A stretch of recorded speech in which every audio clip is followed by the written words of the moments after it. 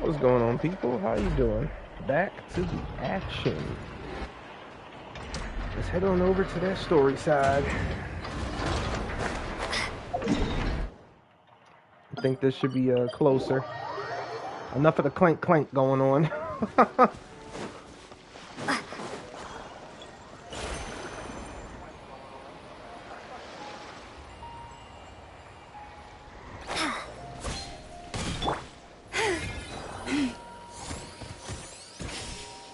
Oh, domain. Oh, do you think the others are making good progress? Hope it's all going smoothly. Oh, hey look! They made it back as well! Flint's, Lama! How did it all go? All is well, thank you. Nefer and Yehuda had to stay at the curatorium to wrap things up, so they won't be joining us for now. I ran into Miss Nefer and Miss Aino on the way back. Their work is still in progress, so I suspect they won't be back for a while either. You seem rather cheerful today, Mr. Flint's. I certainly am. I achieved what I set out to do and came away with more than I bargained for. What did you bargain for? Fighting alone can get quite tedious, but I had the good fortune to run into a pair of brave young warriors. We meet again. How have you been? Albedo! What are you doing here? You got your voice back, man! What? It's been too long with you being silent. Oh my gosh. Thankfully, tracking you down turned out to be a lot simpler than we envisaged. These two courageously lent me a hand while I was fighting the wild hunt. When they told me they were Sir Varka's colleagues, it all made sense.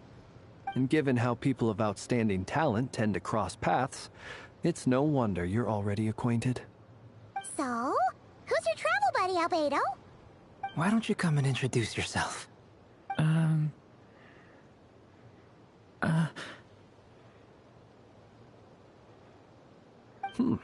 A gentleman of few words, I see. And a rather stern countenance. I presumed you were acquainted with him. Is that not the case? Wait, those horns. You must be... It's nice to meet you. Again. We've technically met before. Oh, I know. Wait a sec! You're Mini Durin! That's right. It's me. I'm glad to see you again. By the way, he says it's okay if you drop the mini. Yeah, I'm not as mini as I used to be. Interesting, isn't it? The first step towards blending into human society appears to be reflecting on whether one's name really reflects who they are. Wow! You look so different! In a good way, of course. It's great to see you looking so healthy. Thank you, Paimon. And although you're as mini as ever, I understand that diminutives don't always convey endearment.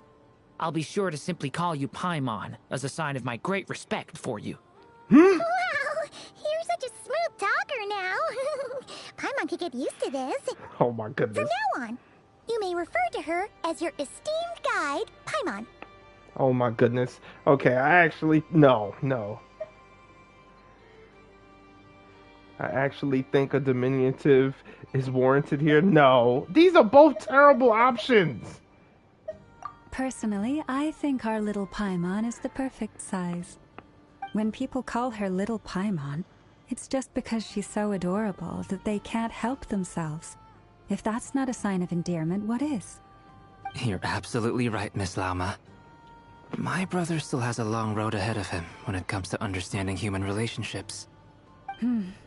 Anyway, speaking of long journeys, didn't Columbina, leave with you? How come she isn't back yet? She's been catching up with old friends. Wouldn't be surprised if she stopped for a cup of tea or 10 on the way back. Uh-oh.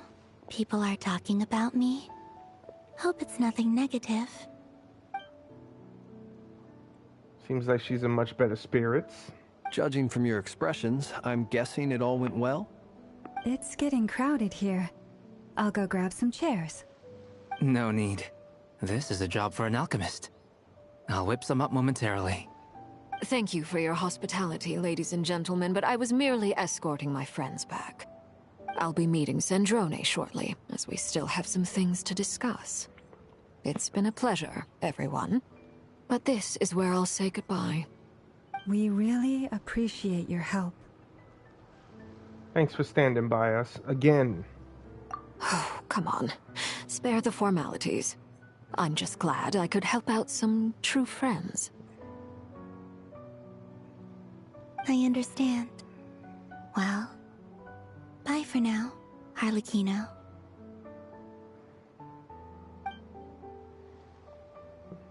Oh, this place is hopping. It's probably a good thing one of us left. Otherwise, we might not fit all these people in. Are you saying we're about to run out of chairs? As a matter of fact, I am. Come on in and see for yourself. Oh?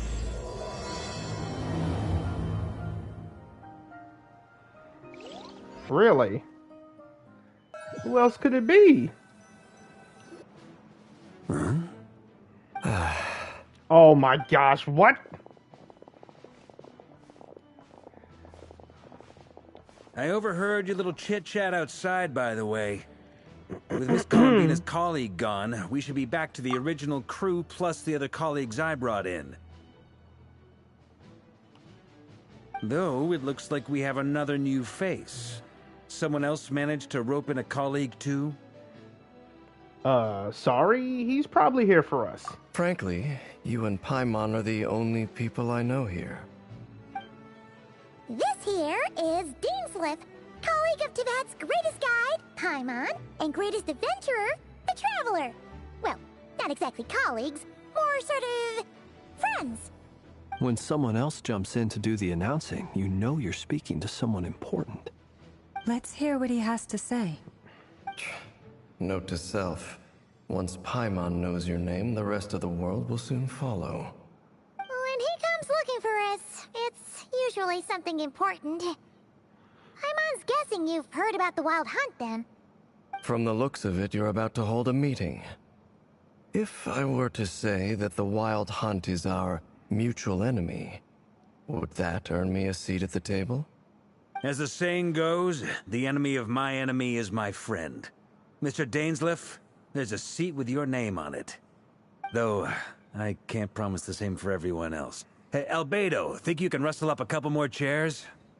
After all this time apart, Grandmaster Varka's first order is to rustle up a couple more chairs. I've missed this. Is he being sarcastic? Hey, he's your brother. Why are you asking us? I've still got a lot to learn about the nuances of human conversation. Trying to decipher Albedo's way of speaking has been like jumping in at the deep end. Oh, good point. Paimon gets you now. Don't sweat it. There are people who go their whole lives without getting the hang of it. You're ahead of the game already. Expert in the art of encouragement. Yo! I wonder what's taking Nefer so long. Perhaps you should go and check in with her. If anyone can hurry her along, it's you. I'm done. I just got back from the curatorium. Besides, aren't you curious to see what's taking her so long? Miss Nefer doesn't strike me as the type to share secrets. And since gathering intel is her specialty, I'm guessing she'd prefer to keep her methods confidential. Under such circumstances, would it not be tactless for me to impose? Oh, but it's fine for me to impose. What can I say? You have an unrivaled ability to garner people's affection, Miss Moonchanter. Besides, you have far more in common with her than I do. All right, then. She's like, really? Impressive. She barely fought back at all. I admire your powers of persuasion, my friend. As I'm sure Miss Lauma will realize soon enough, the trick in life is to always pitch in with other people's responsibilities so that you can be selective with your own. Another trick is to simply hide in the background. Oh, crap. Spoken like a true sage. Anyway, looks like we've got some time to kill before the meeting. Let's take a little breather, folks. And feel free to chat amongst yourselves. We'll get down to business once the other two arrive. All right, I'm ready.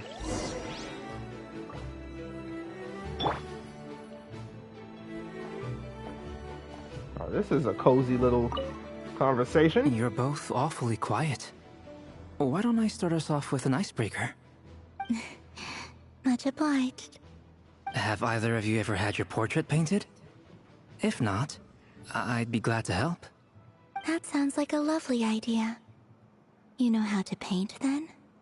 I dabble occasionally. He's an excellent painter. Tables, chairs, people, dragons, you name it. He'll paint it for you. I'm flattered. If I ever get the chance, I'd like to give it a try myself. I love her outfit, man. That veil coming from under, sparkles. Oh, that is gorgeous. I'll bear that in mind. Anyway, how about you, Durin? What sort of portrait would you prefer?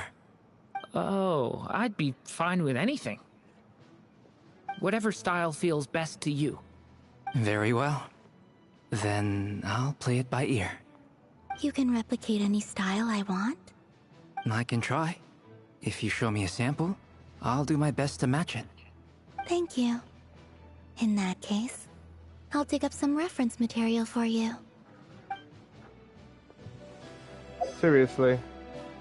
Like, seriously, her outfit is sick. Oh, man.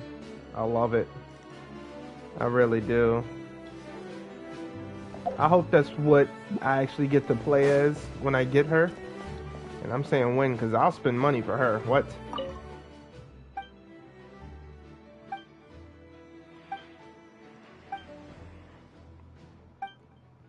Oh, more than Varka's been on this board. I mean, this board is more than just his. It's the intelligence network. Understand that Grandmaster almost always has his hands full. Yeah, true. Alright. These two. Oh my goodness. Truth be told, I can't remember the last time I was in a meeting with so many people. You're not alone there, my friend. The Lightkeepers also struggle to bring everyone together for a serious discussion. I don't doubt that.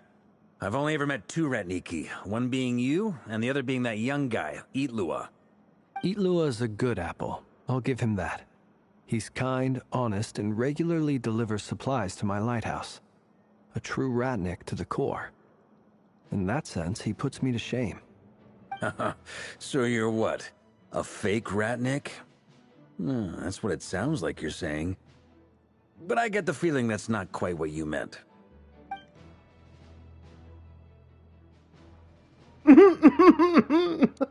Now it's awkward. Come on, why the awkward silence? Sorry. I'm not even gonna bother trying to hide it.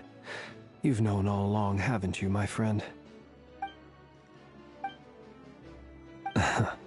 Now that was an awkward silence. Let's just keep this between ourselves. Probably best if Itlua doesn't know, huh? That goes without saying. Gotta be careful what you share with youngsters, after all. Anyone else in the know? Let me guess. The Traveler and Paimon? It's dangerous being too sharp for one's own good, you know.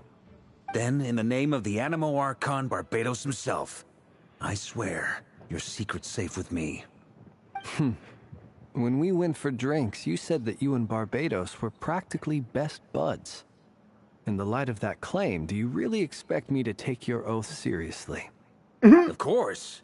Just as long as you don't go spreading around the fact that I'm close with Barbados, all right? Fair enough, then. Nothing like a bit of mutual leverage to seal the bonds of friendship. Oh my god. Mutual leverage? Ah, Dainsleif. What's going on, man? You're the mysterious one all the time. Is there something you'd like to say to me? Yeah. For starters, why'd you just show up here without even giving us a heads up? If you think back to our previous interactions, you may recall that that's hardly out of character for me. You do have a point there. Sorted out your accommodation yet? Oh yeah, you'll need to find somewhere to stay the night too, right? Want to tag along with us? You never know. We might get a group discount. Sure, let's do that. Great! Paimon will handle it. And in return, we can get Dainsleif to be our very own personal bodyguard. Paimon, you're thinking out loud again. If that's what you had in mind, you should have said so sooner. I'd be happy to help. Oh, okay then. Paimon was only kidding, but good to know. Anyway, since we're all here together, we might as well watch each other's backs. That's just what friends do, right? Indeed. Thank you.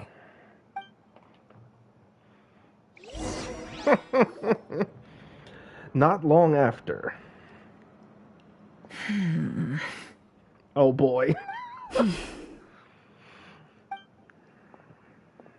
You two. Ah, Miss Nefer. You made it after all. But what about Yehoda? I'm here to give you an update on how things are going on our end. Once this is over, I'll be heading straight back to continue my work. I left Yehoda back at the Curatorium to watch over things while I'm gone. Huh. So much for just this once. Shh! Not so loud! We're on a roll here. What if she remembers and suddenly decides to back out? Y'all aren't whispering. Did you say something, Mr. Varka? Huh? I didn't say anything. Right, Flints? Must have been a frog. They get so noisy around here at nighttime. It's like they're putting on a concert in the background. Anyway, before we begin, there's a few introductions to make.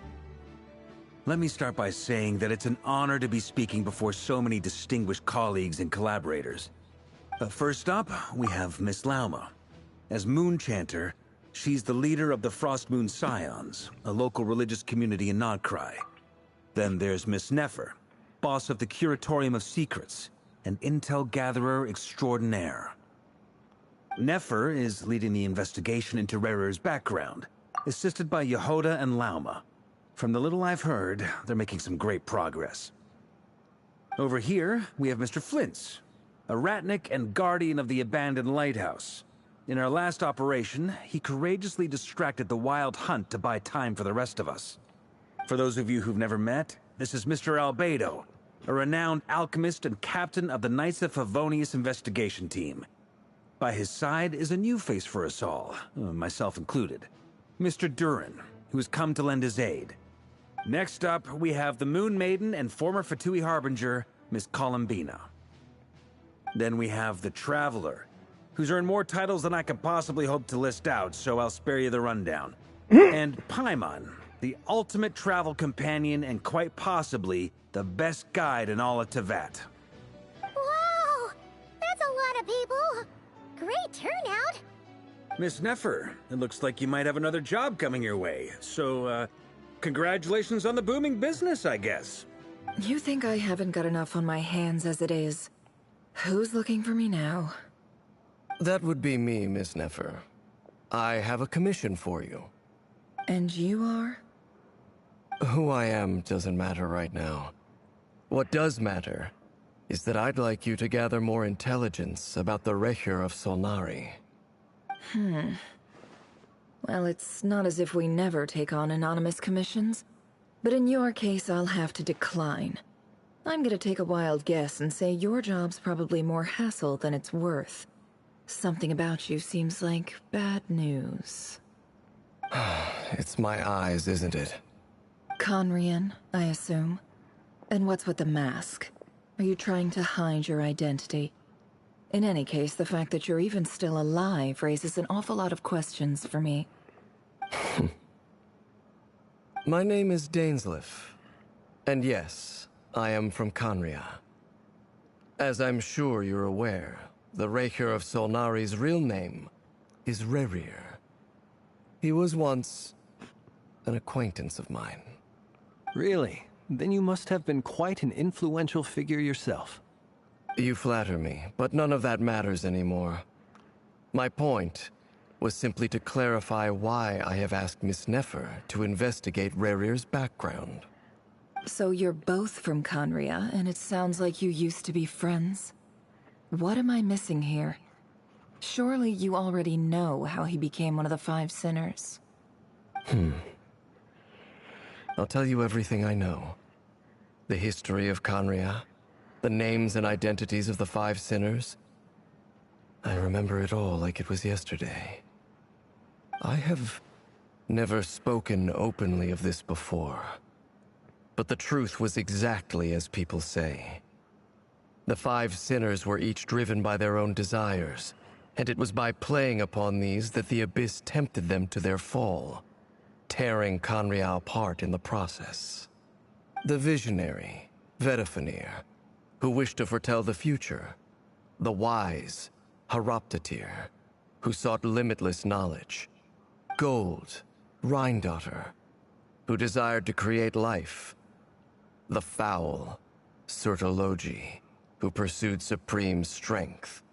And last, but not least, Rächer of Solnari, Rerir, Ravager of the Moon. Of the five, Rerir is the only one who remains a mystery to me. He never harbored grand ambitions. So what changed in the space of a single night? How did he come to fall like the others? In other words, you're saying that his change came as a shock to you, and you have no idea what actually happened? That's right. You mentioned how the Abyss tempted them, which led to their fall. But what did that look like in practice? And what other context can you give me about the events of that time? The more detail you can give me, the better. Strangely, now that it comes to it, I hardly know where to begin. The fateful night took place during the era of the Eclipse Dynasty. One day, my elder brother, the visionary, Vedifenir, was summoned to the palace by the Vinster King, only for the king to gouge out his eyes and cast him into the dungeons. When I came to hear of this, my fury knew no bounds. I gathered together every ally I thought I had, and together, we set a night to storm the palace and free Ved. Centuries on, the memories of that night still haunt me, like a never-ending nightmare. We broke through the palace gates, just like we had planned, each striking towards our separate targets. But then, I was betrayed. Even Vedifenir, the very person I had come to rescue, abandoned me and partook of the Abyss's power.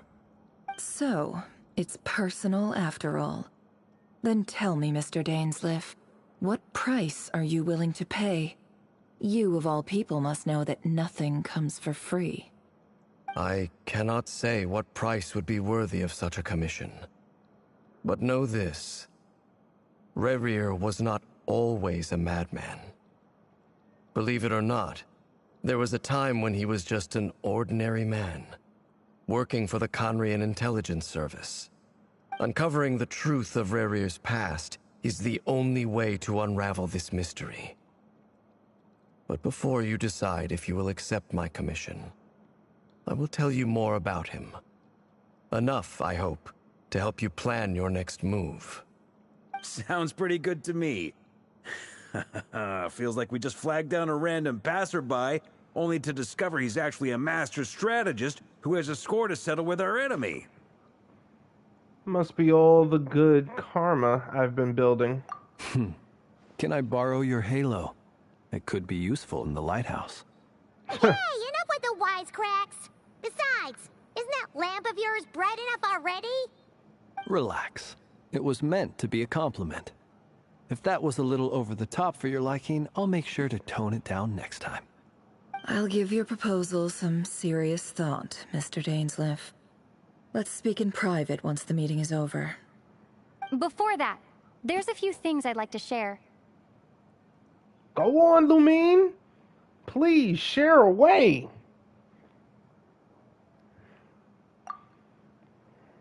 I love this. I love this. Please, keep giving her more lines. Now that we've united the hearts of the three moons, your power should be greatly enhanced. But it seems like that hasn't happened yet. I believe it will take a little longer. You've done so much for me, so I want to be completely honest with you all. Even though I'm doing a lot better now, the truth is, my recovery will likely be an ongoing process. From the moment I was born, my power has been slowly ebbing away. And that is because Teyvat has never accepted me. Even with the moons united as one, it seems my rejection cannot be undone. So far, I have yet to find a solution. It may turn out to be a problem that will plague me until the day I finally leave this place behind. Even so, I will do everything in my power to help you drive out the Rächer of Solnari. As Arlecchino put it, this is not about chasing the spoils of victory. It's just a gesture of heartfelt gratitude. Kutar. She seems a lot more energetic and positive than she did when we first met. Defeating the Rächer of Solnari will be no easy task. While my strength slowly recovers, we'll also need to gather more intel. Naturally. We should take all the help we can get if we hope to defeat him. We've considered several viable plans now, but our choice hinges on the answers to a few key questions. Is it even possible to kill Rerir? What experiences shaped the person or monster he became? And what's he really after? Given Albedo's expertise in alchemy, I think we should leave him to try and answer the first of these questions. Understood. As for the other two, I'm afraid we'll have to count on you again, Miss Nefer. Believe me when I say it's not my wish to burden you. But right now, relying on your skills is our only option. So you're placing all your hopes on me, huh? We can't thank you enough for agreeing to help us. Honestly, I can hardly believe how lucky we are. You sure have a talent for changing your tune, Miss Moonchanter. Timid like Yehoda one moment, then flinches insincere flattery the next. Ladies, please. I must object to your portrayal of me. That's all. Feel free to keep bickering. Just pretend I'm not here. I almost don't want to leave this room. I'm curious to see how this plays out. I have faith in you, Miss Nefer. Something tells me you'll stand by us until the very end. Oh? And what makes you so sure of that? What if I suddenly decide that my compensation is insufficient? This isn't about the money. I can sense that you've got a deep-seated distaste for Rerir. And knowing you, that alone is motive enough. Look at them getting along so well. Like two peas in a pod. And I'm the one they accuse of insincere flattery. There is no justice. Miss Lauma, you have to understand something. Unlike you, I don't actually enjoy having everyone's hopes on my shoulders. Is that right? Well, maybe the fact that I'm willing to put my hopes in other people says more about me than you. But the fact is, I also trust you. And that's because I know that you're someone we can count on. Anyway, we've got our plan, so let's get moving. Mr. Dainsleif, let's talk. And Traveler, once we're finished, if you've nothing else planned, I'd like you to come with me. This whole experience is teaching me a lot. For instance, I now know that when other issues come up in the future, I'll have far more luck getting Lauma to convince Miss Nefer than trying to do it myself. Hate to say it, friend, but that's one of the funniest things I've heard in a while. Why? You think I've got it wrong? Quite the opposite. But what makes it so hilarious is how long it's taken you to realize. Oh, you trying to say Nefer got a thing for you, Varka?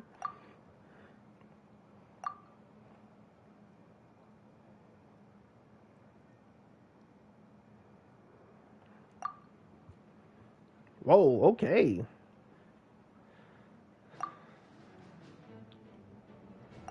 Went to the curatorium? Really? Okay. Must be important then. We gonna see Yehoda again? Oh. Is this because we have Nefer? Let's just go to the mission. Oh wait. We gotta go back here. Oh man. Holy moly.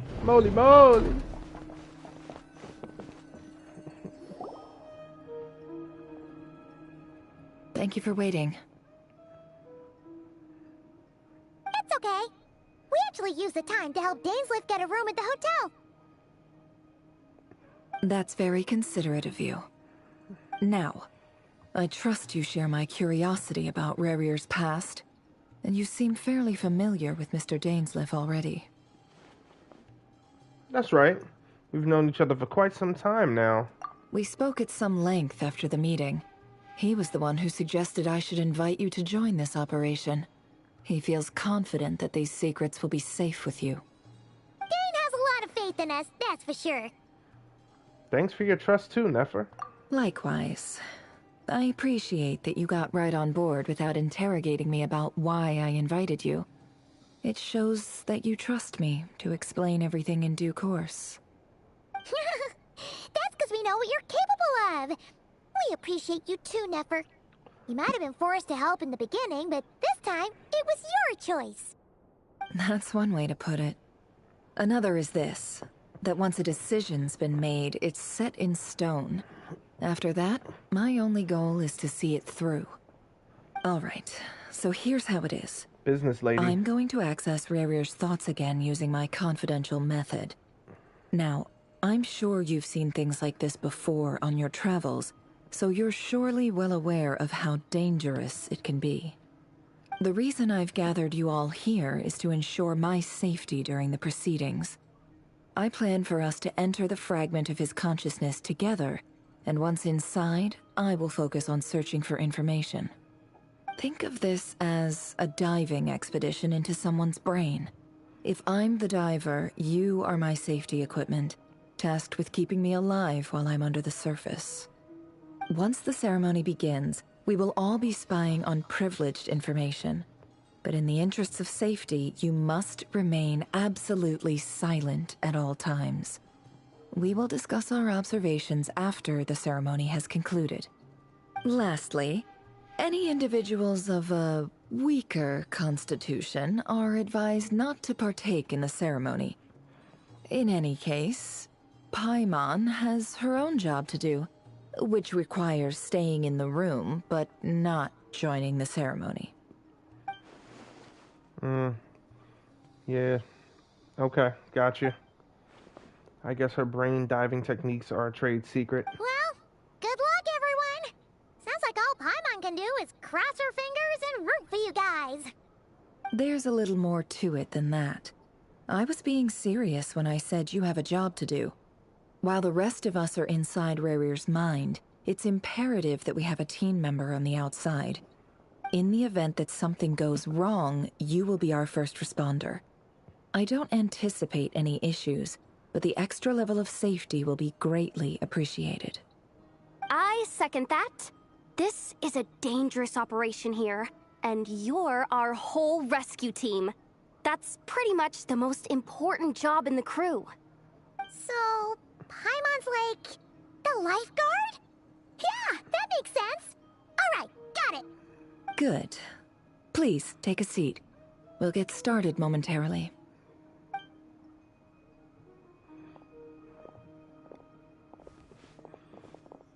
So, did Mr. Dainsleif tell you anything else? He told me that he believes Rerir kept some big secrets in his life. He's not sure that they were the cause of his eventual downfall, but he's asked me to uncover what those secrets were all the same. But surely you're not planning to go through with this, no matter the cost.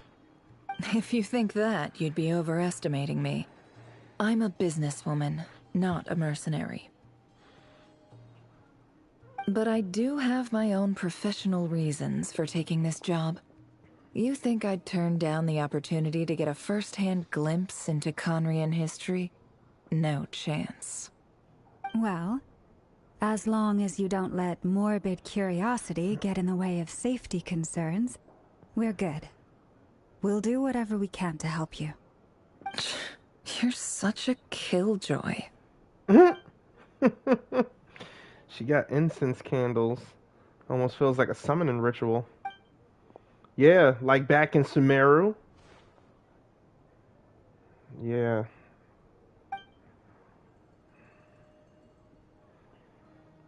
I see there's a chest on the table.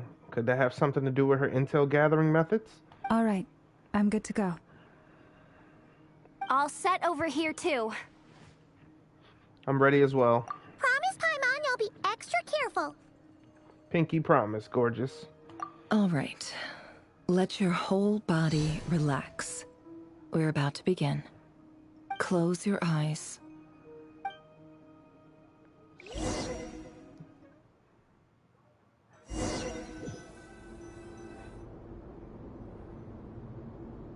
Phew. Could this be his office? Pretty standard setup. Bookshelves, paperwork, files. According to Dainsleif, Rerir used to be an intelligence operative. Chances are there's plenty of top-secret intel stashed away in this room. Is this where you keep your secrets, Rerir? Can't say I'm not looking forward to this. Oh my god, I freaking love her legs. Oh god. Oh. Forget it, I don't care. Stand on that table, a file girl. Tucked inside a folder. The title reads, Dear Breakfast Shop Owner. It's a list of names. But at this stage, I have no idea who any of them even are. Oh, no, I gotta get you down. That ankle looked like it hurt. Oh, no.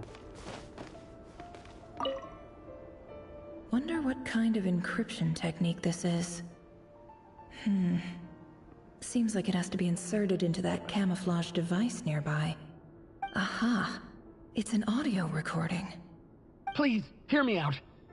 I can't shake this feeling that someone's been spying on our house. No, I'm not being paranoid. It's true. I saw someone dressed in all black. It was a couple of days back, but that was on another street, not near my house. I swear, I know what I saw! There's a note in the margin. Surveillance of the Runforther residence has concluded. We apprehended the target and filed the mission report last night. Could the voice in the recording belong to one of Rerir's targets? That'd be insane, telling your, telling the person that's actually targeting you everything. Huh. Can we not get up there? Oh, okay. Bookshelves full of documents. Looks like these are all files, packed with the personal details of individual Conrians. The Crimson Moon dynasty preceded the eclipse. Since Rerir worked as a secret agent during the latter, it stands to reason that he was tasked with purging remnants of the old dynasty. Yep, Lines up exactly with what Dainsleif told me. Oh, so he also had to get rid of the information. How about that? Alright, are we done with that? Yep. Now, oh, hold on. No, we not. We got one more. A box containing a ring inlaid with a precious gem. Must be for his girlfriend. Yep. He got the ring and never got to properly propose, it looks like.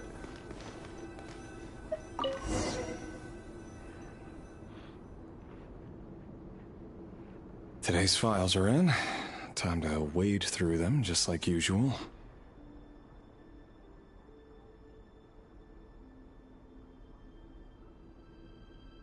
He still looks sinister, like, bruh. Male, 51. Occupation, cook. Confirmed Crimson Moon descendant. Has maintained frequent contact with other descendants over the past year. Poses a threat to the dynasty. Neutralized.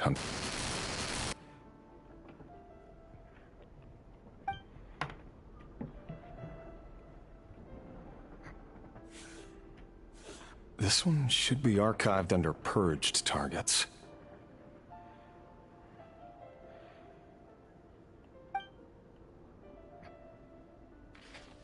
Female, 23. Occupation, office clerk. Confirmed Crimson Moon descendant. Has maintained frequent contact with other descendants over the past year. Poses a threat to the dynasty. Neutralized.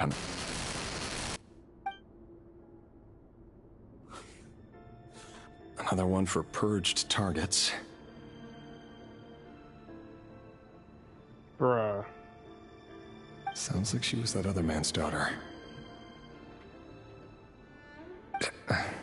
Never mind. What's it got to do with me?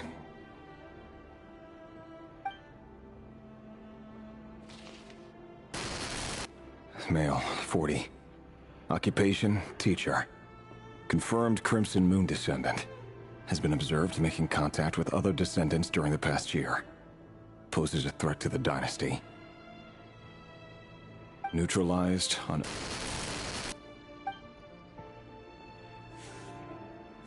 Just another nobody for the archive. Come to think of it, I remember surveilling this man. A case like his never would have been considered a priority in the past. Huh. He barely even interacted with other Crimson Moon descendants.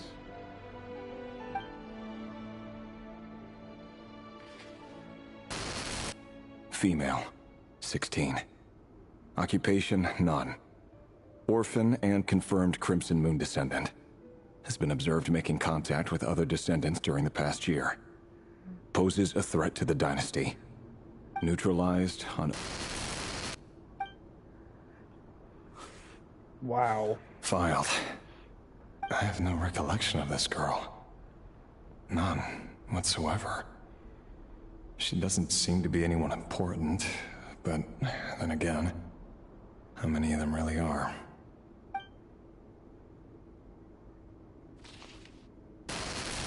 Female, 13.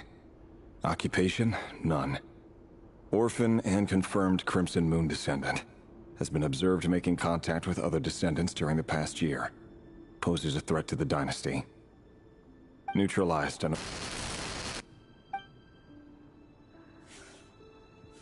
Filed.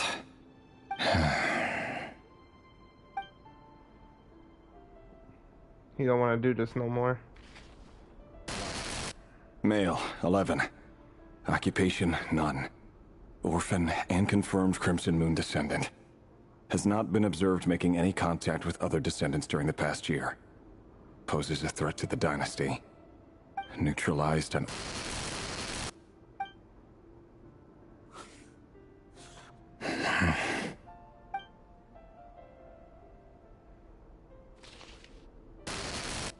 Male, 6.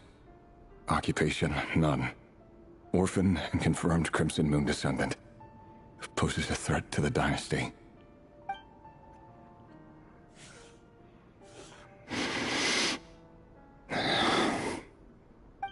It's funny, isn't it? Your job is becoming both harder and easier at the same time, depending on how you look at it.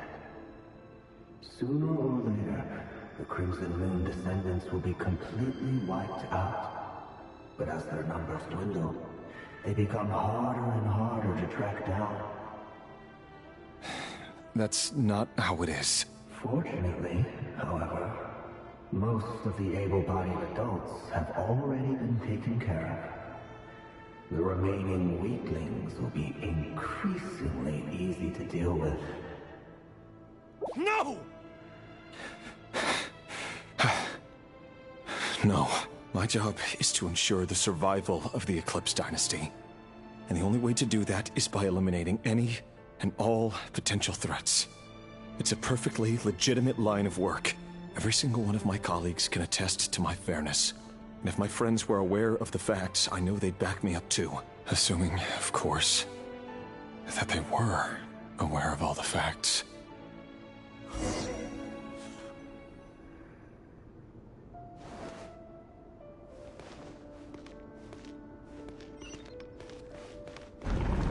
Yeah, he can't do it no more. He was breaking. He was literally breaking.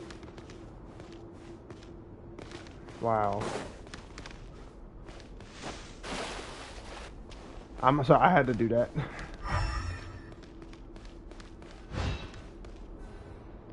Mr. Vedafelnir, it's been quite some time since we last met. Rerir, I trust you're here because you have something important to discuss. Forgive me. I wasn't tuning out, it's just, I noticed you didn't even phrase that as a question. As if you knew I was coming. Tell me, does someone in your position ever feel the need to ask questions at all? It is indeed within my power to foresee certain things. Things like your arrival. I was just thinking. It won't be long before I'll be inviting both you and Dane to my wedding. That isn't a lie, but nor is it a fact as such. It's a wish, isn't it? No fooling a prophet, is there? Ever since that day we met for drinks, I knew it was only... Does it feel good? Knowing how the future will unfold. I'm afraid the notions of good and bad fail to capture the complexity of what such a power entails. Once you've seen what will come to pass, it can be all too easy to succumb to fear and melancholy. Unless, of course, you learn to abandon these feelings.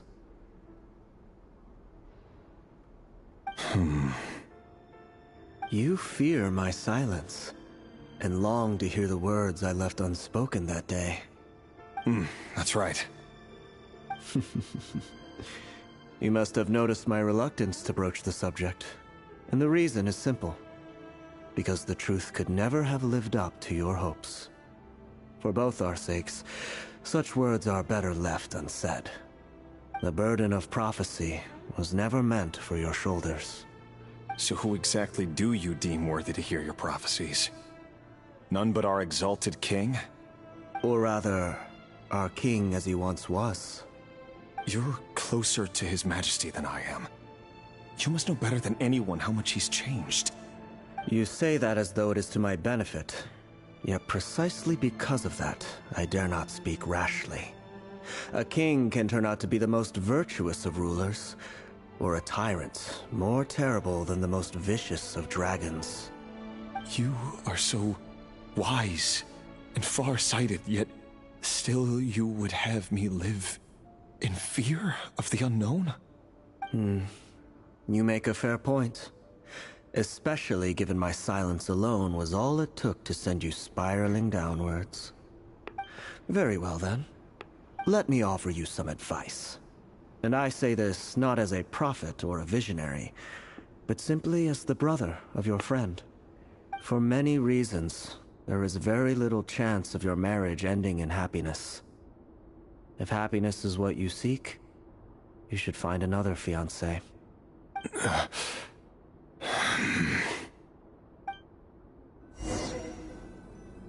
Hold on. There's that same black fog again. Could this memory belong to Thelindis? Guess I'd better tread carefully.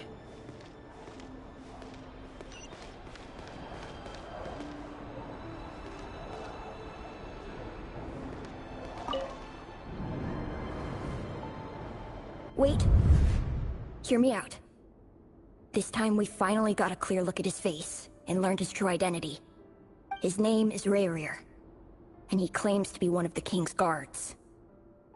What did you say? A cruel irony, isn't it?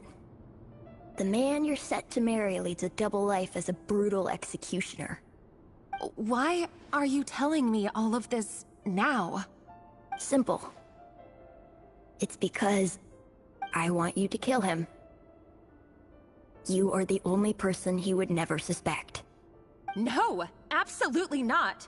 I would never dream of doing such a despicable thing. So you'll just stand by and watch him slaughter us to the last? Do not forget that the blood of the Crimson Moon flows in your veins too. The blood of the Crimson Moon? What does that matter now? The dynasty has long been dead and gone. You think that alone is reason enough for me to throw away everything I have? Why wouldn't it be? You two were once a child of the Crimson Moon, just like me.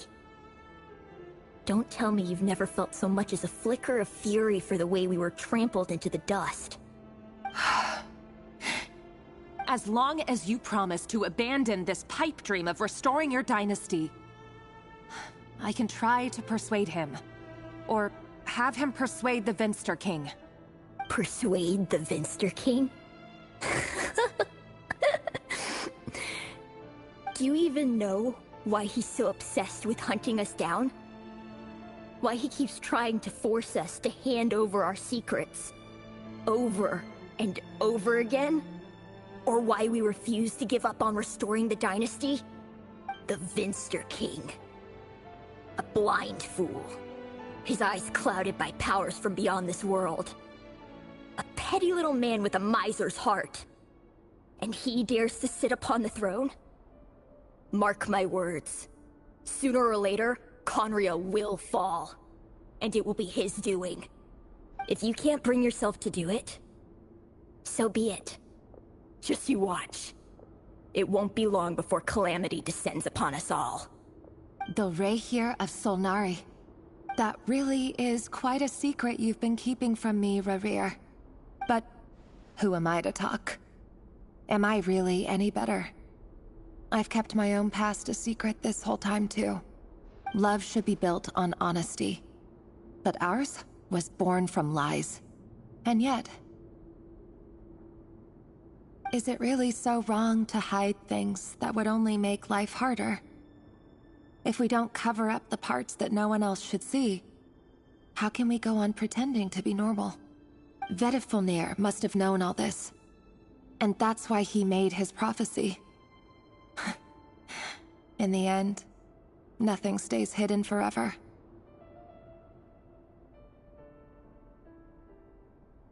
But I won't just sit by and watch this disaster unfold. I'll do everything in my power to protect what I cannot afford to lose, no matter who I have to face.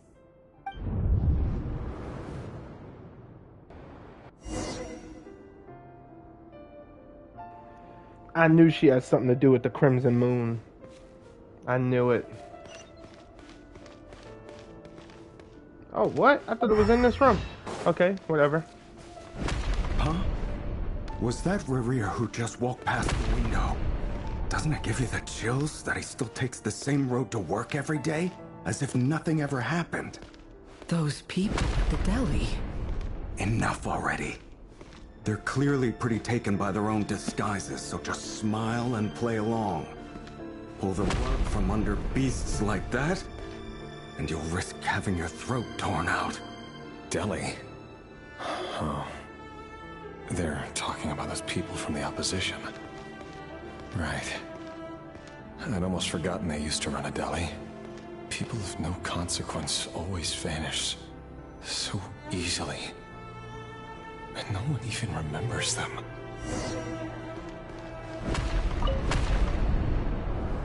But surely you can see he's not the man he pretends to be!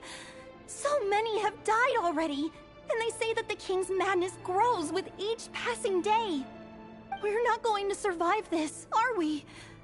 But why does it have to be this way? Do we really deserve to die just because of the blood that runs through our veins? Felindis, are you even listening? Sorry, Freether. My mind was off wandering. I heard you, though. You're talking about what Rerir said. He's just following the king's orders. He's a secret agent, and it's his job to hunt down rebels and dissidents. By the time you first met him, he'd already taken lives. Maybe he was using you from the very beginning. No. Rerir has no idea I have anything to do with the Crimson Moon. My family are only distant relatives of the main lineage, and besides, my eyes are perfectly ordinary. Truth be told, apart from my teacher, pretty much no one knows I have any connection to any of it. It's been a long time since my family severed ties. But as Orlog said, who could possibly talk sense into that raving lunatic of a king? No one. I'll work something out. Trust me, I'm with you all. But for now, you need to keep yourselves hidden. Don't let anyone find you, anyone at all. Don't forget that Rerir is an Eclipse operative. You need to be extra careful when he's around. And when I am too. For now, don't come looking for me. And if anything happens to me, just act like we've never met. If even you can't escape this, what hope do the rest of us have? But after all this time together, surely he wouldn't lay a hand on you. I won't speak in his defense, nor can I give you a clear answer to that question. But I'll do everything I can to put an end to this. Here, hold on to this. If an opportunity to escape presents itself, take it. You'll be glad you took some spare change. You call that change? But what about you? I've got a job, and there's still money coming in. But you can't go anywhere right now. Please think about yourself for once.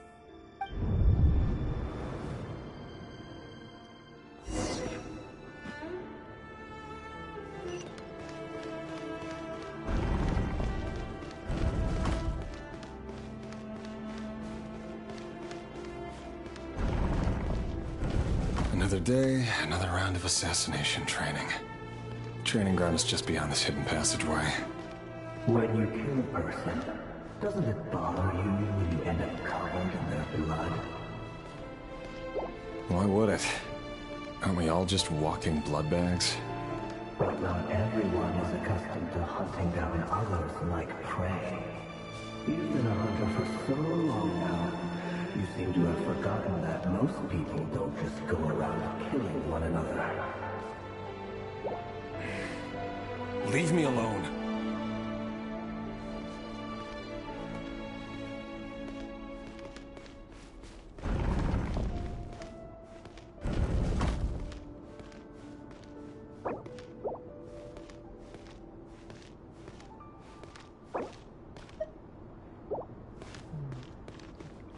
Wow.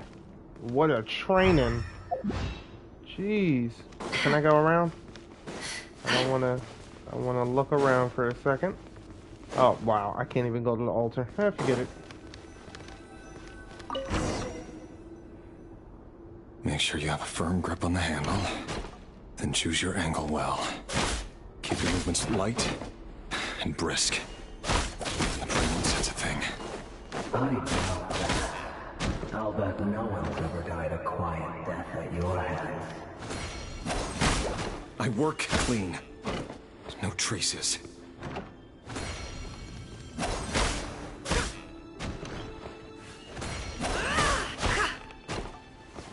That doesn't make it open for board, though. The king just happens to need you right now. What if someday he doesn't? That won't happen. He's changed. Ever since he fell under the spell of that power. In the beginning, he only had you take out a handful of the guilty. But The ones I've dealt with have always been guilty. And I've carried out my work flawlessly.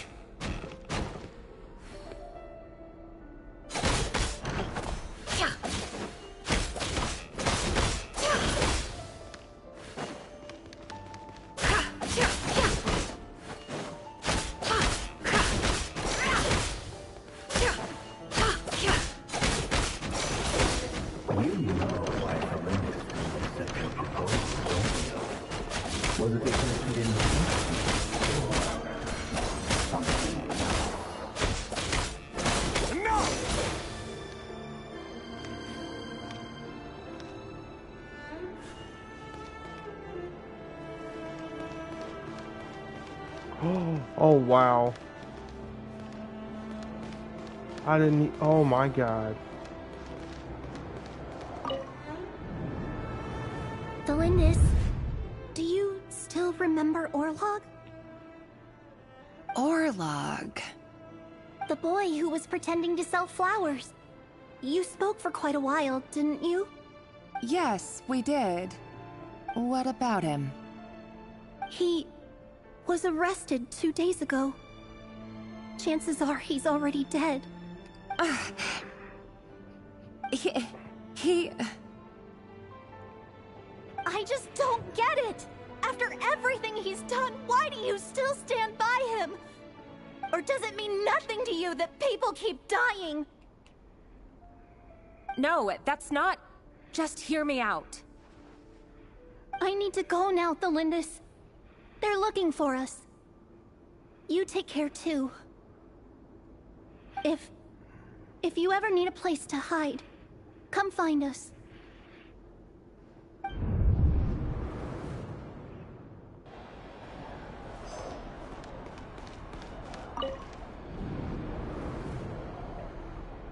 Author Thelindis. Over the course of this week, the research object was subjected to interference for a total of 47 hours for experimental purposes.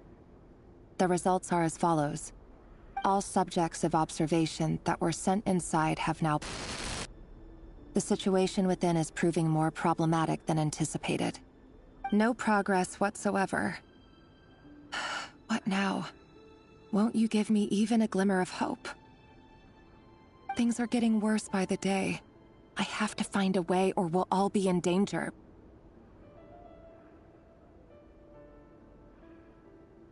But I... If all this research comes to nothing, what then? Sooner or later, it'll be my neck on the line. But could he really bring himself to kill me? No. Surely he wouldn't have the heart.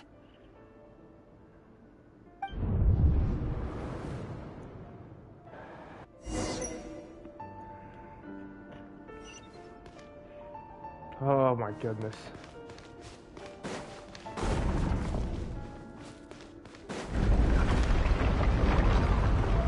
Why won't you just let us go? We don't even know each other. All we want is to live ordinary, peaceful lives. You want to live?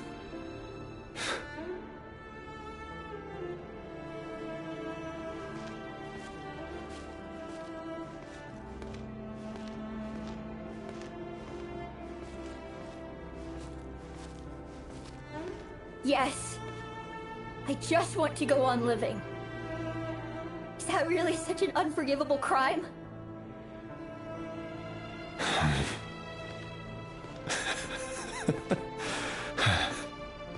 You want to go on living. I want to keep living too. To keep living forever. That's why I have no choice but to continue on the path I'm on. If only some savior would suddenly swoop down and change the way the world is. Too bad that's not going to happen.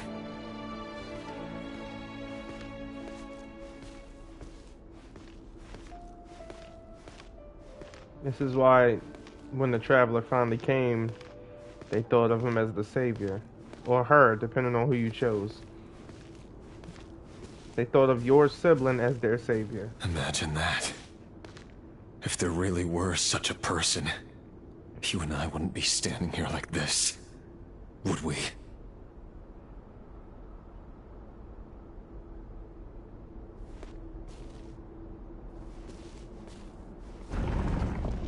Nefer's constitution is strong. Today's files are in. Time to wade through them just like usual. No, I don't get tired of it. It's my job. And not only am I lucky to have it, I'm good at it too.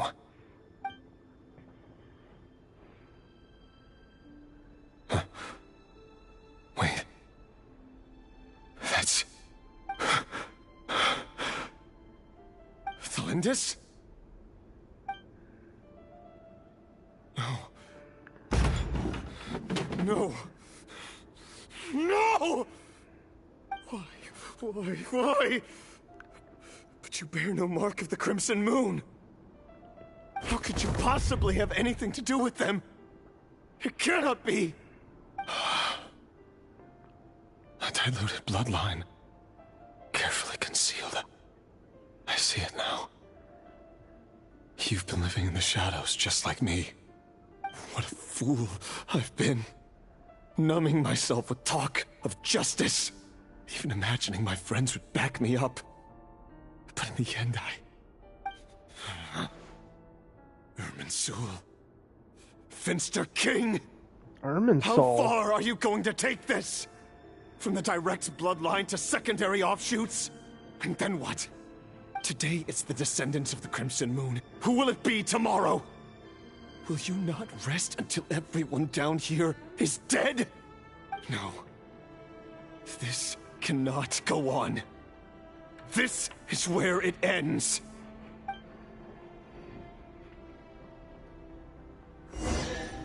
Yeah, he's done now. Now he's done.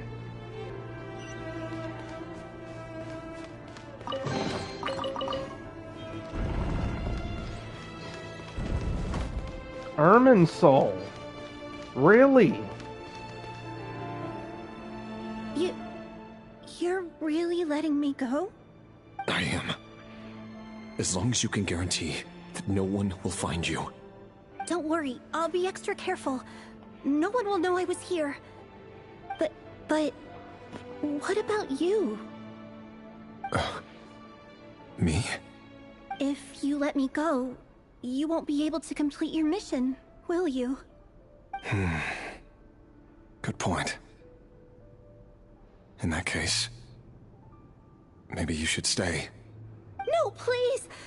I just want to see the outside world again. To... Go on living? Yes. I know you're a man of your word. So please, just let me go. If I let you leave, what will become of me? Just kidding. Go, now. But remember, don't let anyone know you were caught. We'll be seeing each other again very soon if you do.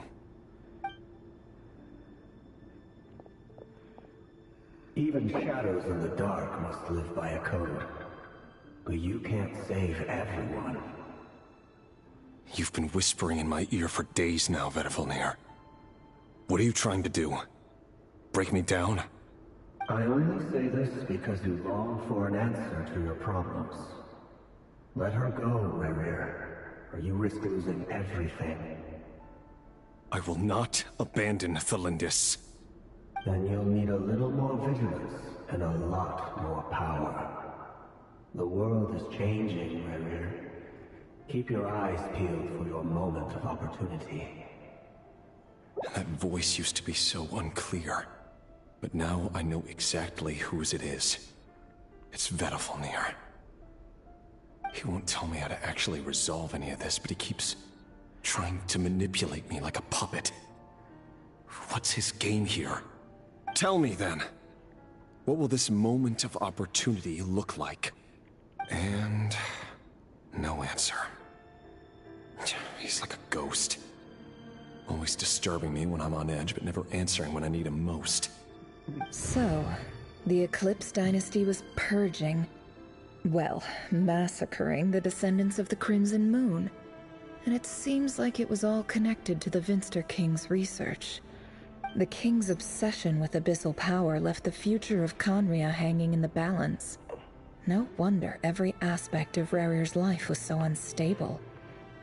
And it looks like this Thelindis, Rerir's would-be fiancée, herself belonged to a sub-branch of the Crimson Moon dynasty's descendants.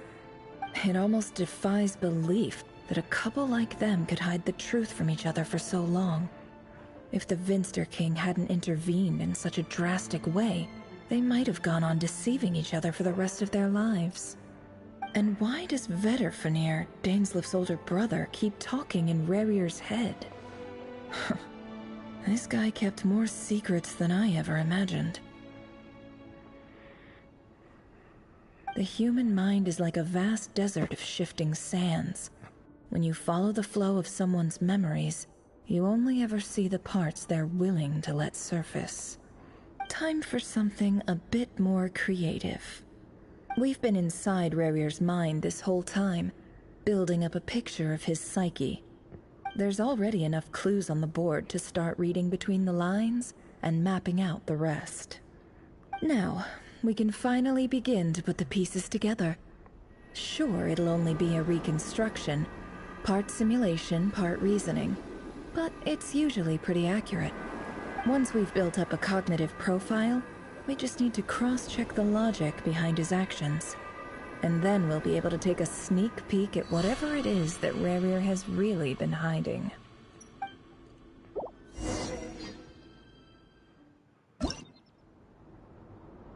Wow.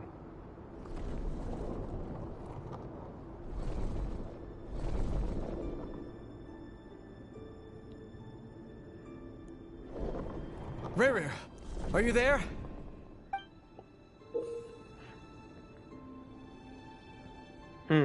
When all your action points are used up, you'll be returned to the previous save point.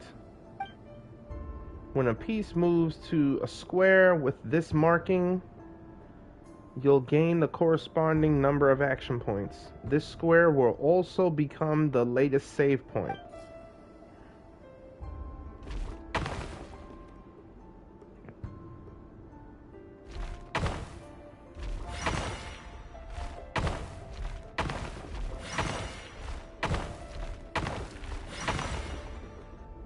Simple enough. Rerir! Come out, it's urgent!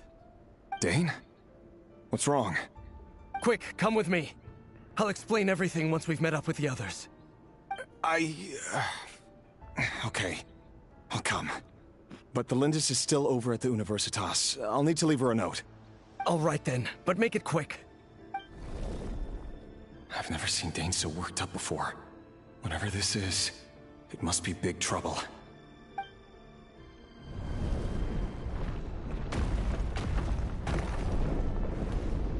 Oh boy, here comes the challenge. Oh yeah, here comes the challenge. Make use of movement squares to move pieces in the marked directions. Moving this way does not consume action points. Okay.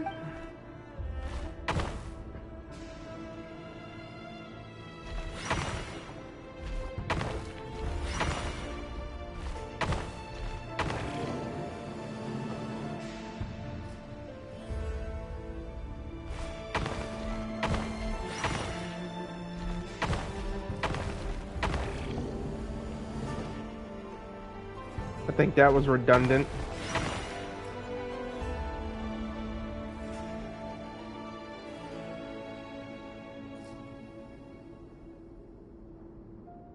Well, this is a nice change, meeting you all at this hour. When men and women of ambition can speak face to face in broad daylight, I say that's a big step forward for our dear Conria. Don't be ridiculous. We do not fear the day. Why would we seek refuge in the night? You might ask your blade that same question. I'm told it prefers the cover of darkness. The word on the street is that Sertologi only strikes when he has an unfair advantage. But that is patently false. I see you're missing an arm and a leg. Surely only a fair fight could explain that. If this is your way of offering me replacement limbs, believe me, I'll take them. Oh, we can certainly discuss that. With bioalchemy, anything is possible. Assuming I have your full support in my research. Lunatic. Robtatir, what brings you here? Why, Dainsleif, of course. He invited me. Please, cast aside your apprehensions, Miss Rhindaughter. Whatever the rumors may say, I am but a humble servant of the king, and I can assure you he affords me no greater convenience than he does you. Well, the Universitas Magistrorum won't stop fawning over you, so at least some of the rumors must be true. You're clearly doing well for yourself, so drop the humble servant act. It endears you to no one. You're president of the Universitas Magistrorum, the chief royal mage known as the Wise by royal appointment, and by far the most favored among the 4 pillars of Conria. Vice President Veit doesn't even try to hide his envy when he sees you. My success is the product of hard work and good luck. It's as simple as that. Were the king not such an extremist, I hardly think I would have received a senior post at my age. Of course, no job is without its gripes. Serving a king like ours can be a challenging task, as I'm sure you can imagine. And as for Efterveit, in missing out on the presidency, he's dodged a mountain of stress. Like everything else in life, it comes with pros and cons. You're all here. I apologize for the short notice, but it was an emergency.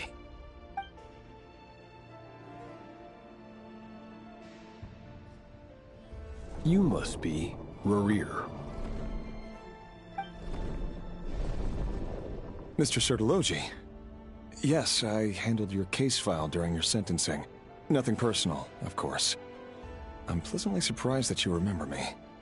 You're clearly a person of substance if you've been invited here. But Dainsleif, you'd better have a very good reason for convening this little gathering. It's my brother, Vedofenir. After he spoke at the court this morning, the king was so infuriated by his words that he had him blinded in both eyes and thrown in prison. Vedofenir in prison? Strange. I thought the king trusted him and Horoptatir more than anyone else in the world. Does this mean the king's circle of trust just got even smaller? It has nothing to do with trust. It's about what the king wants, which is as clear as day to anyone paying attention. I simply appease him, because it's in the best interests of the Universitas Magistrorum. And also because you're slimy. Vedofenir, perhaps less so. But still, a visionless visionary? It rather inclines me to think that qualifications are not what get you ahead in Conria. Do you honestly think this is an important discussion to be having right now? Dane, what are you planning to do? Rescue Vedofenir, I assume. Correct. It will mean storming the palace by force. Tonight. I need all of you on my side. That's far too dangerous. And don't forget, Dainsleif, you're captain of the Royal Guard. You swore an oath to the throne. You've been planning this for a while, haven't you? I have no desire to commit treason. But whatever critique the king may have of Vedofenir, disfiguring your most loyal subject for putting the best interests of his court and nation first, this is not the conduct of a wise ruler. My blade will force the king to see the error of his ways. So, Vedofenir's prophecy enraged the king. I'm sure it wasn't what he wanted to hear, but if he won't take counsel even from the visionary, that is deeply troubling news. The extent of His Majesty's madness is now all too clear. The question is, how does a man like me get out of this situation unscathed? You have noble ambitions, Dane, but I'm afraid they don't do much for a guy like me. I'm not interested in saving the world. All I want is a letter of pardon. A letter of pardon? For whom? Thelindis? The chances of the Vinster King issuing a pardon for anyone connected to the Crimson Moon seem vanishingly slim.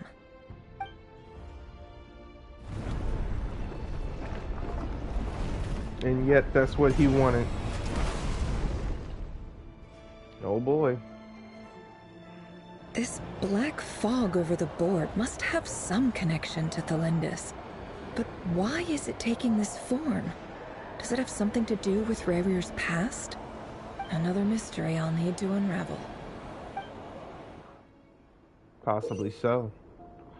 Consume the marked number of action points to defeat your opponent's pieces. Your pieces will only attack when they have more action points than needed to defeat your opponent's piece.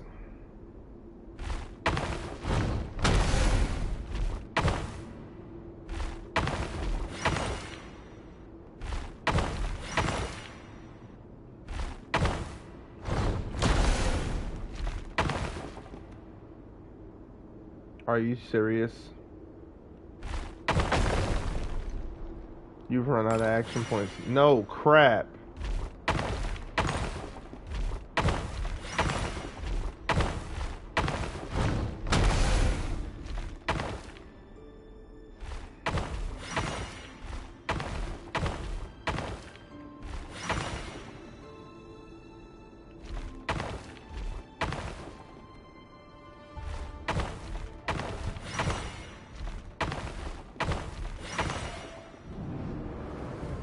I mean, it's not like I could turn back.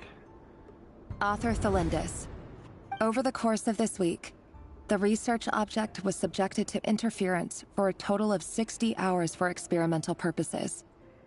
The results are as follows. Research dating back to the Crimson Moon Dynasty has established 2 points regarding moon marrow.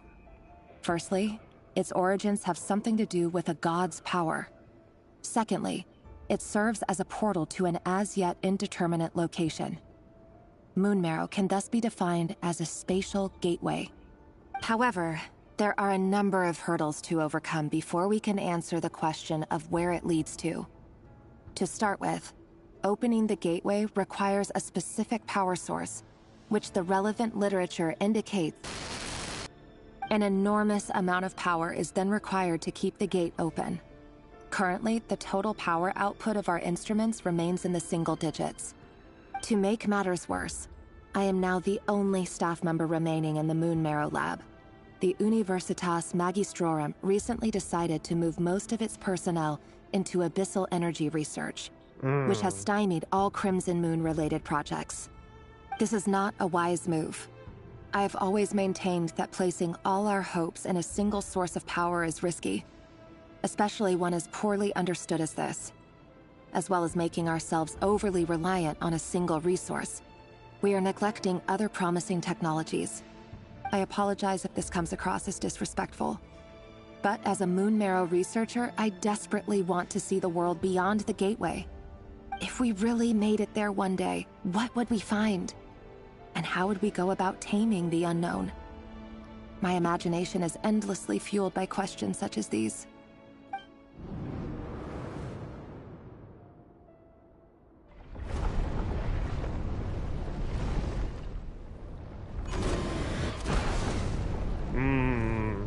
More losses.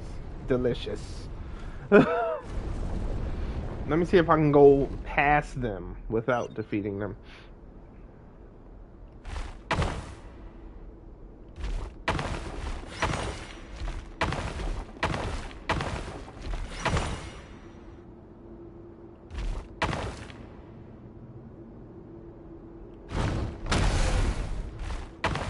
No.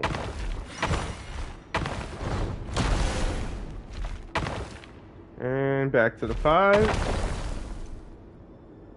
Yep. Back to the 5.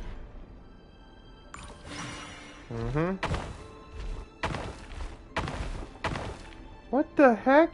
I didn't press that direction. Can I just press left and right? Can I just use the dial keyboard? Like, seriously?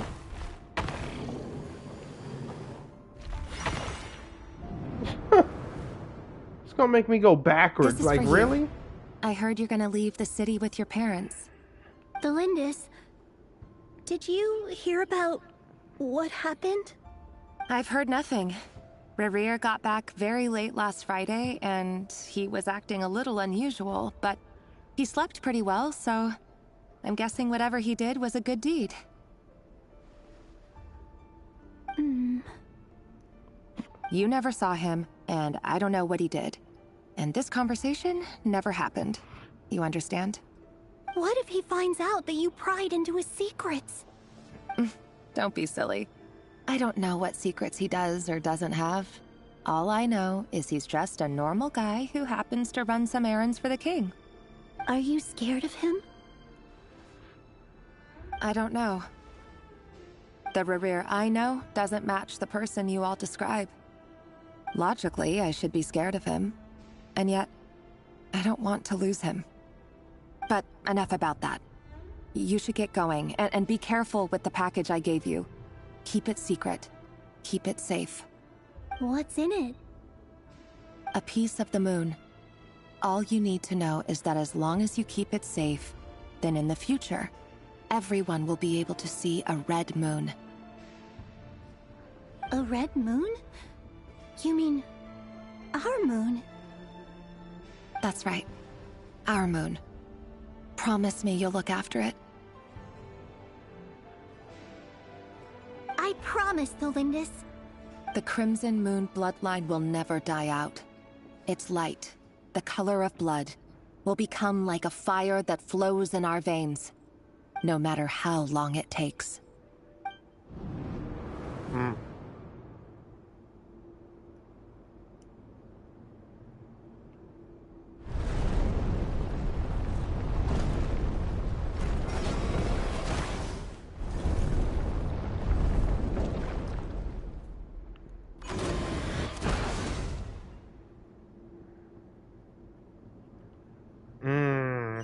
More pieces. How lovely. Okay.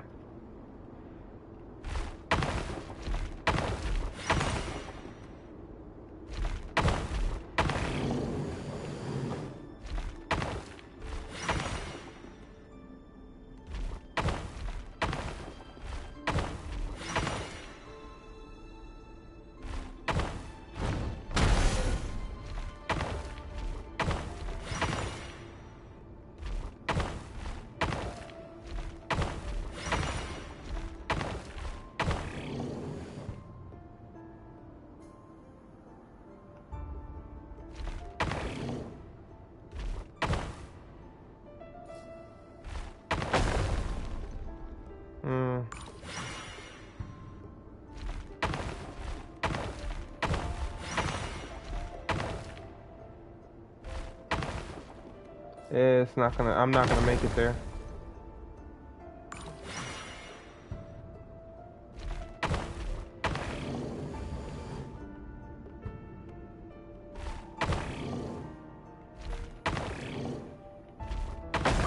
Oh, I can just press, okay.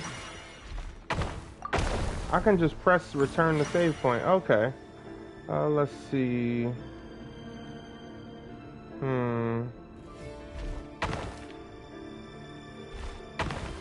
Nope, not strong enough. Crap. Let's try this way.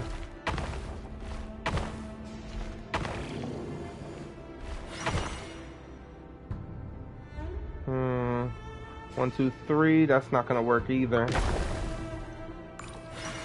Yeah, it's not gonna work.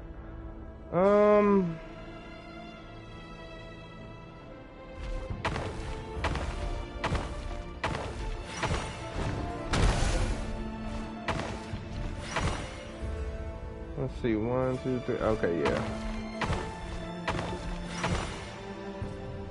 Hurry, everyone, and stick to the plan.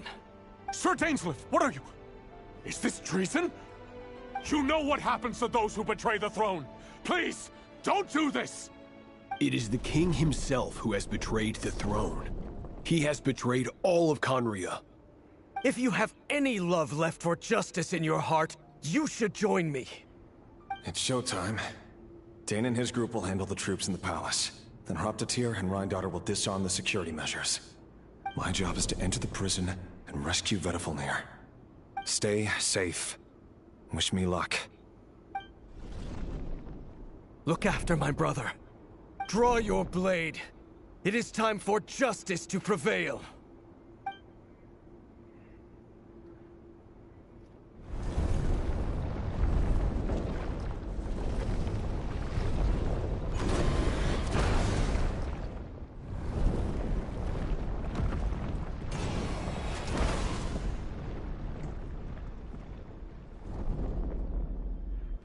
Just two?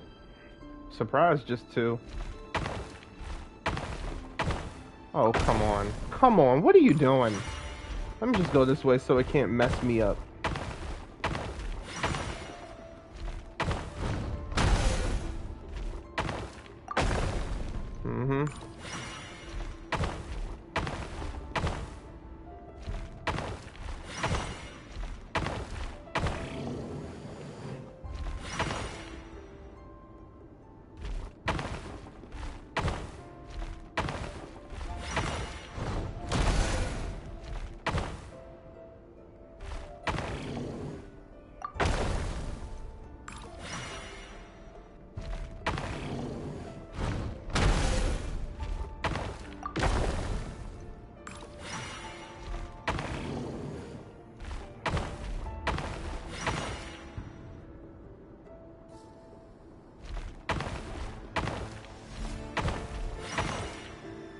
Mm-hmm. This place is filthy. And the smell is abominable. Clearly, the king doesn't allow his prisoners a single shred of dignity. This is dire. Found you. Hello, Mr. Vedifalnir. Ah, it's you. Surprised? Oh, wait. I guess surprise isn't an emotion that prophets feel very often. I certainly felt some surprise in the moment when I was blinded. Surprise at the king's sheer ignorance. Surprise at just how unfairly this world responds to words of earnest remonstration. I'm curious. What did you prophesize this time? It wasn't a prophecy. It was a word of warning. Someone had to say it. The king has forsaken all reason in pursuit of his obsessions. I simply told him that if he continues on this path, Khaenri'ah will surely fall. But he didn't listen. Worse still, he stabbed you in both eyes and locked you away. Dane asked for my help. The court is in complete chaos now, but I'm sure you predicted that. Everything is transpiring as I foresaw, yet I am powerless to change it. Fate is an immutable force. I can but lament as the inevitable unfolds. I do wonder whether giving a man the power to see the future does nothing more for him than slowly crush his spirit. Forgive my curtness, Vedifalnir, but the king did not suddenly turn on you today. His suspicions have been brewing for a long time. You can't have wisdom beyond the reach of your fellow man without attracting his fear and suspicion. There are things the king does not want to see.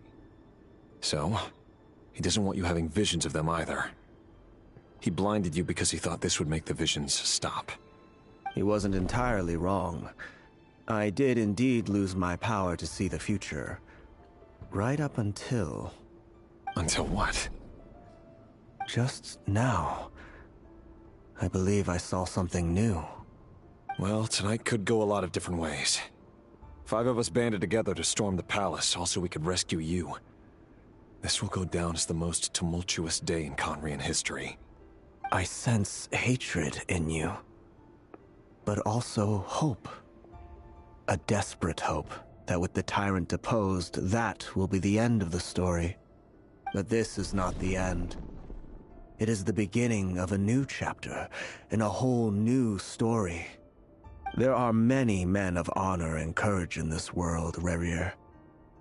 But you are not one of them.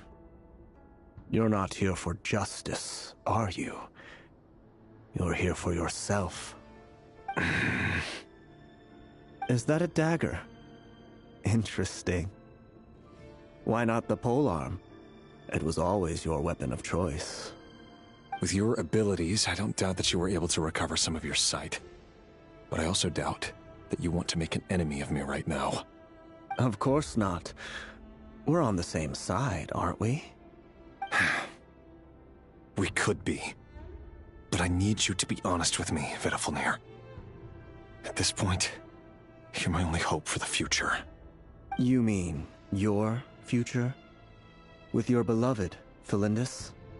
Yes. And I know there are bigger things at stake here. A dynasty, a nation, maybe the entire world. But forgive me, I care first and foremost about myself. I can't abandon the one I love to save myself. I just can't do it. But you see a broader picture of the future than I. You see the solutions to the biggest problems of our age. So tell me, what is my solution? What's the answer? In matters of fate, answers are either right or wrong. What will be and what will not. Maybe you are willing to pay a certain price in the pursuit of happiness, but unfortunately, fate does not negotiate. That is the cruelest thing about fate. It is unmoved by your sacrifices. That can't be true. I know it's your voice that I keep hearing in my head, urging me to see how the world is changing, to seek more power, so I can protect the things I love. You show me disaster, but you won't show me how to avoid it? Why? Why are you doing all this? My voice. In your head.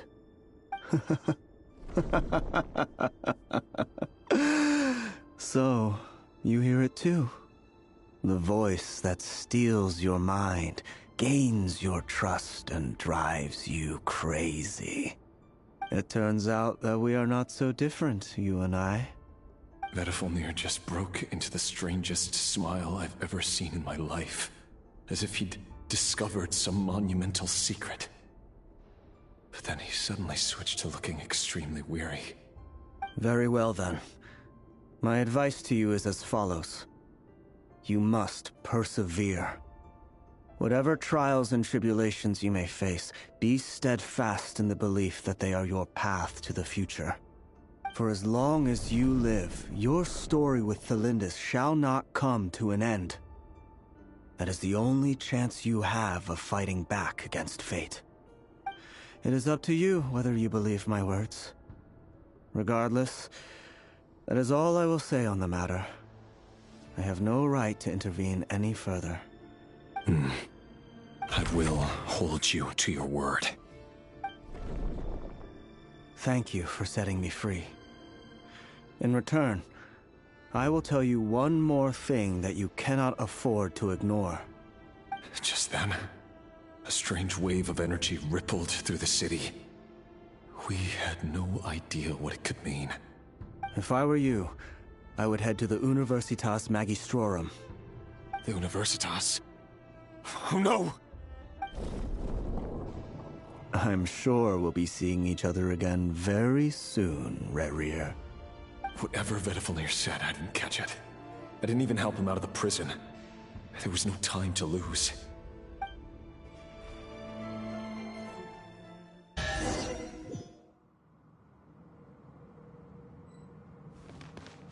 Oh, for me. There's a deep story going on right now, though. Now we about to find out what happens at the Universitas Magistrorum. Monsters? Is this Rhindonner's doing? The Universitas Magistrorum. Out of my way!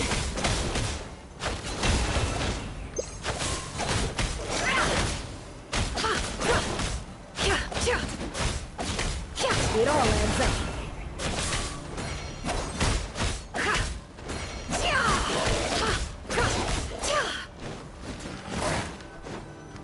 Oh, we can't even. No wow. Seek within.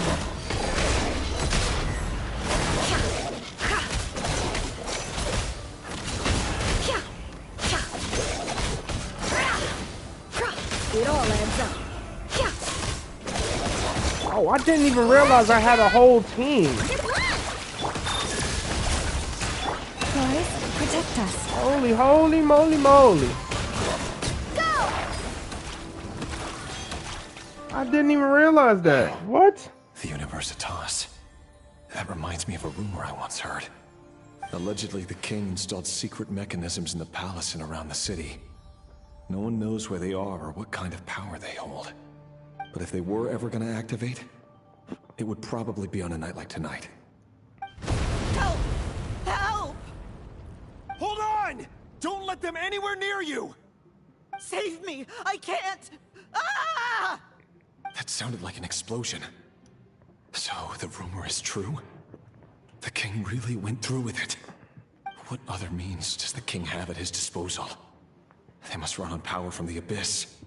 And given it's a major center of Abyss research, anyone over at the Universitas will be in grave danger. I have to hurry! I was destroying my entire team, baby.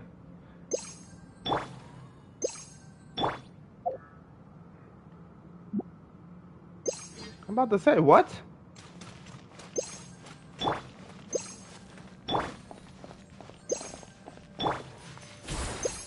Alright, so they got Nefer as... Oh my goodness.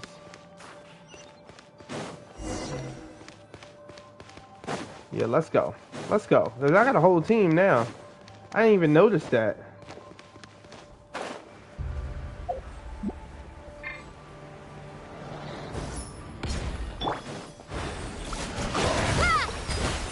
Cleanup sequence initiated. You poor lost lamb. With one heart, we pray. Go claw! Good! Your aim's up!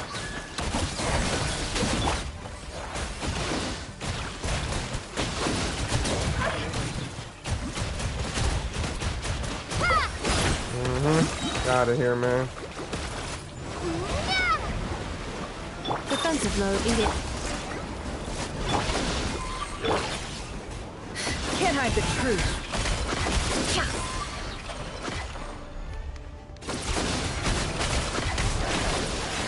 Leave this place. Annihilation mode. Yeah, let me just go with my team, because I'm over here trying to use Nefer.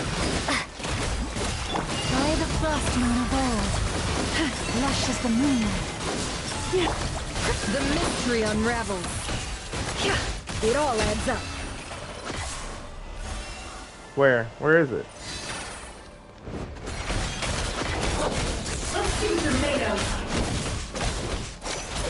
Ding dong rubber bomb!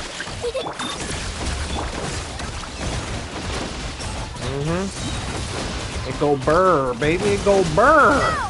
Wipe out! You ain't ready for that. You ain't ready for that. Hydro Traveler action. If I had the heal bonus on it, them heals would have been a lot better, though. I'll tell you that. Monsters! At the Universitas Magistrorum? Why now? Oh no! They're coming! It's no use. The table won't hold out much longer. The weapons. Where are the weapons? Of course. All the lab equipment was upgraded after the inspection last week, but the new weapons haven't been allocated yet. I'm done for. Is anyone there? I need help!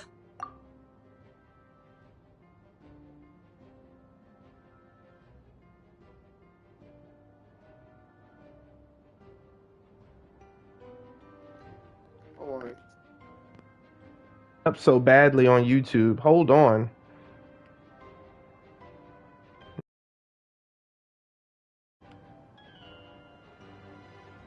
I don't know why it's doing that. I hope that fixed it.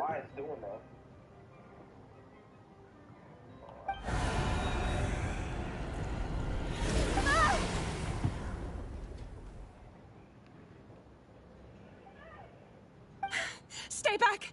Please stay back! Please!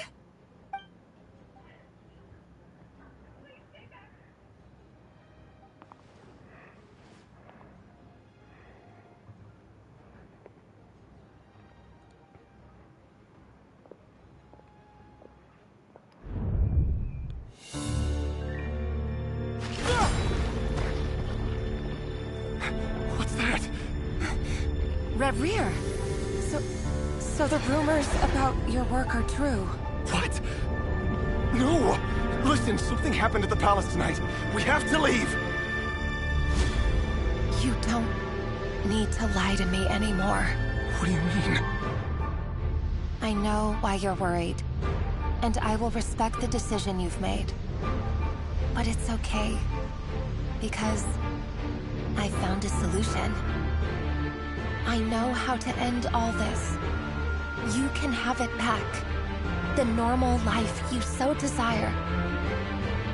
But until then, I'm afraid our wedding will have to wait. This? No, don't do it! Cylinders! Cylinders!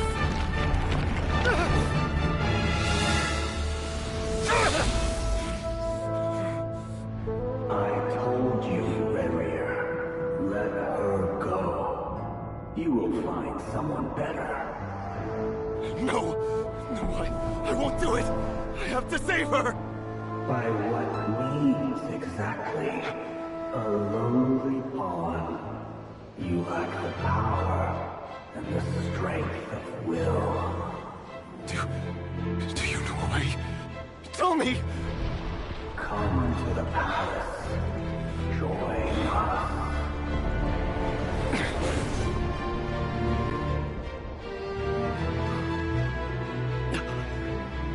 Rerir, thank goodness we...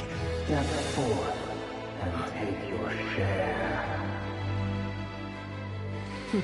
You made it. Not you too.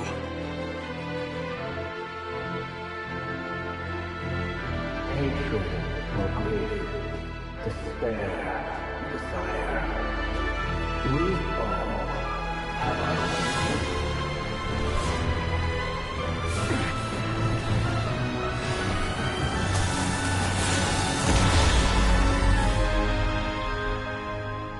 Rerir. Rerir. Celindus?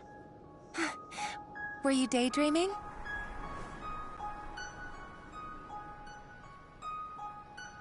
You still remember, Rerir? That question you asked me a couple of weeks ago? Oh. You mean the proposal? Yeah. I'm wondering, where do you think would be a good place to discuss it? Maybe in the garden? Or were you thinking a fancy restaurant? It's your choice.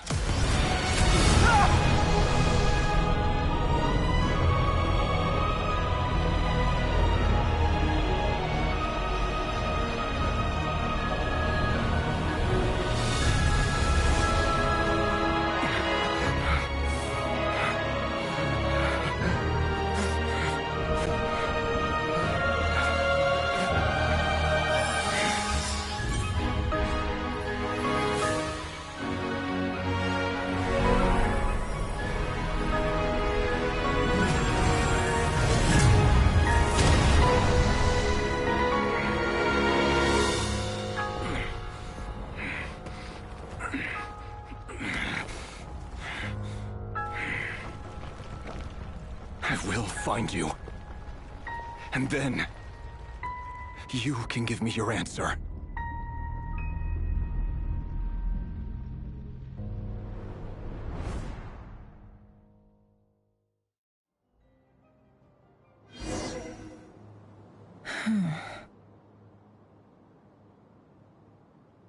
So that's how the Rächer of Solnari was born. A monster created by circumstance is a monster all the same. Viewing other people's thoughts for too long can get uncomfortable. Right now, I'm feeling a strong sense of loathing. In a nutshell, the story of Conria is what happens when the truth falls by the wayside. Everyone tells little white lies, and before long, you have a huge pack of lies that destroys everything. Phew. Time to get back. His past is filled with sorrow, but the tale of any fallen civilization is one of endless tragedy. Cruel as it may be, that was Conria's fate.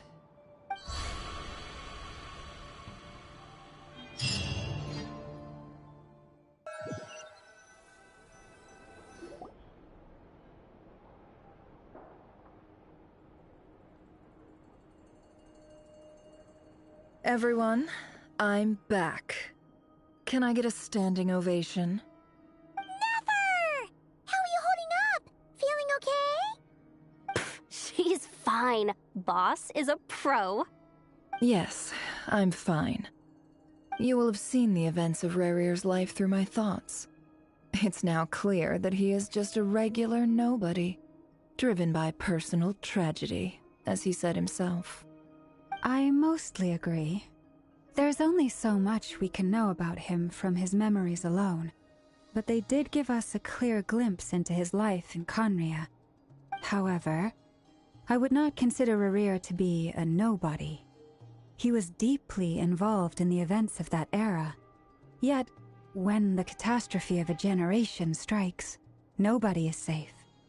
Sounds to me like you're speaking in riddles again. Is this you urging me not to abandon the people of Nodcry in their hour of need? That's not what I meant. Although I do hope you choose to remain a part of the plan. Without you, the mission ahead will be all but impossible. Then try to remember that I respond better to the carrot than the stick. And I don't appreciate being bossed around. Now, as for you, Missy, you were excellent. You stuck to the rules of the ceremony and kept your mouth shut the entire time. Bravo. Cool. So, can you fill me in on the deets now? Most of what I saw went right over my head. Patience. You'll hear the whole story, don't you worry. But let's meet up with the others first. It will save me narrating it twice. Yehoda? Yes, boss. Let me get that door for ya. That's more like it. For a moment there, I was worried you'd forgotten about the first clause of your employment contract. Forgive my curiosity, but what does the first clause say? It says I gotta do the annoying stuff that boss is too lazy to do for herself. Like opening the door, pouring the tea, yada yada. Is that right? If something is in the contract, it's because she willingly agreed to it. Rest assured that the Curatorium abides by the very strictest of labor policies. You don't seriously think I'm cruel enough to treat her like my slave? In any case, I've hardly shied away from my share of the work today. Hope I don't catch Flintz and Varka lounging about in their chairs, enjoying a leisurely cup of tea. There's nothing I dislike more than other people enjoying themselves while I'm hard at work.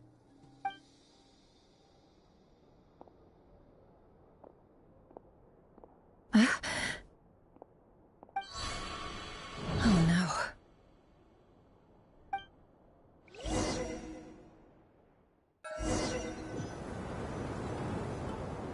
Sorry to disturb you, but we seem to have run into some trouble. Evidently so. Don't worry, I'm not about to leave you to fend for yourselves. I'm not that kind of boss. And it would go against the Curatorium's labor policy. I'm sorry? What did you hear me say? I wasn't talking about labor policy. Wait. How long have I been standing here? Not long. You just appeared by the door a moment ago.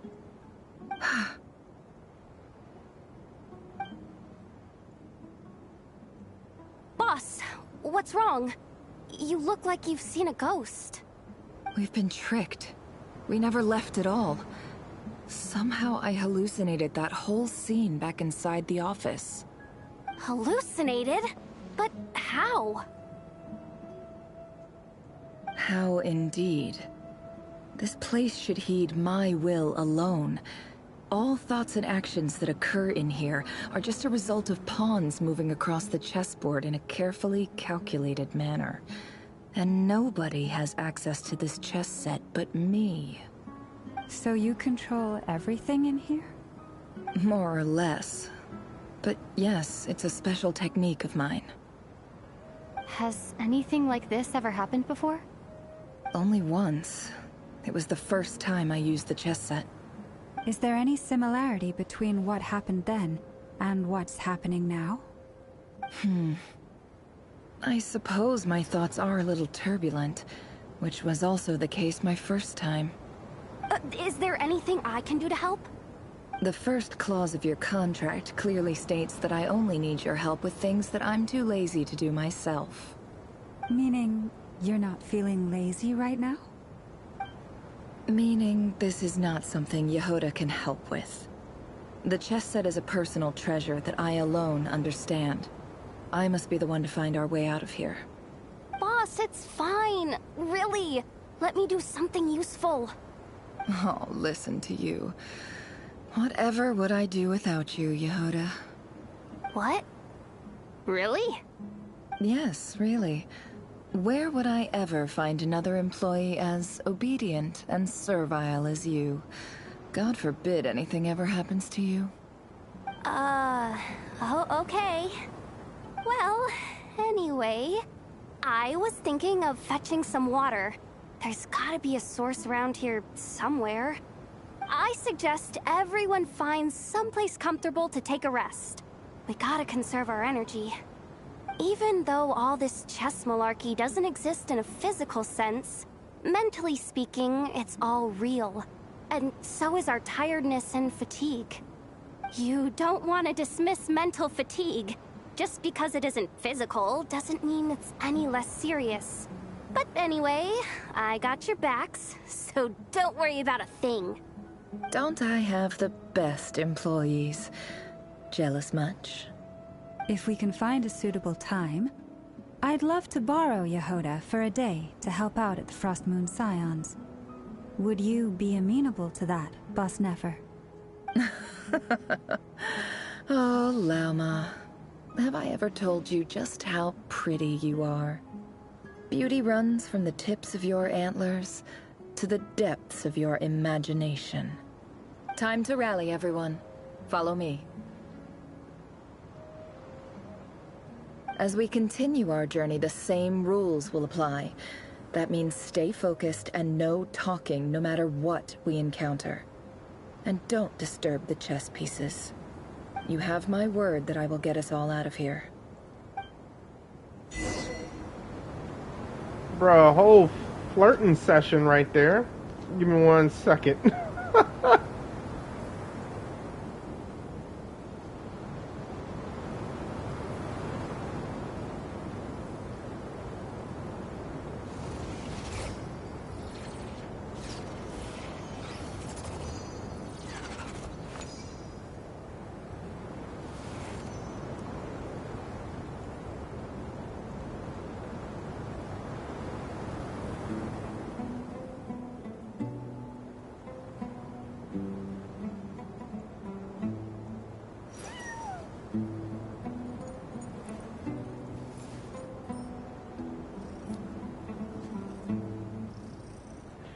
Alright, get moving. Ah, just Nefer again. Okay. I had to make sure I keep an eye on the team they give me because I really blundered last time. Oh, we're in Sumeru. This is Aru Village. This place looks familiar. That's not a good sign. There's someone up ahead. Time for a little chat. Yeah, this is Aru Village. I wasn't expecting visitors at this hour. Wait, is that? Oh, it's him. There you are. Sinue's been looking for you all day. I think he has some news for you. Oh yeah? What were you doing just now, Uncle Retinue? Hiding away some more loose change? I know I saw some Mora. What do you mean loose change? Oh, come on, I'm too old for this. Just pretend you saw nothing.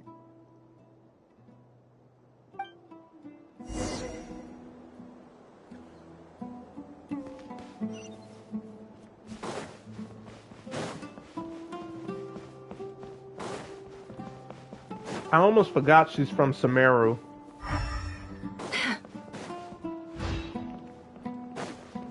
And this is young Nefer. Hey, kid. Mind telling me what Sinohe's been up to recently?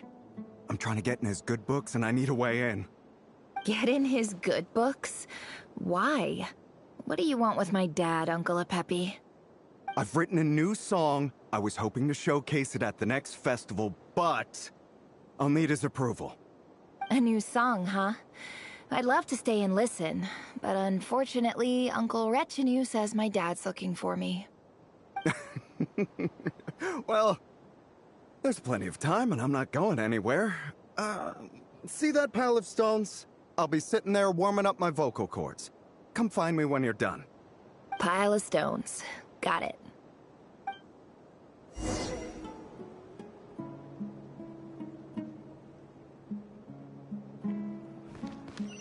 We can't go in now. Candace ain't here at all.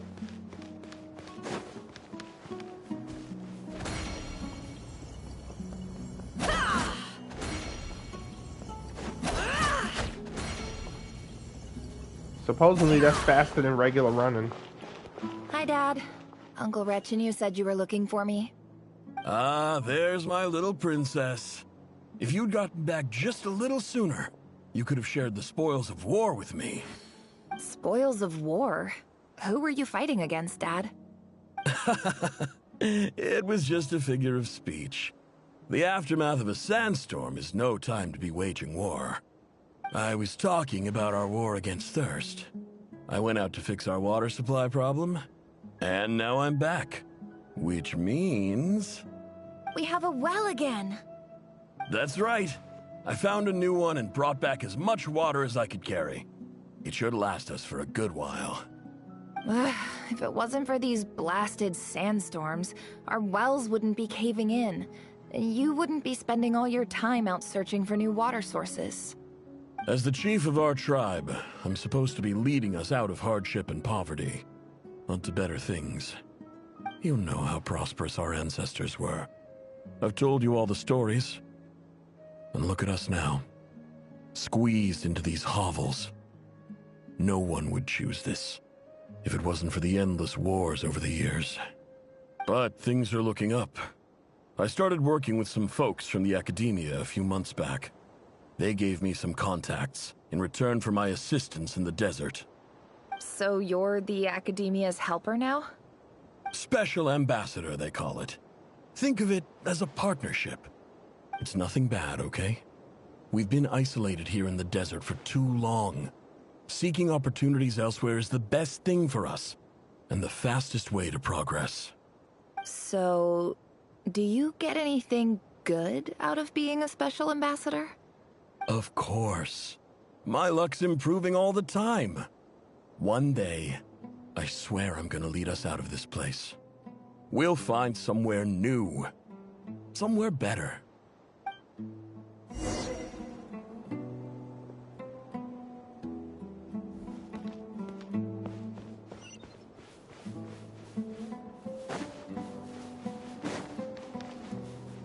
Her dad was a hard worker.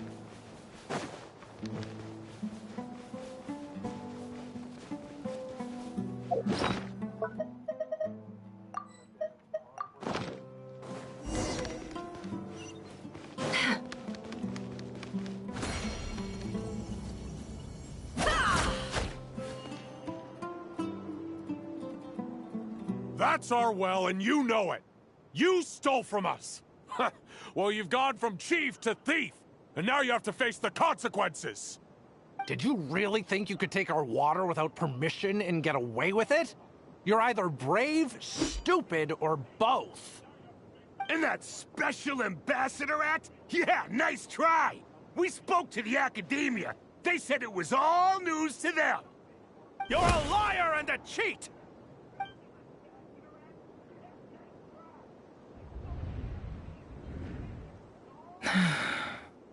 I heard Yehuda gasp, but I don't blame her.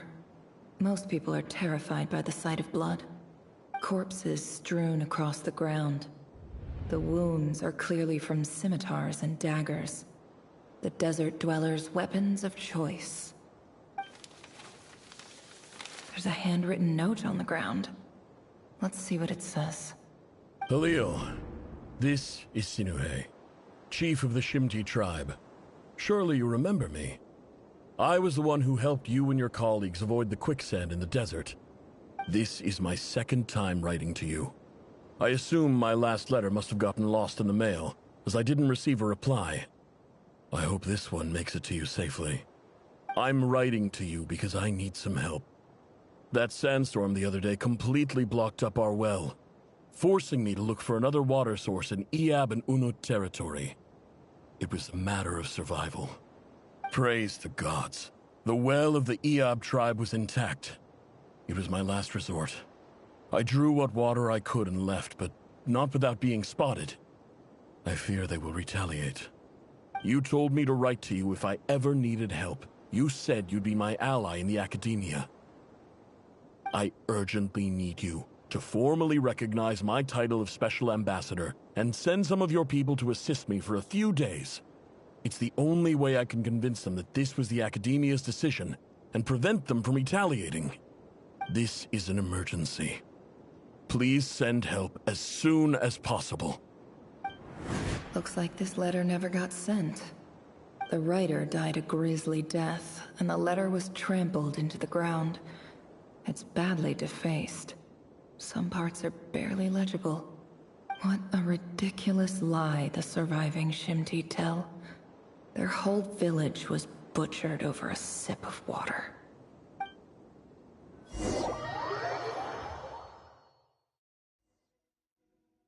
Ah, officer. Welcome. Welcome to our humble village. I thought you would at least have the courtesy to provide some respectable libations. This is the finest wine our village has to offer. I promise.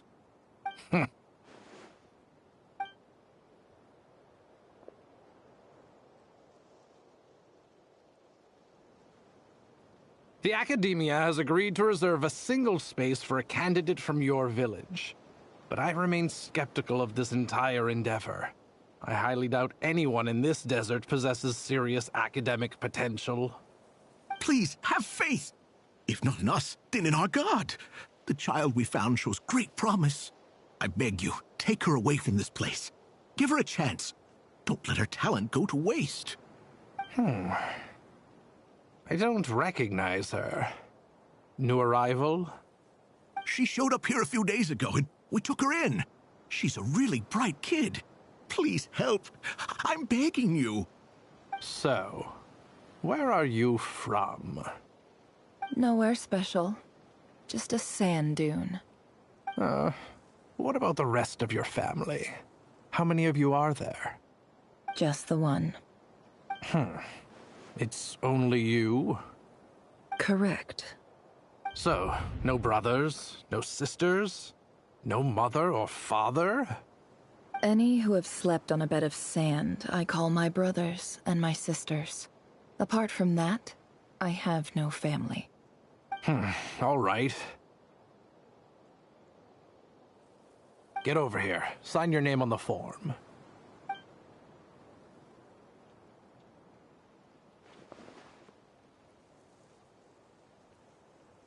Nefer? You're rather fair-skinned for a desert dweller.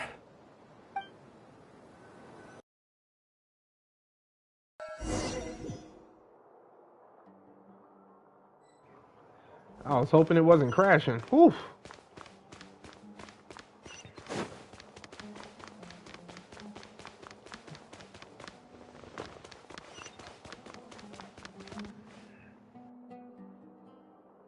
Nefer, this term's assignments have been issued already. Please read through the materials thoroughly, conduct your own additional research, and then write an essay on the topic. Yes, Professor, I'm aware. I just had a couple more questions I wanted to get your perspective on. Oh? Please, ask away. Well, I saw the other students' problem sheets, and I couldn't help but notice that my assignment is much easier than theirs. Do you really think I'm a weak student? A weak student? Goodness, no. Quite the opposite. You have a sharp mind. Almost too sharp. I think what you're saying is, a weak student wouldn't have noticed the discrepancy. And if they did, they certainly wouldn't complain about the lighter workload. You see, sharp as they come. You see things the way they are, and I'm sure you know why they're like that. Because of where I come from. Because I'm different. I'm sorry, Nefer. I don't like it any more than you do. It's just... Anyway, you said you had a couple of questions. What's the other one? I wanted to check... If someone sent me a letter to the academia, where do I go to collect it? Ah, your family wrote to you. Well, as long as they put your name on the envelope, someone should hand it right to you. Not exactly. It's not even a recent letter. I was just curious where the mail would end up if no one collects it. The House of Dana, I expect. I know there's a box for unclaimed mail somewhere in there, probably sitting on a shelf. Whatever you're looking for, that'd be the place to start. Okay, got it. Thank you, Professor. Oh, don't mention it. Honestly, I feel like I failed you. I'm supposed to be your teacher, but I haven't taught you anything. Hey, don't say that. You're a great teacher, and you do your best for all your students. But the rules are the rules. You're not allowed to teach students like me. It's not just the academia, either. The whole world bends over backwards for the successful, and leaves the losers to suffer and die. Oh, my dear child. Don't tell me you've given up on life already. I haven't. I just think that if you want to make it in this world, you have to find a way to become successful.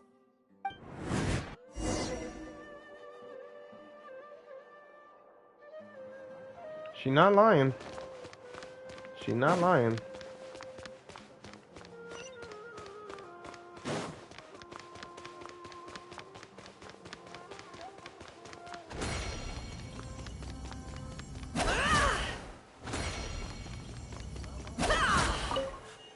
This must be it.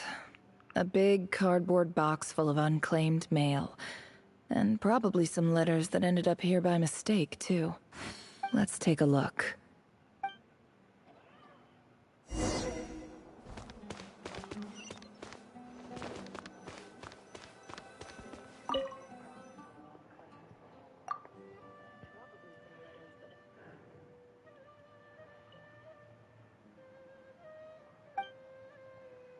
A dilapidation survey from Port Ormos. Looks like it's from a Corps of 30 representative. What a strange thought. A bunch of mercs losing sleep over rundown buildings. This one was never even opened. I guess the recipient didn't care what the Corps of 30 had to say about anything. Ain't that crazy? Who was it addressed to? I don't recognize the name, but it must have been a Ksharawar professor.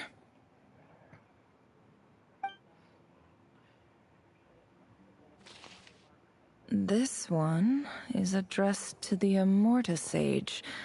The title is Changes Observed in Satyavada Life Symptoms. Why do all these letters read like full-blown dissertations?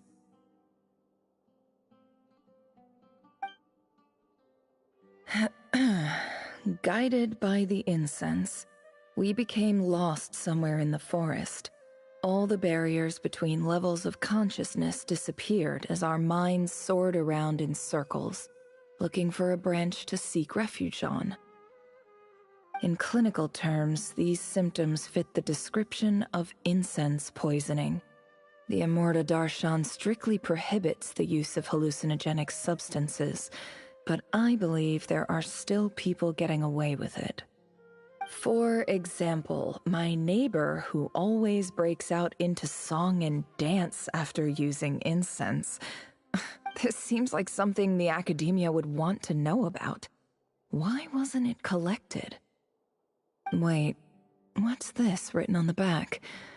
It's so small. The note says, "The sender authored this letter while under the influence of mushrooms.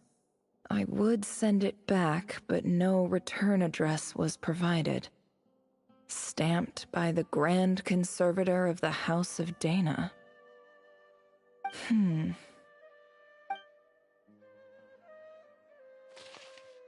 This next one is addressed to Grand Sage Azar. A few words of protest regarding recent changes in Sumeru's educational policy. In recent years, the academia has taken on a small number of students from the desert region, as per the policy to this effect.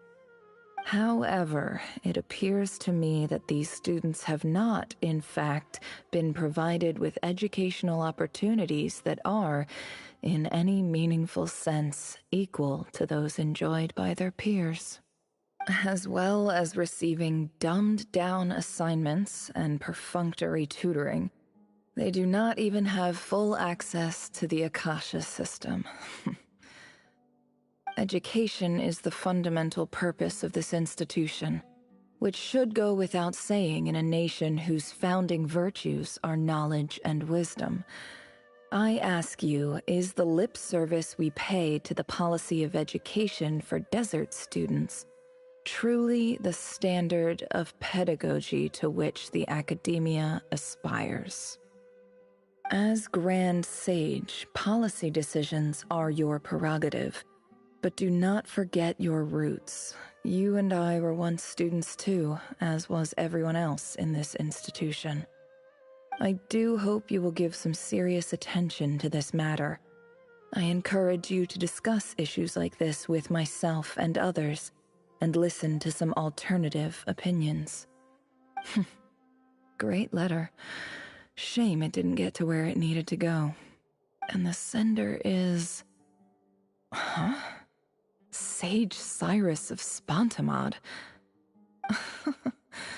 I didn't realize anyone else even knew how bad students like me have it in this place. So this is where letters from the Sage of Spontamod end up? Nice one, Grand Sage. Really enlightened leadership. Whatever. This isn't what I came here for. Moving on. I'm not exactly holding out hope that a letter sent from the desert would even make it here. But if it did, where else would it end up if not in this box?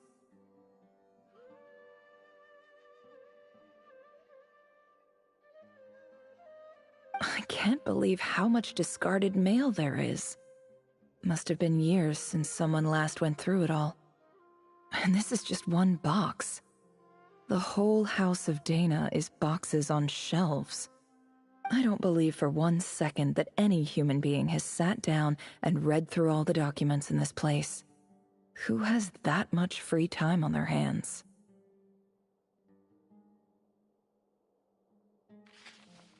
Wait, could this be it?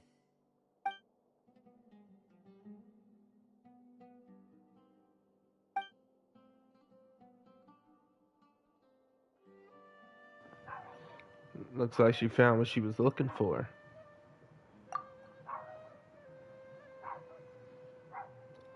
She looks absolutely divine right there.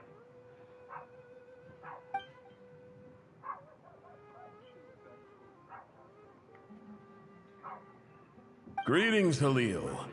My name is Sinue, chief of the Shimti tribe. I was the one who came to you and your colleague's aid when you ran into trouble in the Great Red Sand. I don't know how well you remember it now, but I brought you to safety and gave you some water and other supplies. You seemed very pleased and told me your name.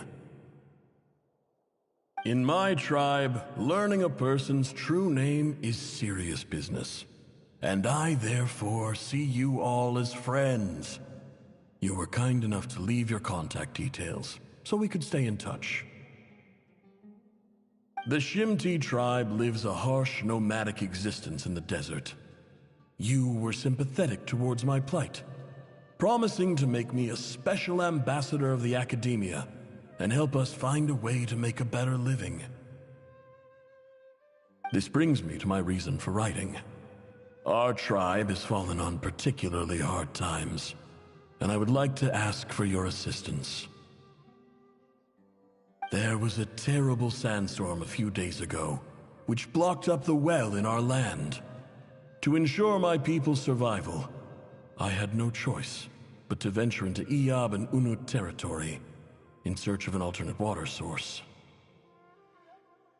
The Iyab and Unut are descended from the Thamudians. While we trace our ancestry to Tulatula, we worship the Lord of Flowers and have had relatively good relations with our fellow tribes up until now. I found a well belonging to the Iyab tribe. They declined to help us, but I really had no other option. So I took some water to keep me and my tribe alive. My actions are certain to incur their wrath. When we met, you assured me that you would be my ally in the academia. I would like to take you up on that offer, because I really need your help. I wonder if you could send an academia representative to meet with me. That aside, the last time you were here, you mentioned that the academia had started accepting students from the desert, and I told you a little about my daughter, Nefer. We have next to no resources here in the desert, and my power and influence are limited. Would you consider enrolling my daughter at the academia? She is a smart girl. I know she won't disappoint you. From the outset, the academia never took you seriously. Those things they promised were just empty words. I doubt they even remember the name Sinuhe. And you were so emphatic that your luck had finally changed for the better. You swore you'd lead us to a better place one day. You spoke with such conviction, like you were the most powerful chief in the whole desert. You liar. You lied about everything. You promised the world and delivered on none of it. And who fell for it? Just me, by the looks of it. Despite your best efforts. Which makes you a pathetic liar. You weren't even any good at it. I think I'll take over from here. Let me show you how it's done. Wow.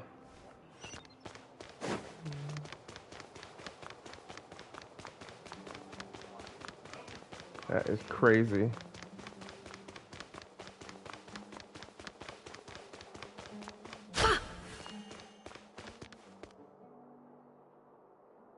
I just came to say goodbye.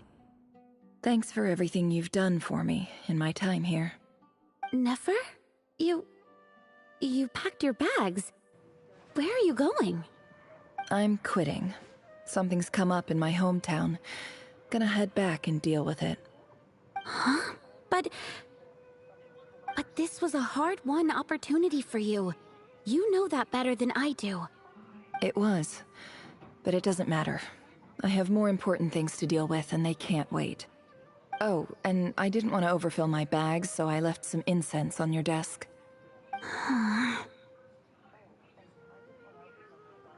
What's wrong?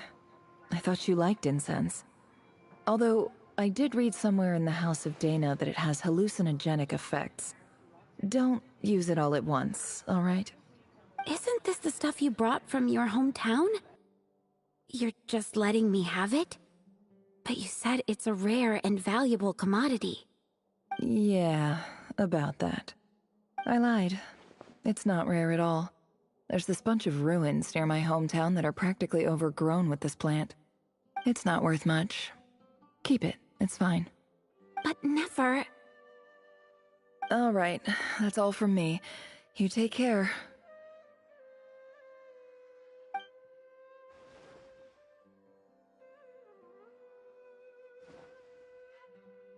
Don't forget me, okay? I mean, we're more than just classmates, right? We're friends. Yeah, I'll remember you. I lied again. That incense is worth a fortune, and it's a rare find even in those ruins. And as for remembering her, I have far too much to do when I get back. No time to reminisce. I'll be lucky if I even make it through this alive. But either way, I expect I'll forget you pretty quickly. Dang. Sadly, that's kind of like me. If I'm like no longer in a direct vicinity of the person, I don't remember them. It's sad. Stuff that just happens.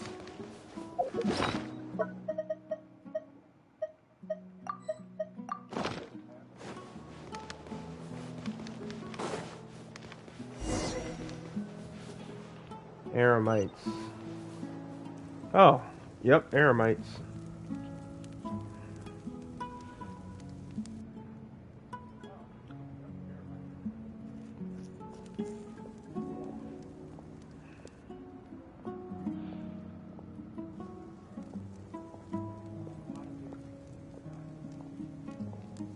It's a pleasure to meet you, Mr. Arif. So, what does the Academia want? Since they've sent their special ambassador, I assume there's a big business deal to be made. If not, I'd be very disappointed. Please, sir, lower your blade. You're lucky I'm the one they sent. Not all special ambassadors share my admiration for the Iab people. The ever-shifting balance of power in the desert reduced the once great civilizations of this region to rubble and sand. But the story of the Iab has a very different trajectory. Others grew weak, but you grew strong, beginning in obscurity and moving to prosperity. You're the only ones who defied the trend. Huh. So, you do know who you're dealing with? This well is the perfect symbol of your strength, is it not? It used to belong to the Unut, but it looks like you have control over it now. You're not wrong. But I'm sure you didn't come all this way just to flatter us. Of course not. I came to bring you some very good news. Some information that recently came to light, which might just be your ticket to freedom. Records uncovered by the Vahumana Darshan show that a certain well currently under Iab control is built on top of some ancient ruins. These ruins are of great archaeological interest to the Academia. I checked the map carefully on my way over here, and I'm confident that this is the well in question.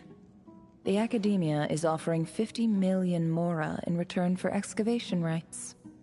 50 million? No, wait. If these ruins are as important as you say, 50 million's a little low, don't you think? Don't get greedy, Iab.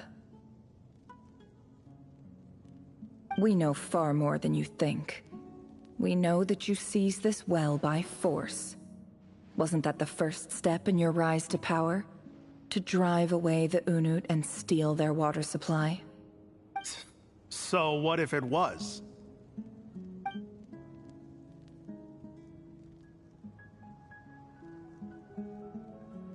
Don't worry. As unscrupulous as it was, it's something we're willing to overlook. The Academia is only interested in dealing with the de facto power holders in the region. I hope I am making myself clear. And I hope your words are the truth. If I find out the Academia is trying to play me, I'll hunt down every one of your people and make you watch as I cut their heads off one by one. I assure you, Chief, that would not be in your long-term interests. You don't want to make an enemy of the Academia. You see how I'm dressed, don't you? I appreciate that you've never been to the rainforest, but surely even you recognize an ambassador's attire when you see it. And what does a barbarian like you have to lose anyway? You really think the Sumeru Academia would bother to come all this way just to lie to you? We have more important things to worry about. All right, I take your point.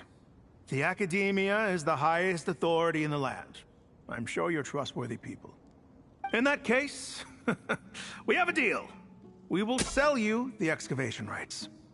I'd like to thank you, Ambassador. This is good news indeed. Excellent news. In fact, it calls for a celebration. Would you do us the honor of staying a while and enjoying some EOB hospitality? Gladly. I am partial to wine myself, and I trust you are as well. So let's indulge in a few drinks together, in celebration of this momentous occasion.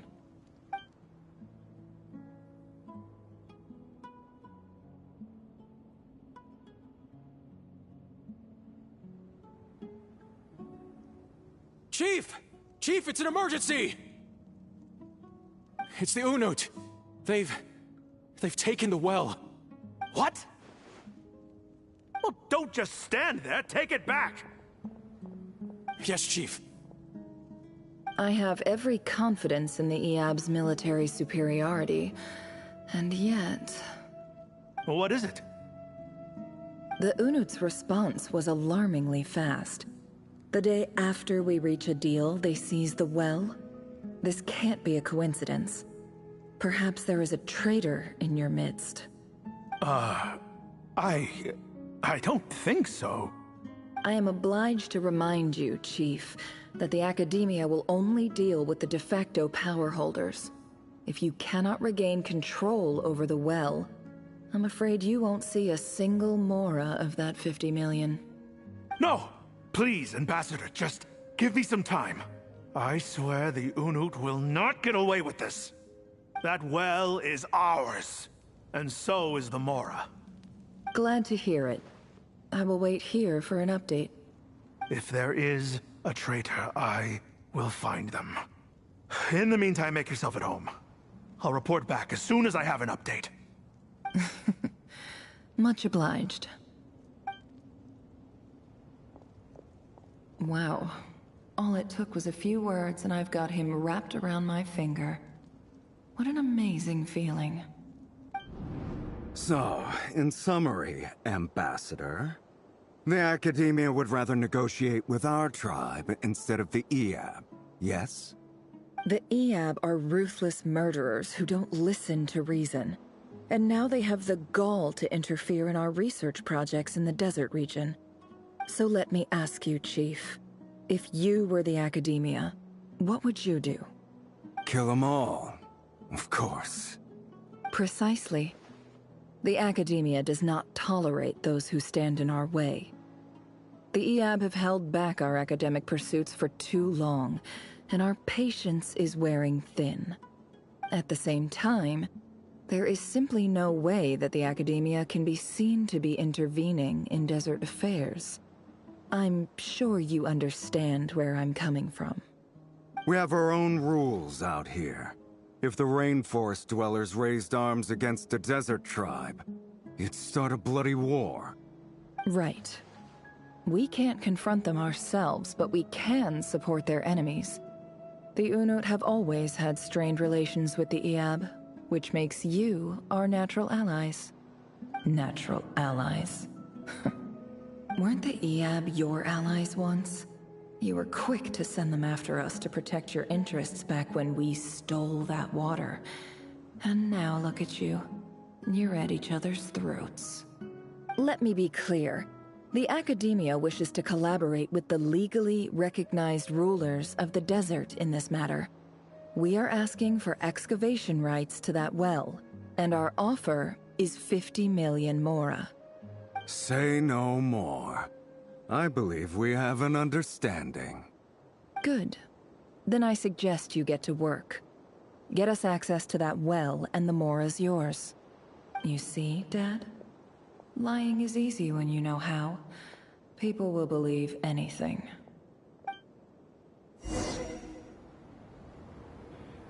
Bruh, she used both of them as her pawns. Crazy beast. She is a boss, for real, for real.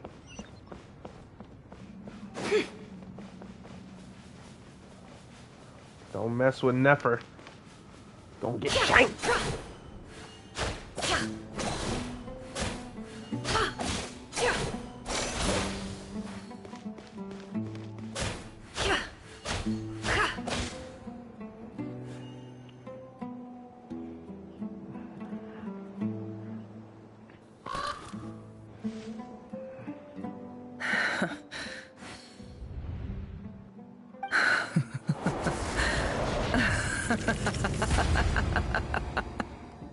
Look at yourselves. You may be vile, savage monsters, but your butchered bodies bleed like any others. You're no different. You're nothing special at all. The monsters who destroyed my home, they're just ordinary, petty human beings. What a joke. I think we're even now. Maybe I've even done the desert a favor. It's a better place without all these people around. Oh, Sinuhe, my gullible fool of a father. Perhaps if you'd been as ruthless as I was today, our tribespeople would still be alive. In this dog-eat-dog world, a chief needs to be tough to survive. But you couldn't do what had to be done. So I did it for you. Nefer, it's okay. All of this is in the past now. I believe I remember you promising to remain silent. Yeah, but even so... Yehoda, is there anything you can do to ease the tension? Alright, time for a sharp turn onto a completely different topic. So, anyway, that's enough of that. When are we getting out of this place? Feels like we've been walking forever. I'm getting pretty tired. Oh, Alma, you tired? Yes. If we can find somewhere to sit down, I could certainly do with a rest. It's not far now. There should be a temple just up ahead. Yes. Really? A temple? That's where this story ends? I guess that's how things go in the desert. I've been in a similar place with a friend from the desert before. Desert dwellers can never escape their destiny. Or so everyone says. I never wanted to believe it, but looking back now, I'm as desert as they come. You mentioned a temple. What's waiting for us there? My biggest trade secret of all. Ah. Then I'm guessing it's where you got your power from. The power to peer into other people's minds. I didn't know you were clued up on any other religions. I'm no expert in the history of Sumeru, but since you come from the desert, I would imagine it has something to do with King Deshret. And the 7 pillars who served him. Sounds impressive. Specifically with Hermanubis. Oh, I know who you mean. General Mahamatra Sino. The spirit of Hermanubis dwells within him. That's Boss Neff for ya. She knows everything. Sino's hardly a figure of obscurity, but I know about Sethos too. What about him? Is he a big deal or something? Well, he's not a small deal, let's put it that way. You sure know your stuff. Please, this is the bare-bone basics. Save the flattery. Thanks for your patience, everyone. I'm sure it's been a lot to take in. With any luck, that's our exit just up ahead. As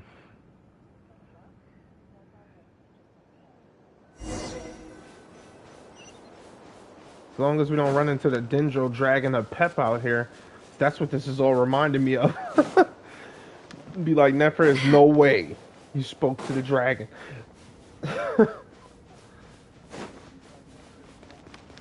And I mean the original Apep. Oh, wow. You've been around for a while, Nefer. How about it? What the heck?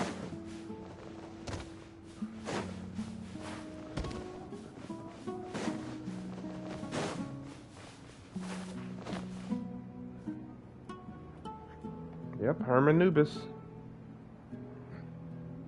Uh-oh. Uh-oh. Uh-oh. I'm totally out of my depth here. I don't have anything to add about any of this stuff. Like, look at that statue, for instance. I want to do the whole name-dropping, this girl knows her stuff thing too, but I've never seen anything like it before. A statue with the head of a bird. Looks like something out of King Detrit's mausoleum. That's Thoth, the Ibis King, one of the 7 pillars of King Deshret. The legends say that he, the Crocodile King, and the Goat King were the 3 retainers of King Deshret. Let's take a look.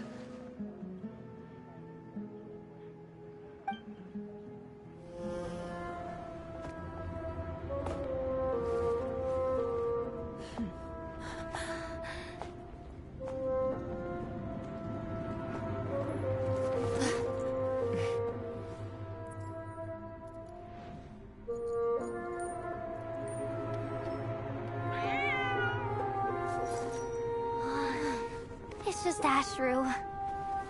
So, all is well?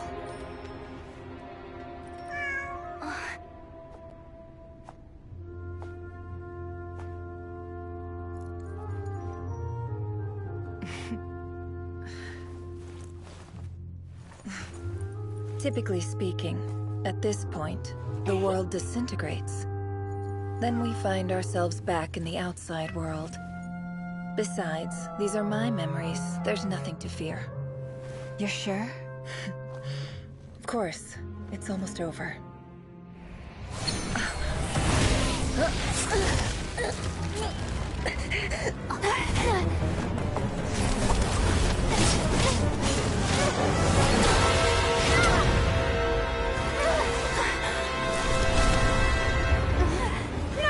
Hold on!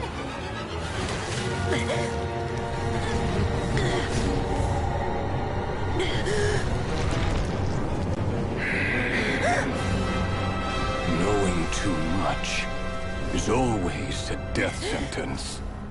Speak for yourself.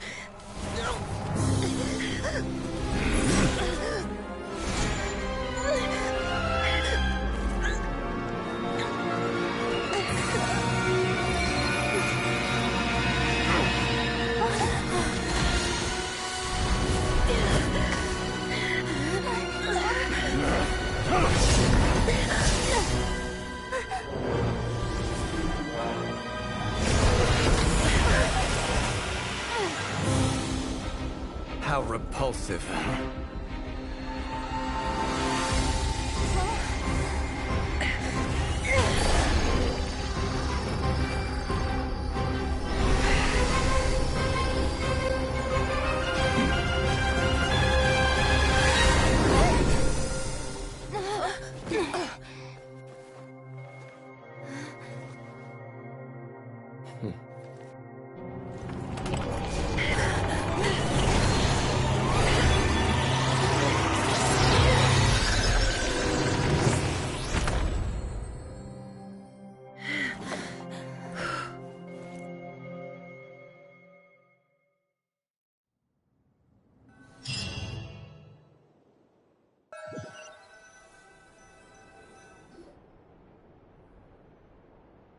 Timed that pretty well, didn't I? It's okay. I'm just glad no one was hurt. Paimon noticed you doing something too, Dainsleif. Were you helping get them out? Of course. When I asked Nefer to conduct this investigation, I was not naive to the dangers involved. I had a duty to ensure your safety. Good to know your sense of justice is still intact after all these years. I take that to mean that you saw the truth. That comes as a great relief. I certainly did. And thanks to your help, I also managed to trap Rerir inside the chess set. Whoa, really? How'd you manage that? Well, to be honest, I sensed that something was wrong long before we made it to the temple. By using this fragment to probe into Rerir's past, well, the monster formerly known as Rerir, it seems I alerted him. I was tracking him, then he caught on and started tracking me too. Can't say I'm surprised. But how did he track you through your thoughts alone? That shouldn't be possible. Rerir was a secret agent who reported directly to the Vinster King. He is an expert at finding a trail and hunting down his pursuers. No wonder. He infiltrated the chess set, read my thoughts, and built a new virtual chess set inside of it. That's why we weren't able to leave at first. Speaking of your chess set, it's quite a remarkable item. Would I be right in thinking you have some connection to King Deshret? You overestimate me. I only have a connection with one of his underlings, the Ibis King. You all saw how this came to be. A long time ago, the Iab massacred my tribe, the Shimti, in our home village. A few years later, I enrolled in the academia, where some new information came to light. The Unut and the Iab fought a bitter battle over the rights to a well, all for the sake of a non-existent 50 million mora. The Iab ultimately won that confrontation, but their victory came at the cost of almost every warrior in the tribe. The final blow to the Iab came at the victory feast, when an Unut assassin beheaded their chief right before my eyes. The remaining Iab fled and have been scattered to the winds ever since.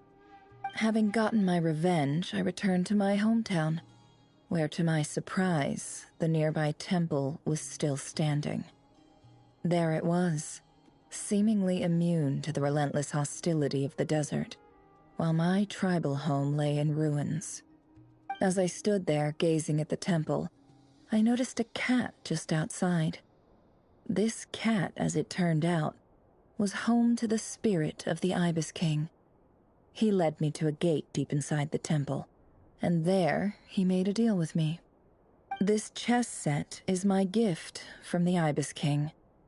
The chessboard within is made to the same specifications as the one in the mausoleum of King Deshret, and represents his power of piercing analysis. With this chessboard in its container, I gained a certain ability to perceive hidden secrets. Now, you could conclude that the Ibis King simply wanted to give the people of this world the power to seek the truth, but I don't believe that's the full story. Every god plays favorites. Their hearts are as fickle as any human's, full of secrets, perversions, egotistical tendencies. But precious few gods are willing to admit this. It is the same with all powerful forces, including fate itself. Their gaze falls preferentially upon a select few. As you rightly point out, this is an act of favoritism. If you're alluding to the Abyss, then yes, I agree. Gather the others. It's time to share everything I've learned.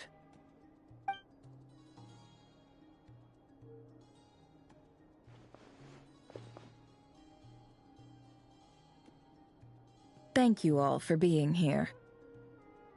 As promised, I did some further investigating into the Rächer of Solnari's background. I am pleased to report that the investigation has been most fruitful indeed. The Rächer of Solnari, real name Rerir, was once a Conrian subject who served the Vinster King. I will now share the important details of his story. Please save any questions or comments for the end.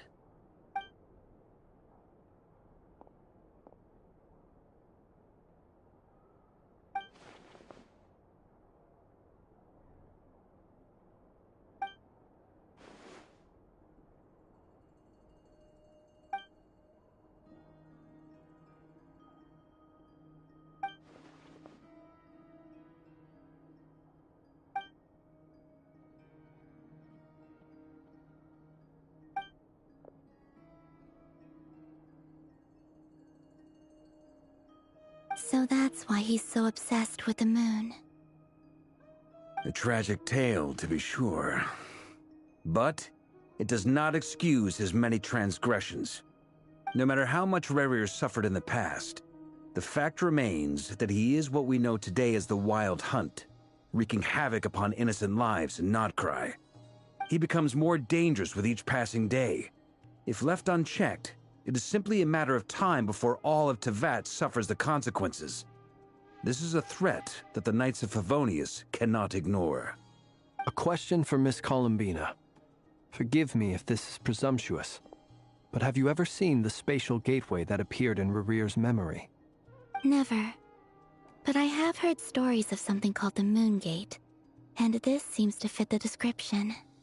Miss Lauma, any thoughts on this? In the lore of the Frost Moon Scions, the moon is believed to hold many secrets. Some sources speak of ancient knowledge, others of a gateway to the unknown. The term Moon Gate is one I have heard before.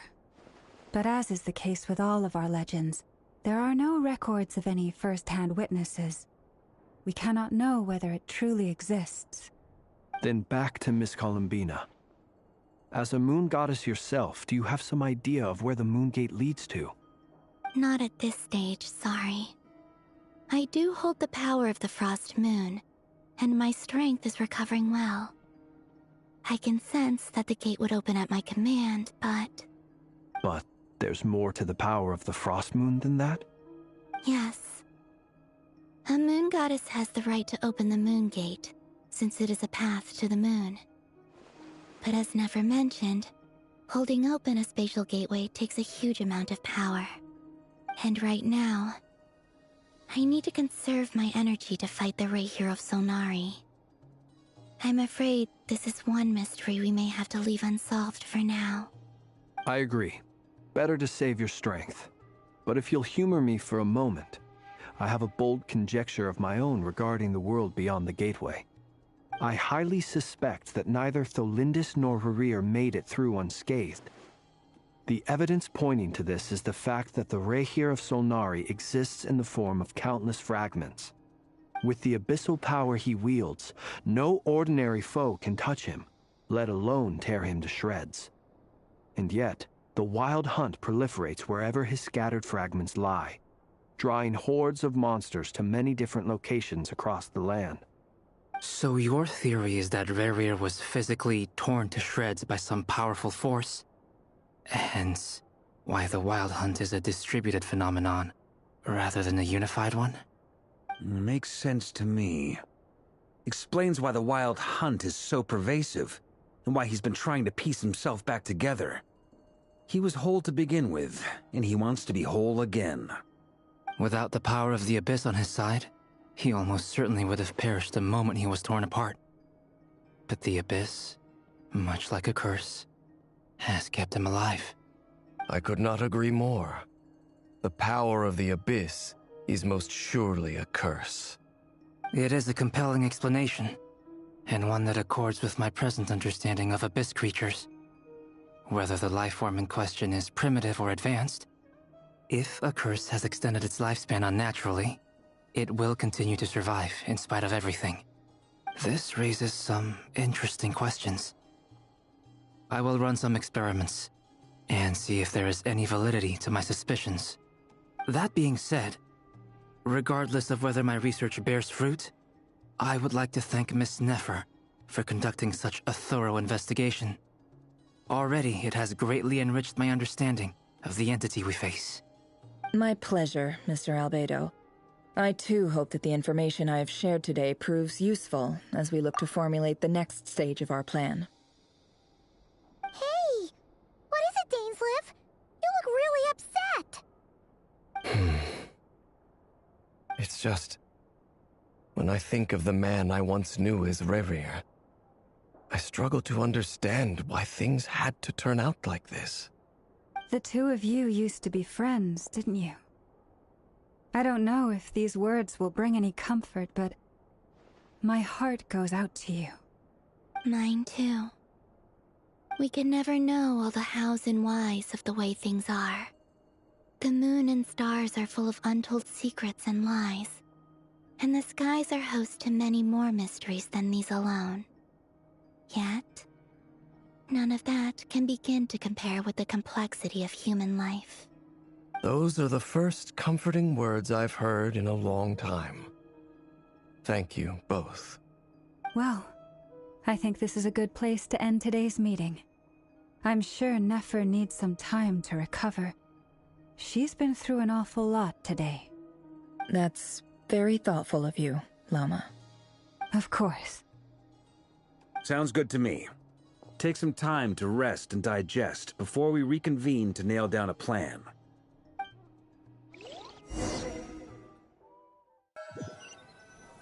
Wow.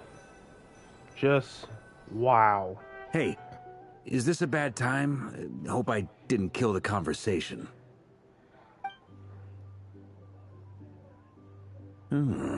Nice room. Oh, I'm not coming in, though.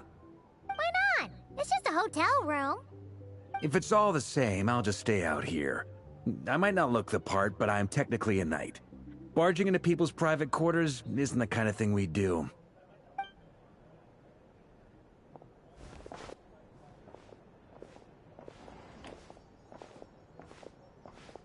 Anyway, Nefer went back to the curatorium to get some rest. But before she left, she shared some things with me that I thought you should be aware of.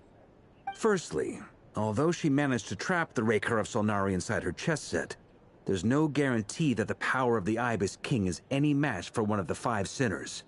Their powers are beyond our comprehension. It's only a matter of time before he finds a way to break out. We have to come up with a plan and take care of him before that happens.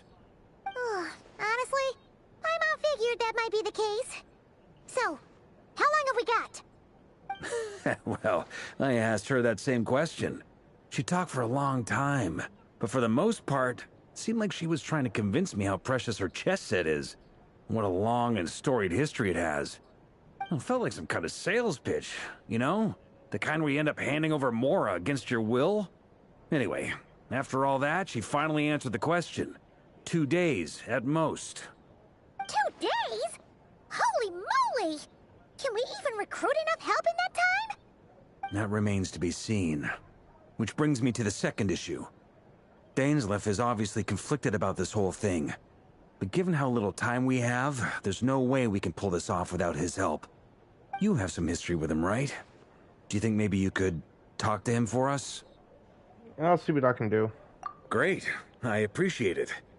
All right, on to item 3. So, Albedo, Durin, and I put our heads together and came up with a plan. Can't promise it's gonna work yet, but at least it's a start. We figured we'd bounce the idea off you first. We'll explore it further once everyone's recovered. Alright, axe away. Oh, Paimon's dying to hear this. All right, so, here's what we're thinking. Wow. Shocking plan, but nothing can faze the greatest traveler and trustiest travel guide. We felt a little uneasy about roping you into this. I mean, firstly, you're not locals, and secondly, none of us are your boss. You're well within your rights to refuse if you so choose. Roping us in? Why would you even say that? We know the stakes here. It's all of us against the Rerir of Solnari, or none of us stand a chance. I choose my words very intentionally, I'll have you know. I like to think there's an art to striking a down-to-earth tone even when the stakes are through the roof. Sir Varka, I have a few thoughts about this plan. I'm all ears. Me too. I think we can be more flexible with how the roles are allocated. In my view, the most sensible lineup would be like this.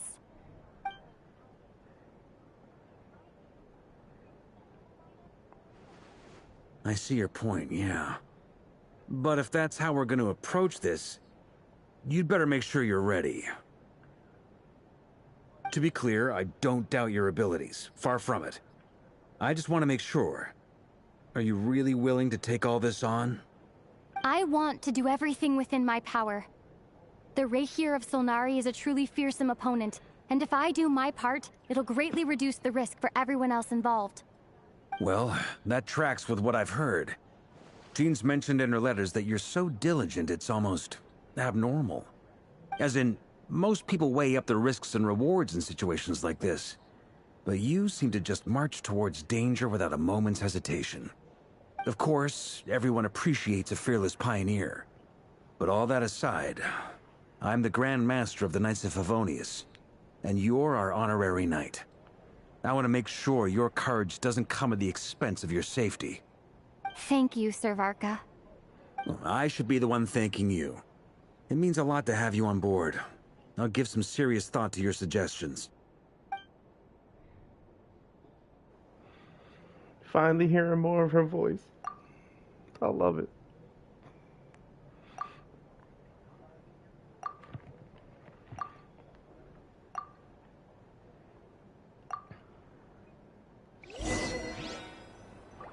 I love it. I really do. I really do. Please talk more, Lumaine.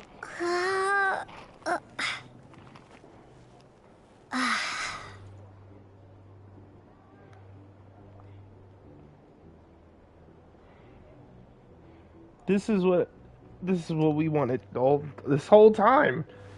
In every story. Even since I was younger, I always like hearing the main character talk. Like, come on, man. Always trying to leave it up to us. This is a thorough plan, but I do have one last question before we take action. How can we be sure that our enemy won't leave the designated area? Great question. Albedo's been hard at work analyzing Rerir and the Wild Hunt's behavioral patterns. His conclusions are as follows. Firstly, from the earliest known confrontation until now, Rerir has never displayed any ability to manipulate the dimension of space. So it's unlikely he has any power in that domain. Secondly, he seems to have a particularly strong vendetta against our group. If we put him in a fight-or-flight situation, he'll choose to fight every time.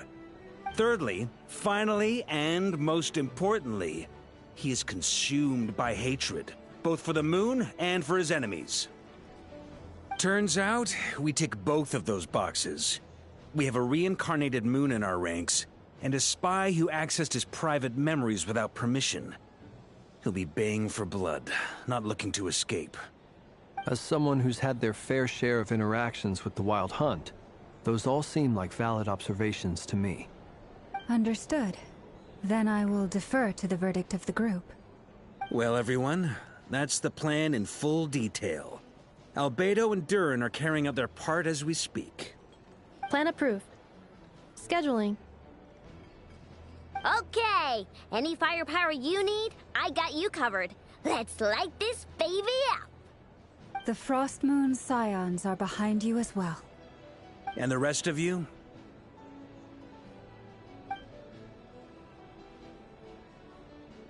No objections? All right, then it's settled. This is the plan we're going with. Next up, an old tradition of mine. Anyone who wants to back out, now's your chance. Wait, we can still back out of this? Everyone says things they regret, right? I don't want anyone feeling trapped because their mouth said yes before their brain had time to think things through. A very people-first approach. I hear that's common practice in the Knights of Favonius. Heh. Who'd you hear it from? D-Luke? Shh. We don't use people's real names at work. This contact will be known only as Owl, please and thank you. This plan can only work if everyone does their part. Flint's and I will absolutely support it. We shall indeed. You'll be glad you accepted our help. Also, you are the last person I expected to see here, Miss Dory. It's not often I get called Dory in a work context. My peers usually call me Lord Sangamabe. So, the longer your name, the higher your net worth. Is that the idea here? In that case, Mr. Flint's here must be worth a fortune. That's right, I know your full name. It's... The walls are thin here. I'd appreciate you keeping that a secret. Okay, fine. I'm actually only here as a favor for someone else. Do you have any idea how much it would cost to hire me otherwise? Oh, does this mean someone out there actually has the power to boss Dory around? It most certainly does not. We have a long-standing and mutually beneficial business partnership. She's actually the mom of a friend of yours. Said Mom supplied me with a great little trinket, but now that lady's ruined everything. If I don't start building a little goodwill now, my whole business in Notcry is gonna go down the drain! Okay. So what exactly is so special about this pendant? It's a lucky charm that a great mage made for me. We have a business relationship, and she was worried that something bad might happen to me. So, she wanted me to have something that can store power to protect myself with. I finally got it all fully charged up with Kuvaki, and then Nefer went and used it all up at once! Never lost so big in my life! You're right. It was all my fault. I didn't mean to drain all the Kuvaki in the pendant, but I'll make it up to you. You will? Well, in that case, how about you give me your chess set, and we call it even? I knew you'd say that. Well, it's yours if you want it. In fact, take it now, and I'll even throw in a free Rächer of Solnari. Deal? You're putting me in a difficult position here.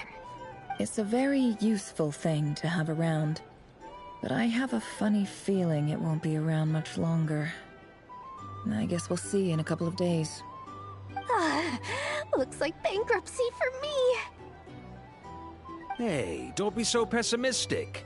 See this through and you never know. You might find a new business opportunity on the other side. I don't think no one wants to hear about the other side, Varka.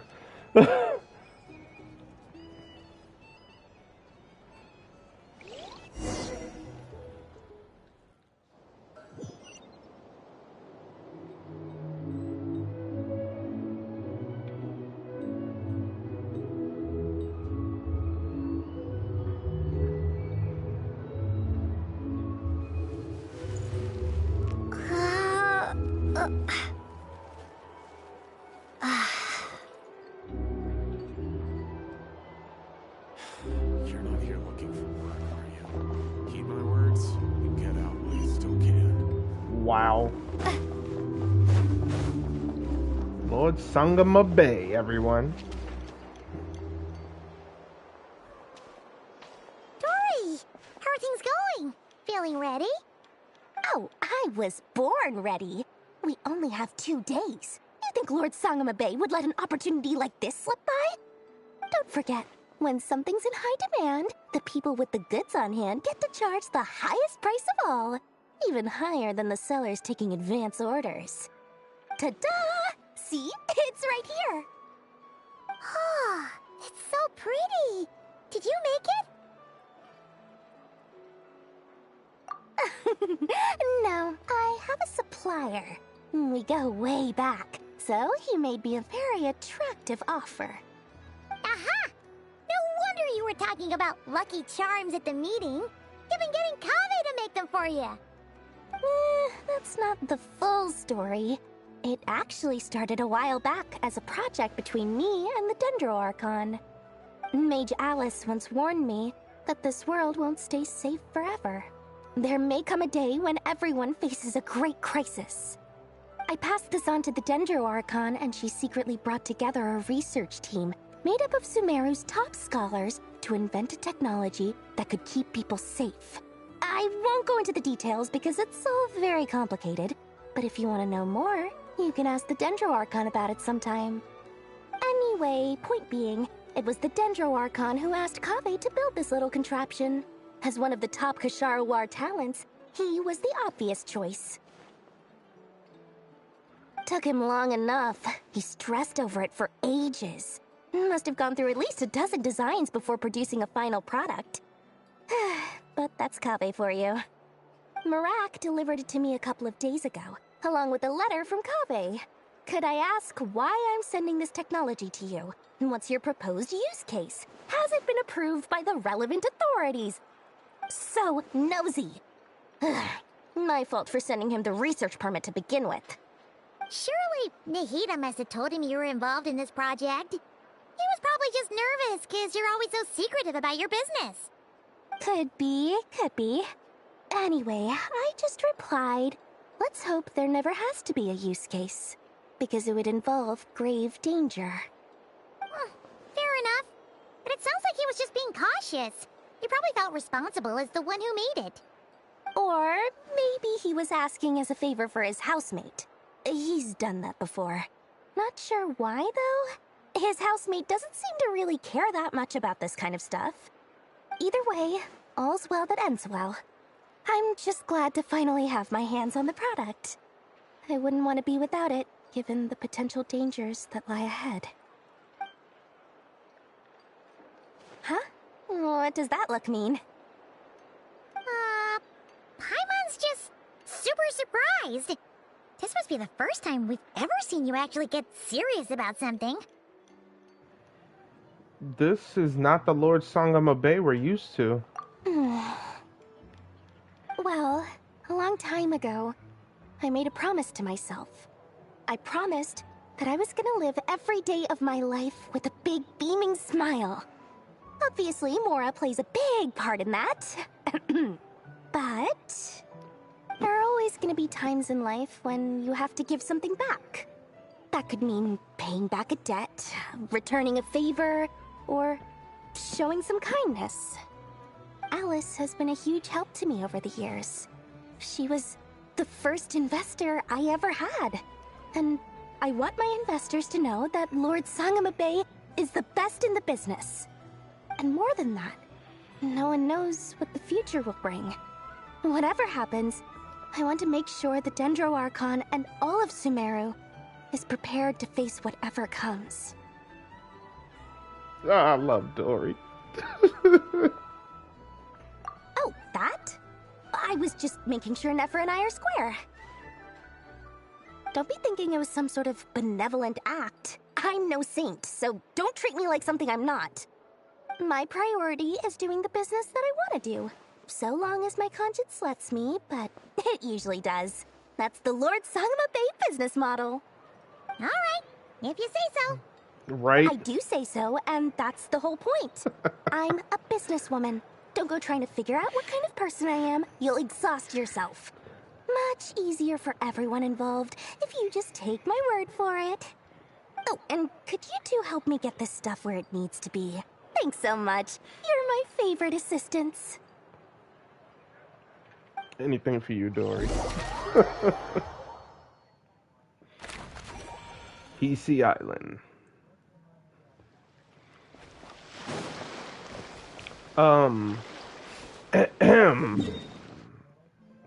Could I heal real quick? Ah, they took me right to the spot, too.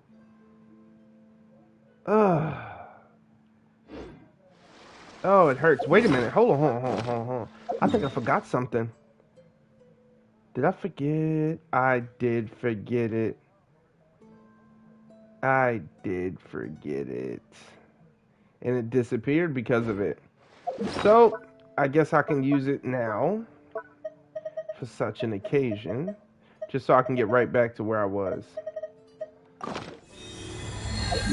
Yep. And now I'm going to teleport here. Heal. With the power of Kalambina.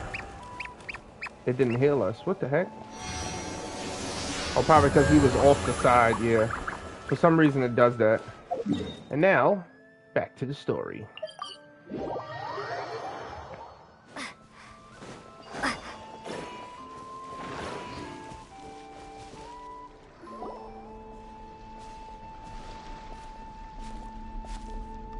Traveler, Paimon, it's good to see you. Good to see you Everything again. going smoothly over here? Sort of. As you're probably aware, Varka, Durin, and I captured some abyssal creatures from the Wild Hunt. Per the plan, we dissected and analyzed some samples of these creatures. The process went very smoothly. The findings, however, come with some troubling implications. What? You can actually dissect the Wild Hunt? That depends on your definition of Wild Hunt and dissection. Harmless, lifeless. These words are accurate descriptions. The Wild Hunt is an interesting phenomenon. In and of itself, it doesn't seem to possess anything akin to a human personality.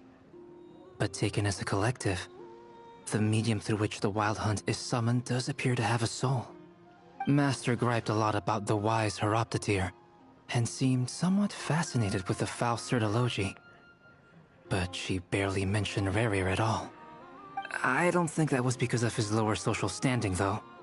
Anyway, it's a pity. I should like to hear her thoughts on the nature of the lifeform he has become today. It's a strange mix. The furious energy of an abyssal being channeled through a fractured physical existence. A consequence of being torn apart by an unknown power. Perhaps the only explanation for his survival in this state is that he sacrificed a degree of individuality in exchange for a continued existence. Oh, sorry. Once I get talking about interesting research, I have a tendency to go on indefinitely. Back to our research findings. Essentially, they confirm my hypothesis. Rerir's corpse is completely contaminated by the Abyss, and the effects are irreversible. You could think of this as Rerir in mutated form. But in my view, even that would be inaccurate. In reality, his whole being has been consumed by the Abyss. In other words, he is now nothing more than a manifestation of abyssal power. Unfortunately, at present, we have no means of completely eradicating abyssal power. Hence, we cannot fundamentally destroy the Rächer of Solnari either. Oh, that's terrible news! So, that's it? We can't defeat him? Not even if we get the power of the Three Moons? Miss Columbina's situation is a difficult one. She can never achieve wholeness when the world does not accept her presence. It's as if her creator banished her to a place she can never be accepted. It means she spends most of her energy just on her own survival. Given the circumstances, it's only natural to despair. But we must see this plan through to the end. Time to kick off the backup plan. Oh, Paimon almost forgot! This is for you. Dory asked us to bring it. Ah, how wonderful. Well, thank you for making the trip. Durin and I will be heading off shortly. I'm sorry I won't be there to protect you in person this time. Please be careful. Of course we will. All right then. Stay safe.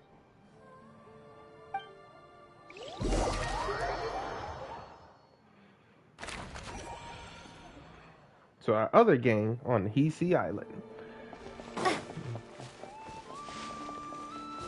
Awesome, awesome.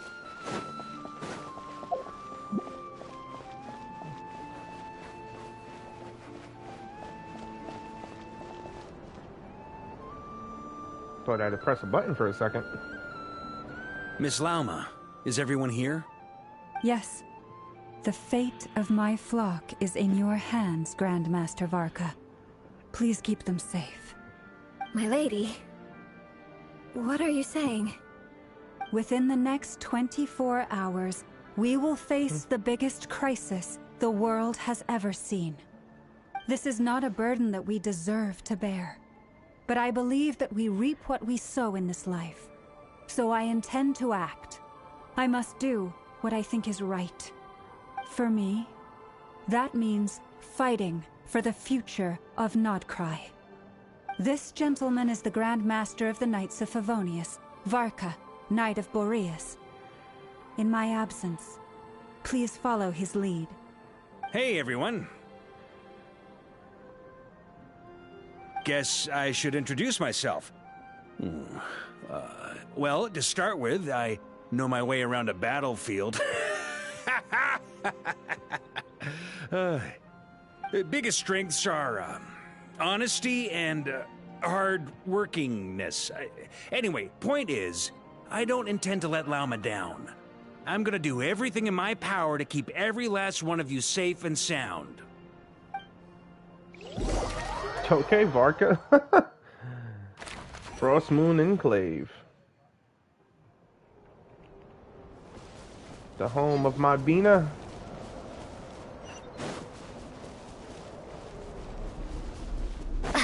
Leave this place.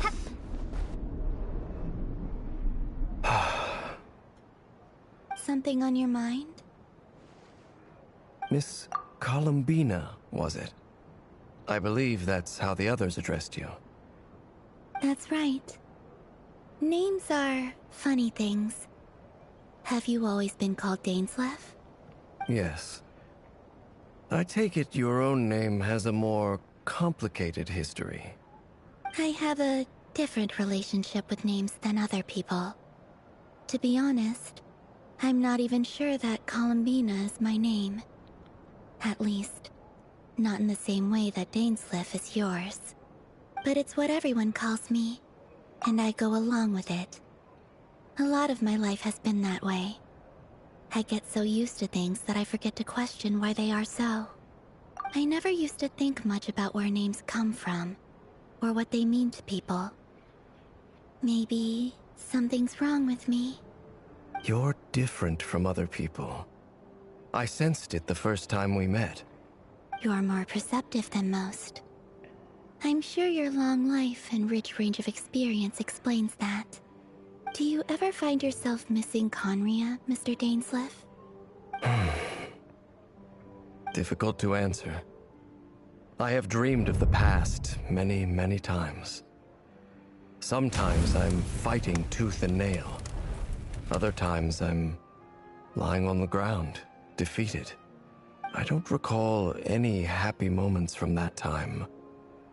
It has been too long. Is that because hatred survives longer than love and affection? That would not be for me to say. I make no excuses for the grudges I bear. But whatever the reason, I remember little that was beautiful or sentimental. Thank you for your help with the Rerir situation. Without your efforts, I never could have learned the hidden truth of his story. You're welcome. I know he's your friend. Friend? He betrayed me. And I never really understood what he was going through in life. Some friendship, that is. Okay. So, do you plan to fight him with us? You see, you're torn. Now you know what really happened. You see the things he's done in a new light. I need some time. Of course. I completely understand. Anyone else in your position would feel conflicted too. Actually, I went through something similar myself recently. Something happened that changed my perspective on a situation. A situation I took for granted at the time, but now I feel very grateful for it. You mean the Harbingers who still support you, even though you've left the Fatui? Yes. I always thought they were only helping me because Harbingers are forced to work together. But then I abandoned them. A warrant was even put out for my arrest. And even now, they still support me. Which means I was wrong about them all along. Clearly, they view you as a friend. I feel a little guilty now. I regret not seeing her help for what it was, and not treasuring it. I see the guilt that you're feeling now, because I feel it too. Hopefully, talking about it will do us both some good. Have you noticed that the Traveler and Paimon are over there? I think they've been listening. Huh. Shall we say hello? Sure. Hello. They caught us! Sorry. We were just concerned about you.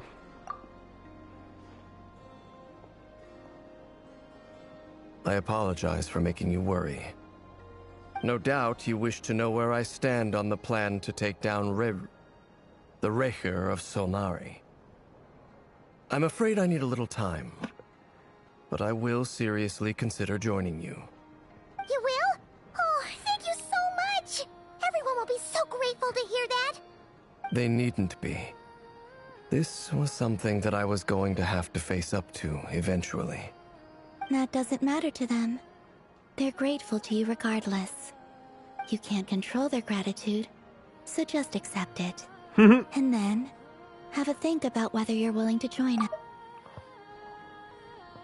I did not mean to press that. Terrible. All I did was pick up my controller. It's nearly showtime. Let's go rendezvous with the others. You know the place. I always forget that this is a button.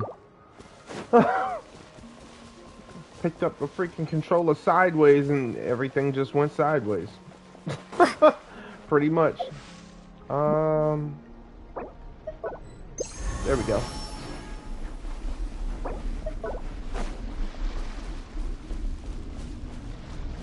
Oh, wait a minute. Oh, no. I just peeped that.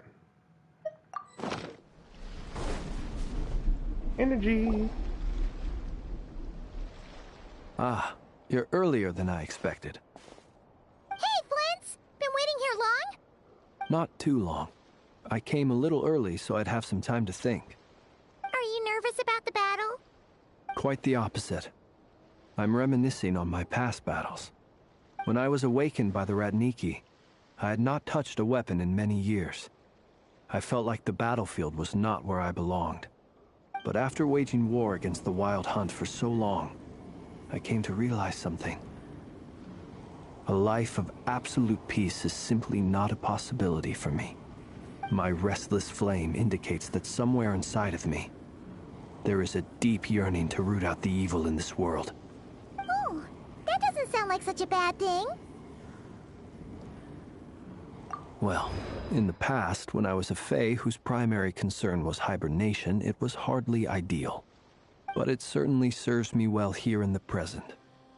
And I am delighted to be able to join forces with you in this endeavor. I'm gonna just say one thing. I think that the Wild Hunt should actually function like how they did in this mission. Like when you get into an area with the Wild Hunt, you should have to fight them until that gauge is filled up. And then they're extinguished. Not just a little grouping party that always shows up. That ain't no fun. That's the only thing I'm saying. Hopefully they update that. I'm putting that in the feedback. Sorry to anyone in advance that doesn't like it. Looks like I'm not the first to arrive. Ah, Miss Lauma. Did you sleep okay last night? I struggled to settle down at first because of the nerves. But don't worry. I got enough sleep in the end. I'll be just fine.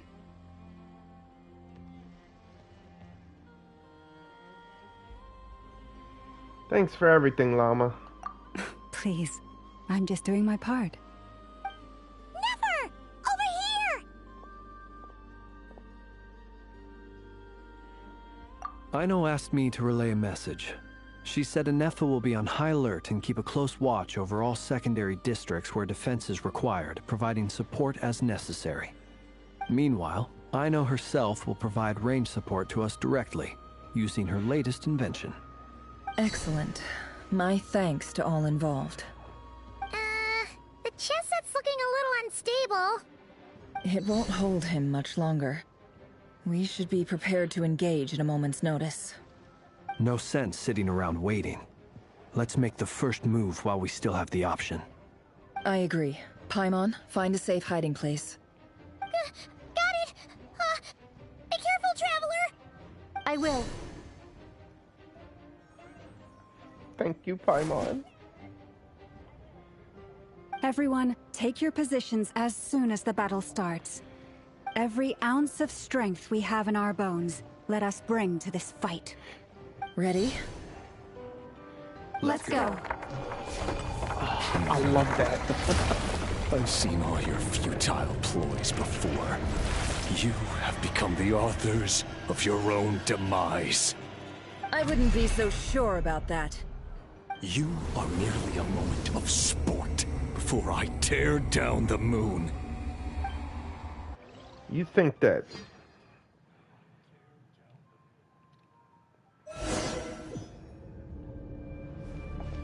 You ready, big guy? I hope Stay you on are. your toes. Let me help you guys.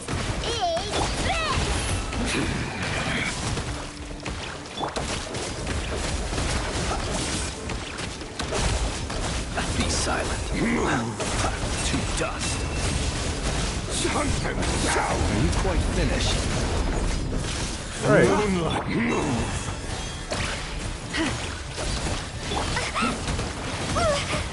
Bro, you done?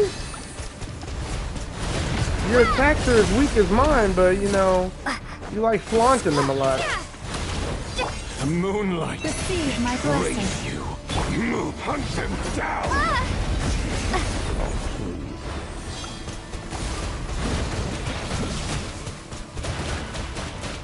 The moonlight betrays you. Does it? I don't know. I think it's pretty good to me. We pray.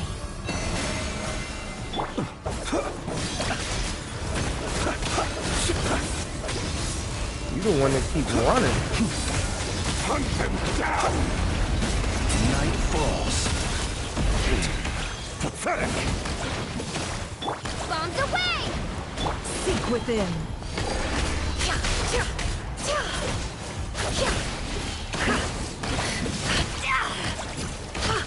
Can't hide the truth. Futile. Shameless. Move. You over here using my technique over here. The moonlight betrays you. Water jet!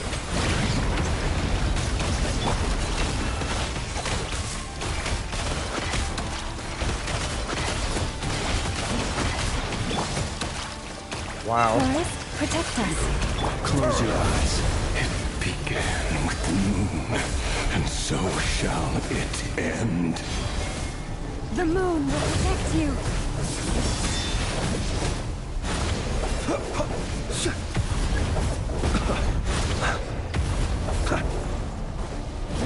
Do you see now?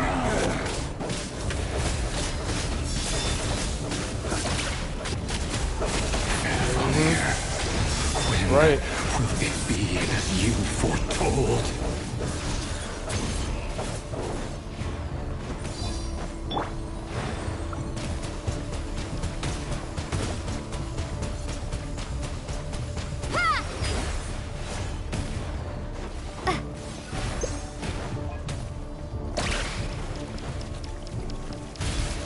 I wish this was like the real I know function.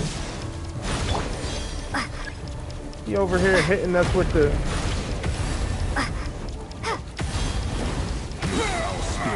Welcome here.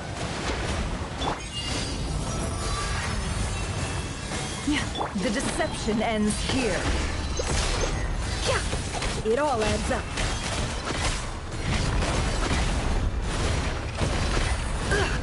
Beware the creatures of the night. It's all futile. It wouldn't let me do nothing. Observe. Oh, you don't like Flynn. I don't like Flynn. He fights your kind. The moonlight betrays you.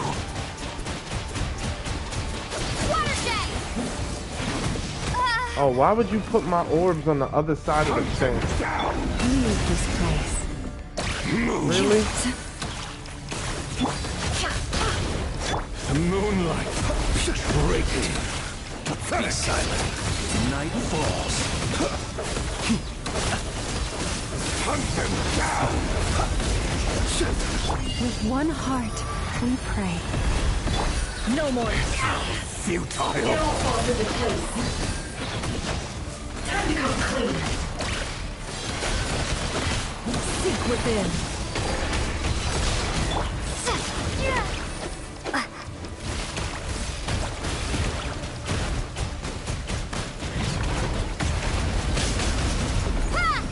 Move. Pathetic.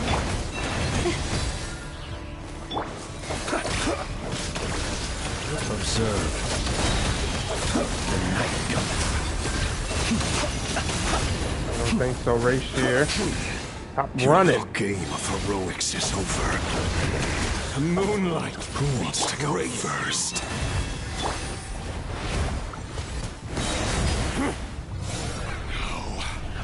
Get out of my sight! No! Death is We've been within my separated. grasp. You okay? I'm Never. good. Where are the others? Stuck outside the barrier. I guess he really wouldn't like us. I told you before, knowing too much is always a death sentence. Be careful what you wish for.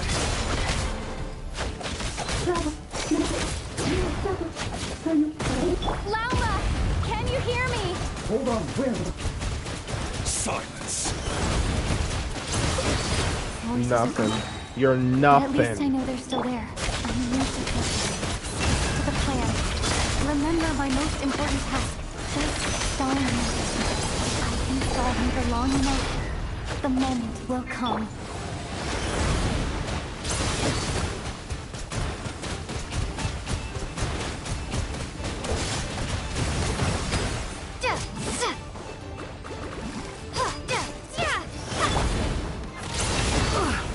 Destroyed and reborn.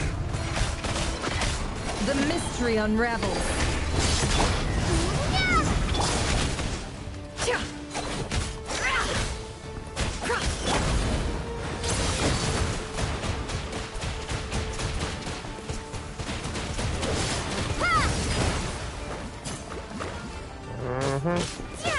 It all adds up.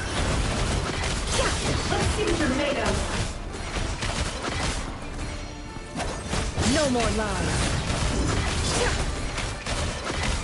Let's see what you're made of. The deception ends.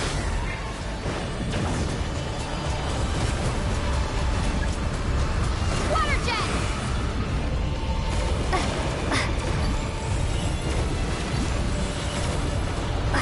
I've got this.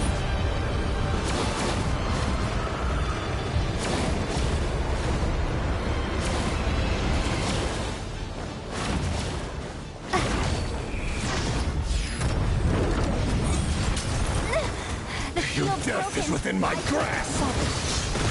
Don't push your luck. It all adds up.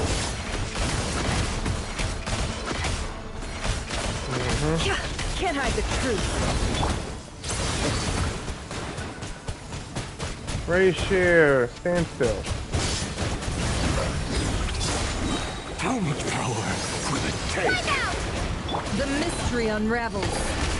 It all adds up. Let's see what you're made of. No more lies. Destroyed and reborn. Shameless.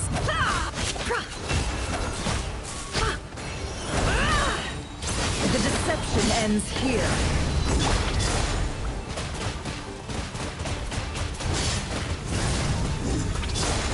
Oh, goodness, you just move around too much. You know that? Can't hide the truth. Time to come clean.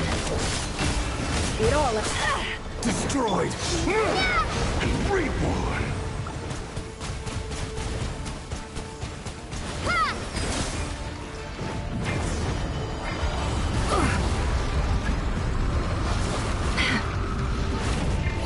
It locked me off the Traveler, really? curses. There's no other way.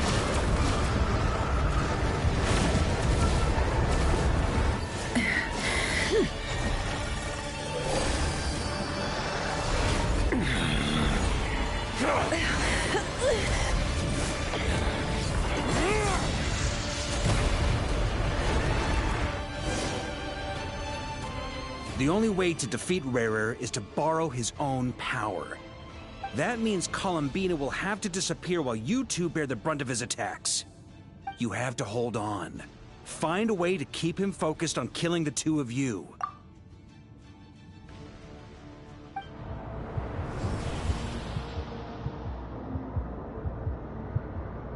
Nefer! Your eyes are bleeding.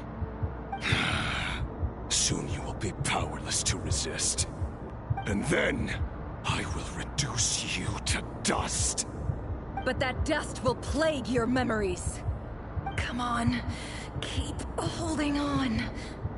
Any other tricks up your sleeve? Let's see them. as entertaining as they are, you've backed yourself into a corner. You don't fool me. I see your fear clear as day. I have to stoke his rage. Make him unleash everything. You fear what you could never defeat. You fear the thought of never being able to save your beloved. You cannot win the fight against fate, Rerir. Is that what you think? Well, now it's your turn to feel afraid!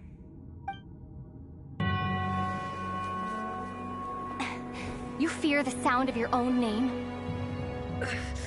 Is it us you hate?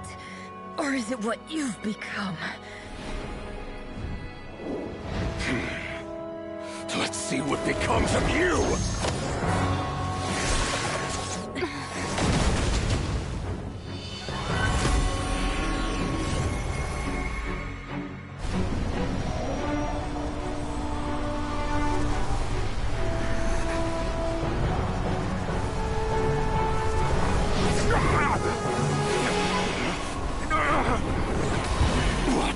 Happening? That power. I've seen it before.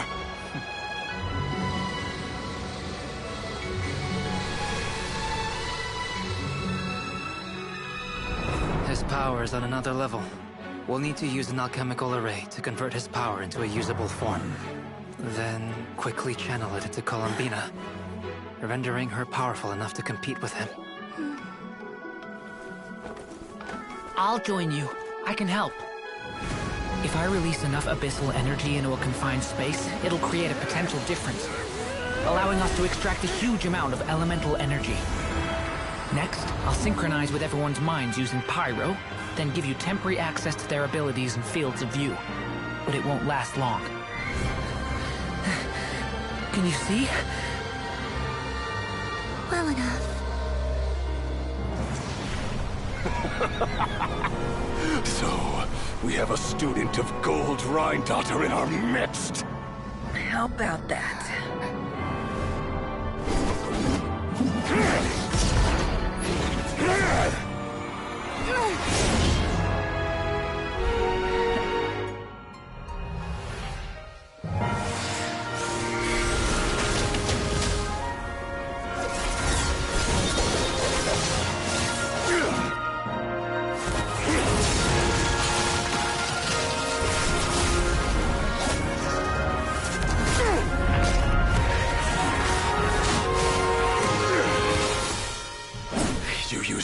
Power against me? Just like how you stole Kuvaki. Look familiar?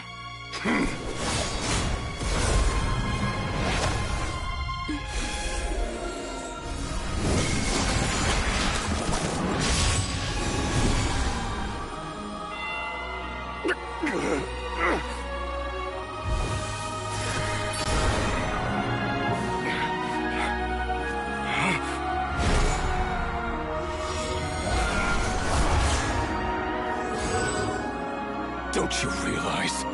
You don't have the power to hold that gate open! I don't, but someone else does.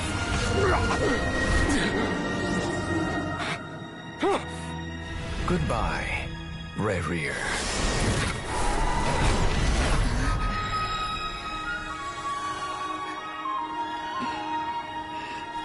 We won.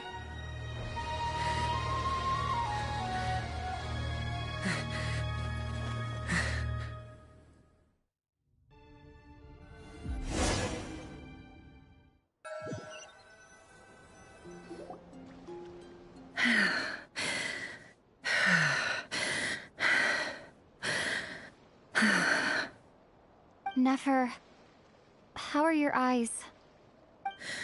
They're fine. Apart from the blindness, of course.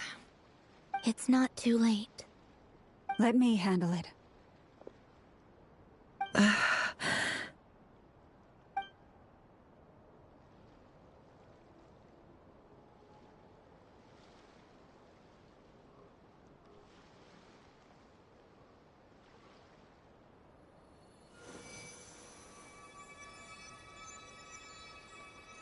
Miss Nefer. It's not like you to lose your composure. That was the most reckless thing I've ever seen you do. Reckless how? The situation was critical. Our lives were at stake. We had to do something. Even so. Okay. I guess you're right. Under the circumstances, it was a wise decision. You traded your eyes for an incredible victory. In business terms, I suppose that's a huge return on investment. I'd be hard-pressed to argue otherwise.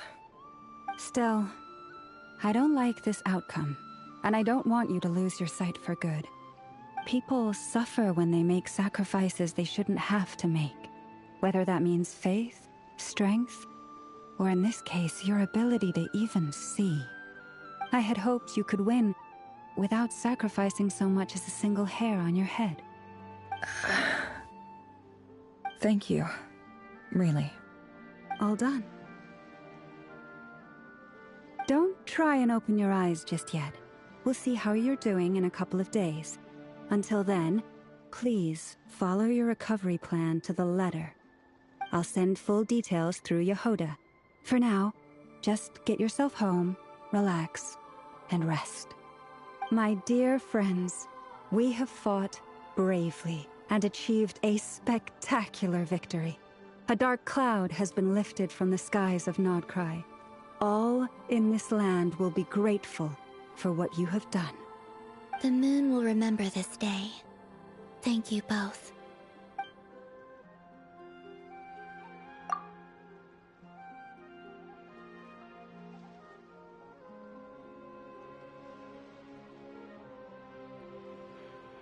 Yehoda really is the best assistant.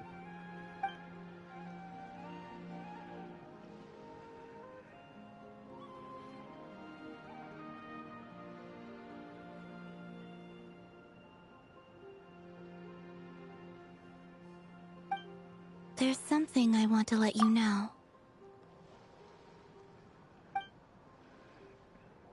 What is it? When Durin connected everyone's minds so I could access their powers, I also felt everything they felt. And since Nefer's eyes were injured, my eyes are hurting now too. Huh. Hold on. Let me try. I only feel the pain. There's no actual damage. I just thought I should tell you. You're right. There's no damage. That's a relief. But I must say, I'm surprised to hear the Kutar share something like this with me. In the past, you never used to open up about yourself. Things are a little different now from how they were. I'm learning to share how I truly feel with my friends. Friends? You have no idea how glad I am to hear that.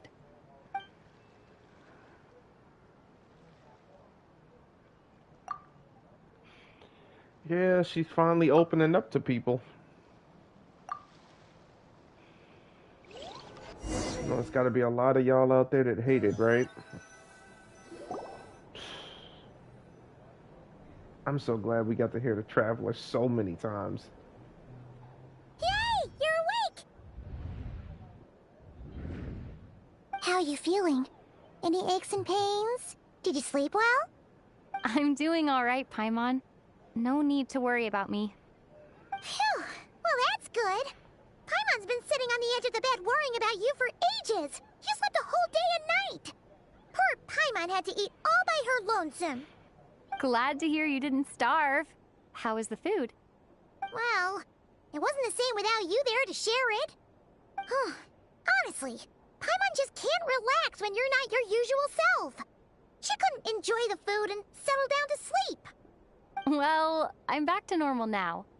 Oh yeah, and Albedo swung by earlier. He said to tell you to head to the tavern when you woke up. Varka and the others are organizing a victory feast and they want to celebrate with you.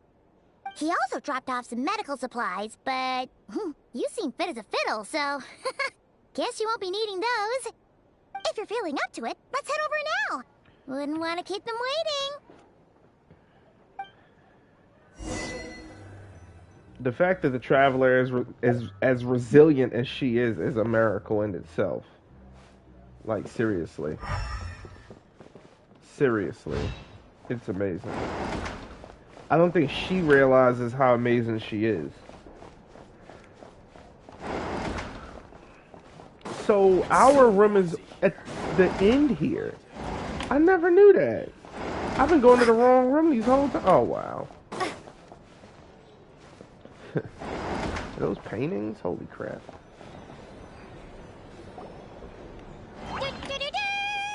We're here! Oh, Traveler and Paimon! Perfect timing!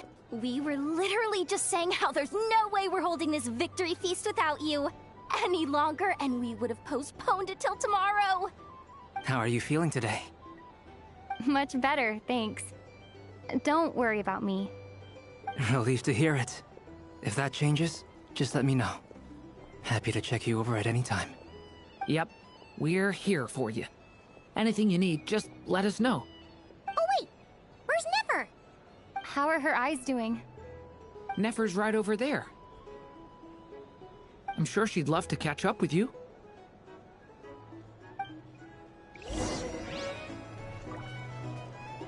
I also see Lord Sangamabe.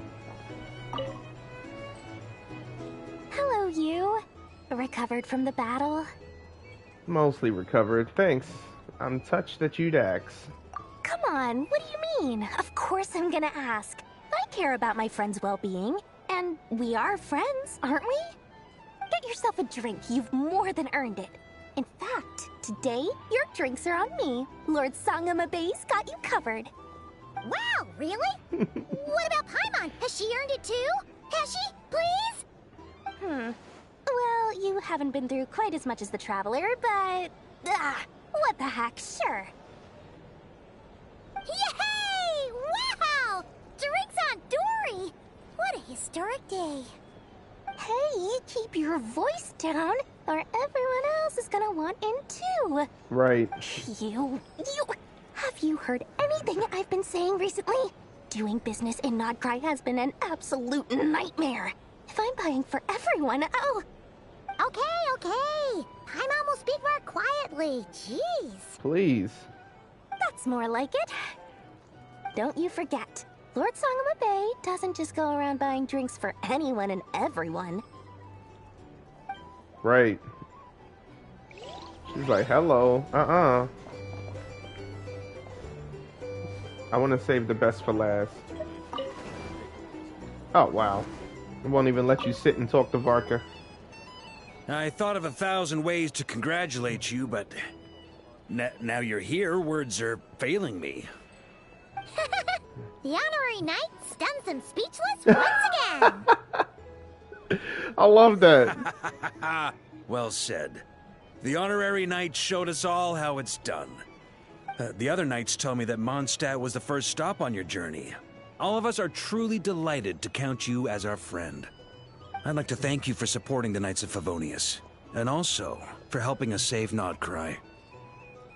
Don't mention it, Grandmaster. Nonsense. Of course I'm gonna mention it. This is more than just business. It's a relationship. And there can be no relationship without showing gratitude where it's due. I love that move she just hit. Oh my gosh. Alright, Nefer, how you doing, girl?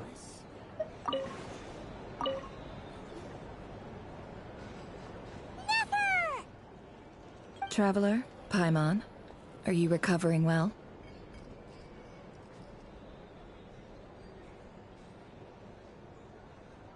Turns out that moon chanter has some real talent after all. My eyes were mostly recovered after just a couple days rest. I can actually open them again now. Yeah, but you gotta be careful. Lauma says not to strain your eyes while they're still healing. Yes, thank you. I'm well aware. Yehoda, could I borrow you for a moment? I could do with an extra pair of hands. Oh, sure. Coming. Did you hear that? I gotta go help Lauma for a second. You guys chat among yourselves. I'll grab us some drinks on the way back. Paimon. You still like him sweet? You bet! Make it extra sweet, because Paimon's earned it! Sure thing!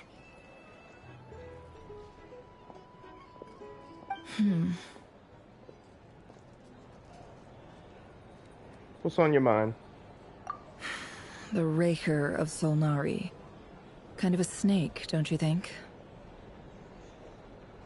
More of a wolf in my mind. No, definitely a snake. A poisonous one who spewed his venomous hatred everywhere. Anyone who seeks revenge out of hatred for other people has become a snake. That's something my dad used to say.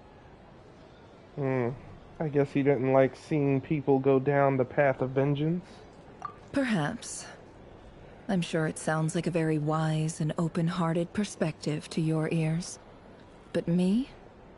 I think hatred is a perfectly justifiable emotion. What else is left when everything you depended on in life gets stripped away? Something's gotta fuel that drive to keep on living. I see a lot of things you could depend on when I look at your life.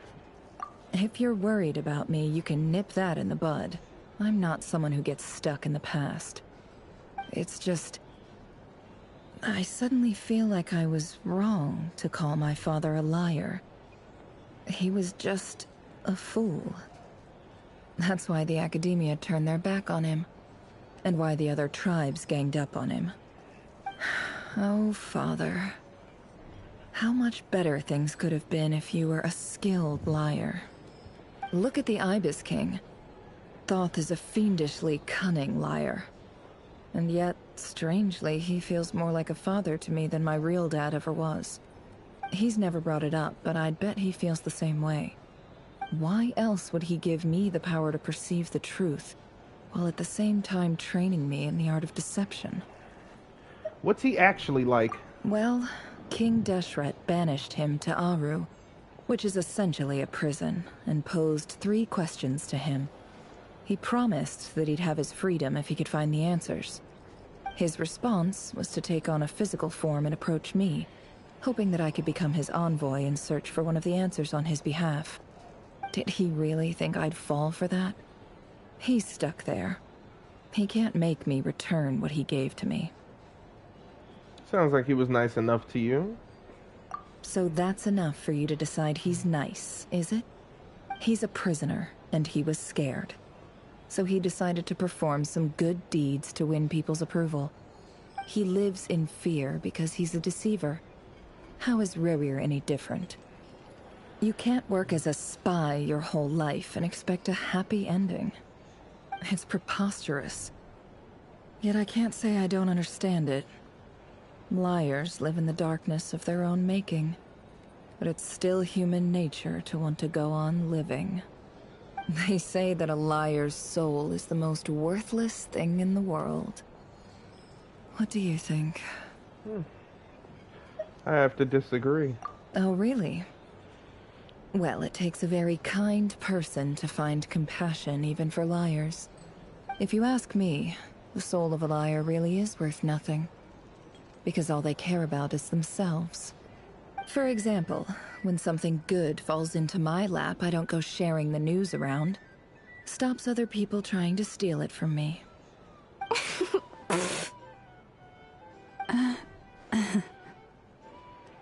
I have a feeling some people overheard.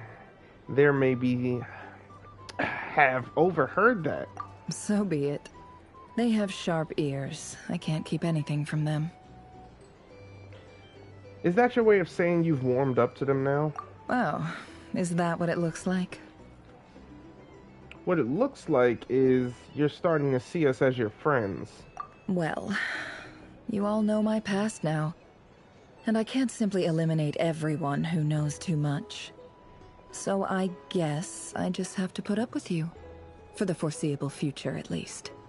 When you find yourself in a situation you can't control, the safest play is to keep calm and start monitoring everyone involved like a hawk. In the intelligence world, you need to have a sense of perspective and play your hand accordingly. If you understand what's at stake, please ensure my secret is safe with you. Sure. I trust you'll respect my wishes as a friend. But don't forget, I will also be watching you like a hawk. Sure thing. Very good. Oh, wait! Now that the panic's over and we've all calmed down, Paimon suddenly remembered something. What is it? After all that build-up, our mystery ally never showed up even once.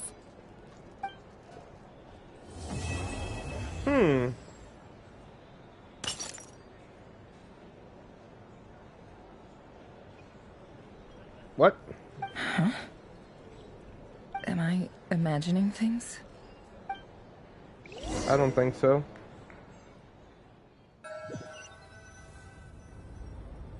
So, that close colleague who stayed behind with you? What's he been up to recently? Don't know, don't care. I get more normal human interaction from hanging out with Bosco too than him. Although, now you mention it, he hasn't bothered me in a while. I wonder if... If he's disappeared without a trace, it's the biggest gift he ever gave to the world. Damn. But I somehow doubt that's what's going on. He won't lie low forever. So we'd better stay on guard.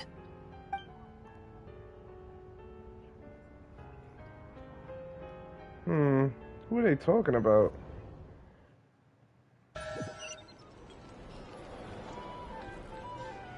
Someone disappeared, huh?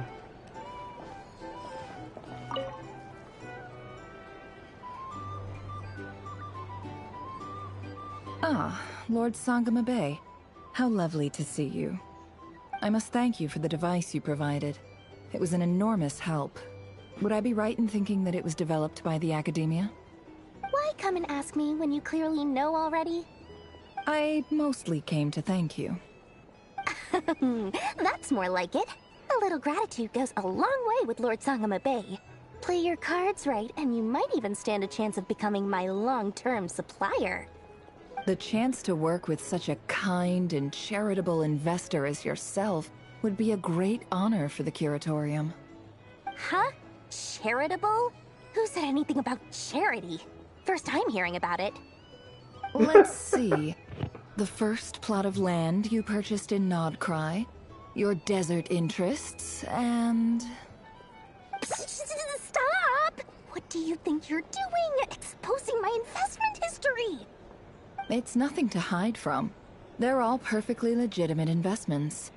And some of the land you purchased was with the intent of building a sanctuary? Yes, I heard about that too. How did you... You're a curious case, Lord Sangama Bay. You don't like people finding out about your good deeds, do you? But I'm afraid no matter how hard you try to keep things under wraps, where there's a will, there's a way. You did it for Sumeru, didn't you? It was empty land that was gonna go to waste otherwise. I figured if I built something there, it might at least get some use in an emergency. Disasters are capricious things. They strike without any warning. I've lost family to a disaster before, and I don't want to lose any friends or business partners if I can help it. My elder sister used to dream of finding a sanctuary. Somewhere with plenty of food, water, and medicine. Where everyone could live happy lives. It was something I looked into, but after discussing things with the Dendro Archon, I decided on a more effective strategy. The tech people handled the tech, and Moneybags provided the Mora. It just made the most sense. It's a pity that so few people know the truth about you. Everyone says that you view everything in terms of Mora, and all you care about is growing your own wealth. So, what's the problem with that?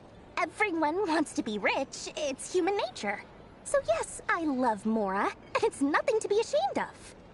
But surely you have dreams of your own beyond just making Mora. You don't get it, do you? My dream is to invest in other people's dreams.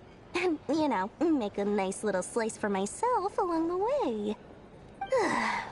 Just thinking about it makes me happy. That sweet, sweet sound of Mora. Thank you. For the device? And the pendant.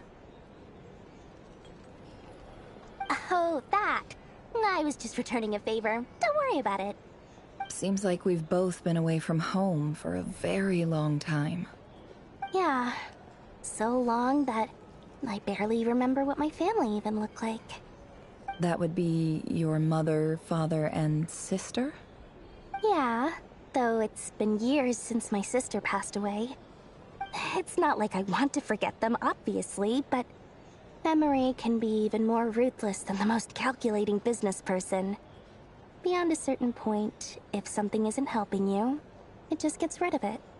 My sister can't help me now. Slowly but surely, her face is fading from my mind's eye. It's become a vague impression. Not everything will fade. When loved ones pass away, the beautiful memories are the ones that last the longest. Yeah, that's true. If you ask me, that's the one silver lining in all of it. Well, that, plus, I'm sure that life is much better now than it was back then. Oh, absolutely. I have tons of Mora, a big beautiful house, business is booming, and I'm as happy as can be. You've got a lot going for you too. Boss of the Curatorium of Secrets? I'm sure there's plenty of Mora to be made in that line of work. I appreciate the vote of confidence.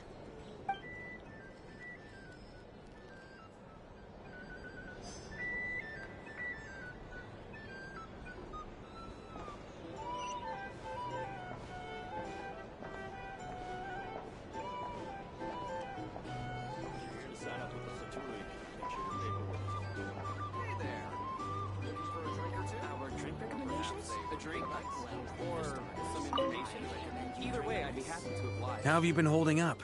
Any adverse reactions? If you start to take a turn for the worse, make sure you tell me right away. You don't need to worry about me, Grandmaster. I'm fine.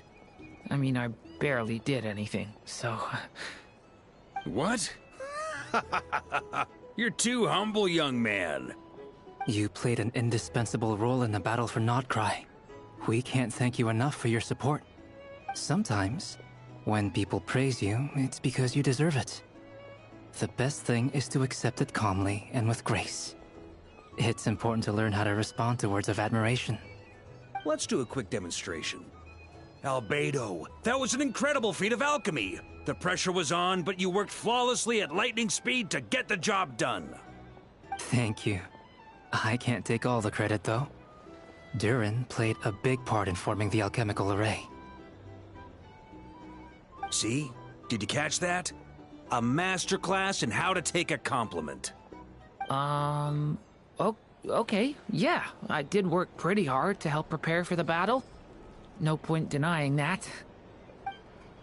Hey, you guys! Hey, look who's bounced back. Looking good, Traveler. Seems like you've recovered. You won't need to take any more medication. Can I get you a drink? Huh? You know how to order at a bar now? You've sure learned a lot recently. Handling a drinks order is ridiculously simple compared to alchemy. Don't worry, I'll blend into society yet. Paimon believes it. You're clearly a fast learner, just like your brother. To be totally honest, though, Paimon didn't quite follow all the details when you first explained the plan to us. Don't worry, that's completely understandable. Unless you're a student of alchemy, it's hard to grasp the principle and how the process works. To put it in the simplest terms, we saw how our enemy stole the power of Kuvaki. And that gave us the idea of stealing his power to turn it against him. When facing an enemy you have no hope of defeating, it's best not to engage them in battle. So, instead of looking for a way to overpower him, we decided to help Columbina get strong enough to at least stand up to him in a fight. For this to work, we had to analyze his modes of attack, confirm who his main target was, and make sure that he wouldn't go beyond the range of the alchemical array. For added security, we prepared a total of 4 arrays. But to mitigate the impact of the battle, we identified one location in particular as the ideal spot, which is where the confrontation took place. The alchemical array absorbed his abyssal power, Then Durin processed it to render it usable by Columbina. That power enabled her to do what would otherwise have been nigh on impossible. What surprised me was that Dainsleif actually agreed to join us. Given his history with Rerir, he had every right to sit this one out. But we're extremely grateful for the decision he made. Confronting a former friend in battle couldn't have been easy.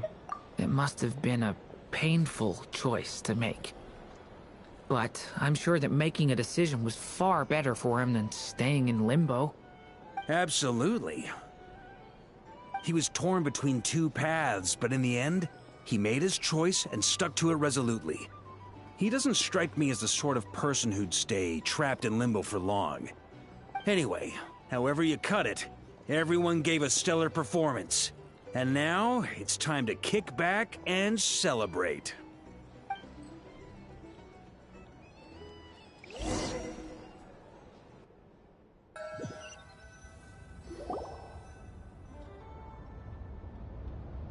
That's the only reason you're here.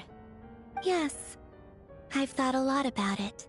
And I've realized that you, me, and Arlecchino should be friends. I think this is very important. So I felt I had to come and tell you. Well, this is a new one. I'm so moved. I can't even hold my teacup. If that's all, you can leave now. Do you not want to be friends with me? Or is it that you prefer being co-workers? What is this, Columbina? Are you deliberately testing my patience threshold? Right now, my politeness module is active. But if you say another word, I swear I'll shut it down. If your politeness module was active, wouldn't you say the word please at some point? Polonia, please see Lady Columbina to the door. Will you still invite me to your next tea party? What? Yes, I think you will. Bye-bye, dear Sandrone.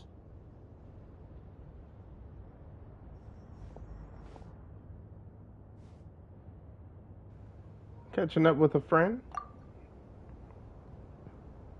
Last time, the Wild Hunt escorted you out. Would you rather I handled it myself this time? We just wanted to, see how you were doing now that it's all over. Why? Out of concern for my safety? I hope you didn't seriously think that the Rächer of Silnari would be able to lay so much as a finger upon me, given how prepared I was. Mostly because you kind of helped us out, so we just wanted to check you were okay. Looks like all your robots are fixed, huh? Mm-hmm. I spy books and teacups on the table. Oh, don't you worry about that. Tea time is already a write-off. The visitor before you managed to kill my appetite. If you're in the mood for tea, go ahead and help yourself. Otherwise, it's going to waste. My coasters are still missing in action, though. Use this notebook instead. Whoa! Pretty hefty notebook. Look at all those calculations. You can ignore those. They're just dumb scribblings. I doodle and write in my free time. Sometimes I remember the distant, dreamlike past. Sometimes I imagine the far-flung future. And other times, I grit my teeth and note down all the crazy nonsense going on in the present. Some people do the crosswords in the newspaper. This is my equivalent of that. Trying to predict the future is like daydreaming. And writing about the present just makes me furious. The past is my favorite. If nothing else, it's already set in stone, so I don't have to rack my brains trying to figure it all out. Huh. Although, having said that, the only vaguely interesting memory in my past is probably that guy they call Lord Artificer. You mean Elaine Guillotine? Who else? Pretty much all the mecha and Fontaine are his personal handiwork. Wait, are you saying you know him? Like, personally? As a friend?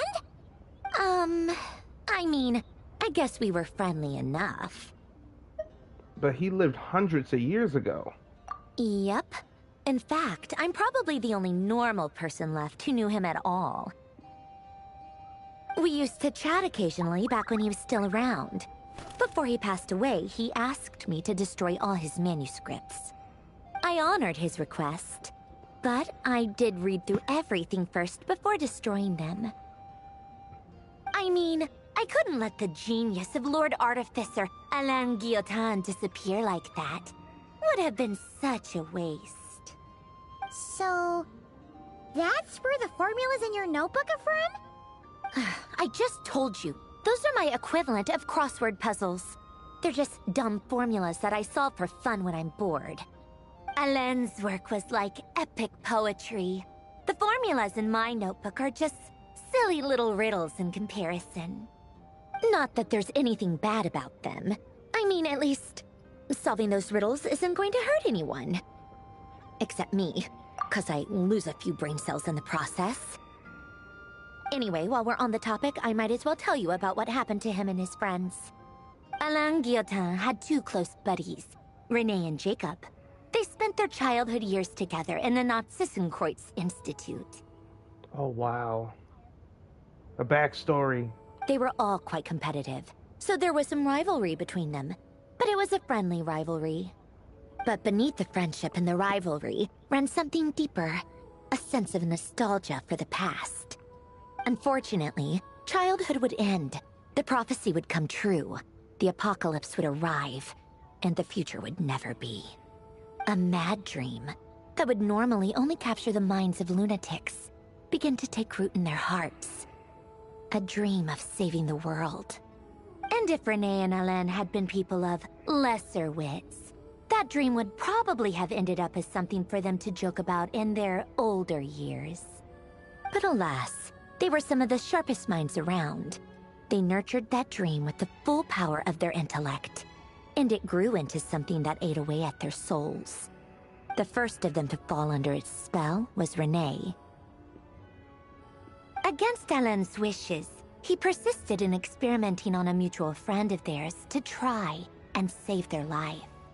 Alain did not approve and parted ways with Renee. It's complicated. Alain wanted to believe that Renee only did what he did for the sake of their friendship.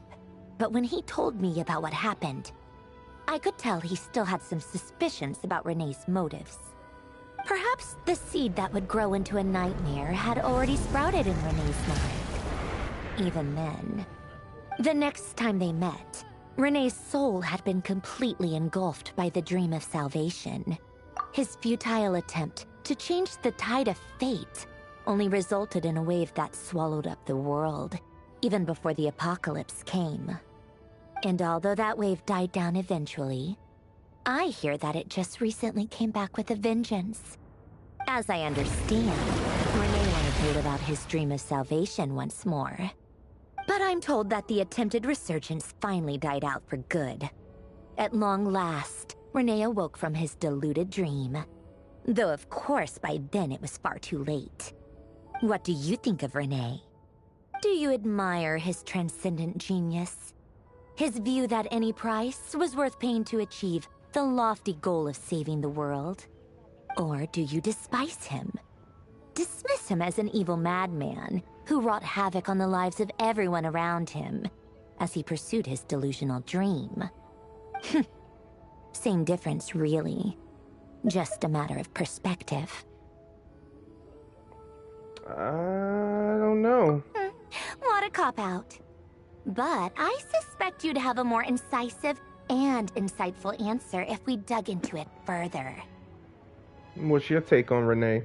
I don't like fanatics who give up their whole lives for their ideology. Nor do I like fools who let their delusions take control.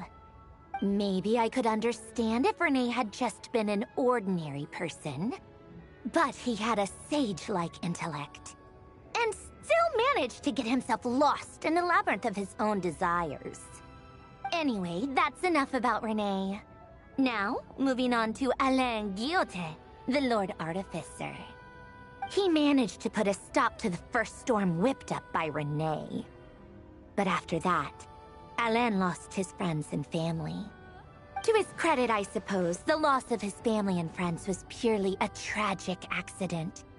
It's not like Alain sacrificed them for his cause or anything. After that, the only thing supporting his work was the same dream that had dragged his closest friend down to the abyss. But although the desire to save Fontaine drove him to found the Fontaine Research Institute, Alain continued to reject any form of transcendental knowledge or power. He was suspicious and fearful of it, having seen the way it had affected his closest friend. I think that formulas and machines derived solely from human intellect were the only thing that gave him a sense of spiritual comfort. Yet Alain's intellect was simply too great. It barely left him space to breathe in his lifetime.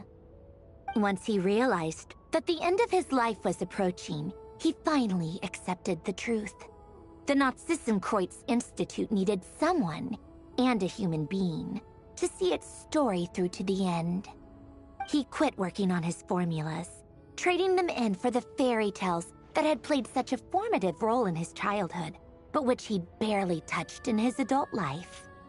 He told me that the director of the Nazissenkreuz Institute used to read those fairy tales to the children as bedtime stories. Apparently, they worked wonders at sending kids off to sleep. I think that all he wanted at that time in his life was to be able to sleep deeply without being plagued by depression. By that point, nothing else really mattered. At the very end, he laid down to rest in the ruins of the former Nazissenkreuz Institute orphanage, while the Fontaine Research Institute he had founded continued tirelessly with its work. Many years after that, tensions over competing dreams would once again cause a rift, this time between members of the Fontaine Research Institute. But the actions of those fools had nothing at all to do with Alain. And that is the story of two people from the Nazissenkreuz Institute who both wanted to save the world. One went all in on his fantasy of salvation without ever looking back, and ended up calmly sinking to the bottom of the deepest sea. The other sought desperately to burn bright in his life, even though he wasn't sure where he was going. I do sometimes wonder, why is it that people like them have such grand hopes of saving the world? Even the grandest tree starts as a tiny seed. So perhaps, for each of them, their mission to save the world began with a very simple desire: to save themselves. They were young children with friends and family who mattered to them, desires to explore the meaning of life, ambitions to have a successful career. They didn't want to see all of that taken away in one fell swoop. Or maybe they just wanted to find something to anchor themselves within the chaos, to stop them getting quietly swept away by the storms of life. But instead, the search for their own salvation took them down the rocky road laid out by fate. Do you think the desire to save oneself is enough of a justification to try and save the world? The way you said that sounded just like Alain. I asked him the same question back when he was in his prime, putting all of his energy into his work. He gave the exact same answer as you did. No elaboration, just a quick short answer before getting right back to his work. He was always that way. All right, tea time's over. I owe Arlecchino a favor for telling me these stories. I'll have to bring a whole sack of gifts the next time I visit the House of the Hearth. I'm gonna go tinker with Polonia now. You guys can do whatever you want, as long as it doesn't involve interrupting me.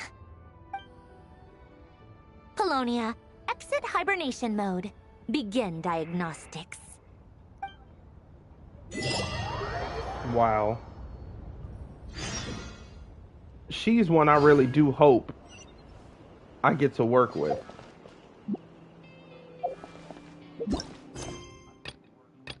Oh. That's it. That's it. Here we go. Whoa, what is this?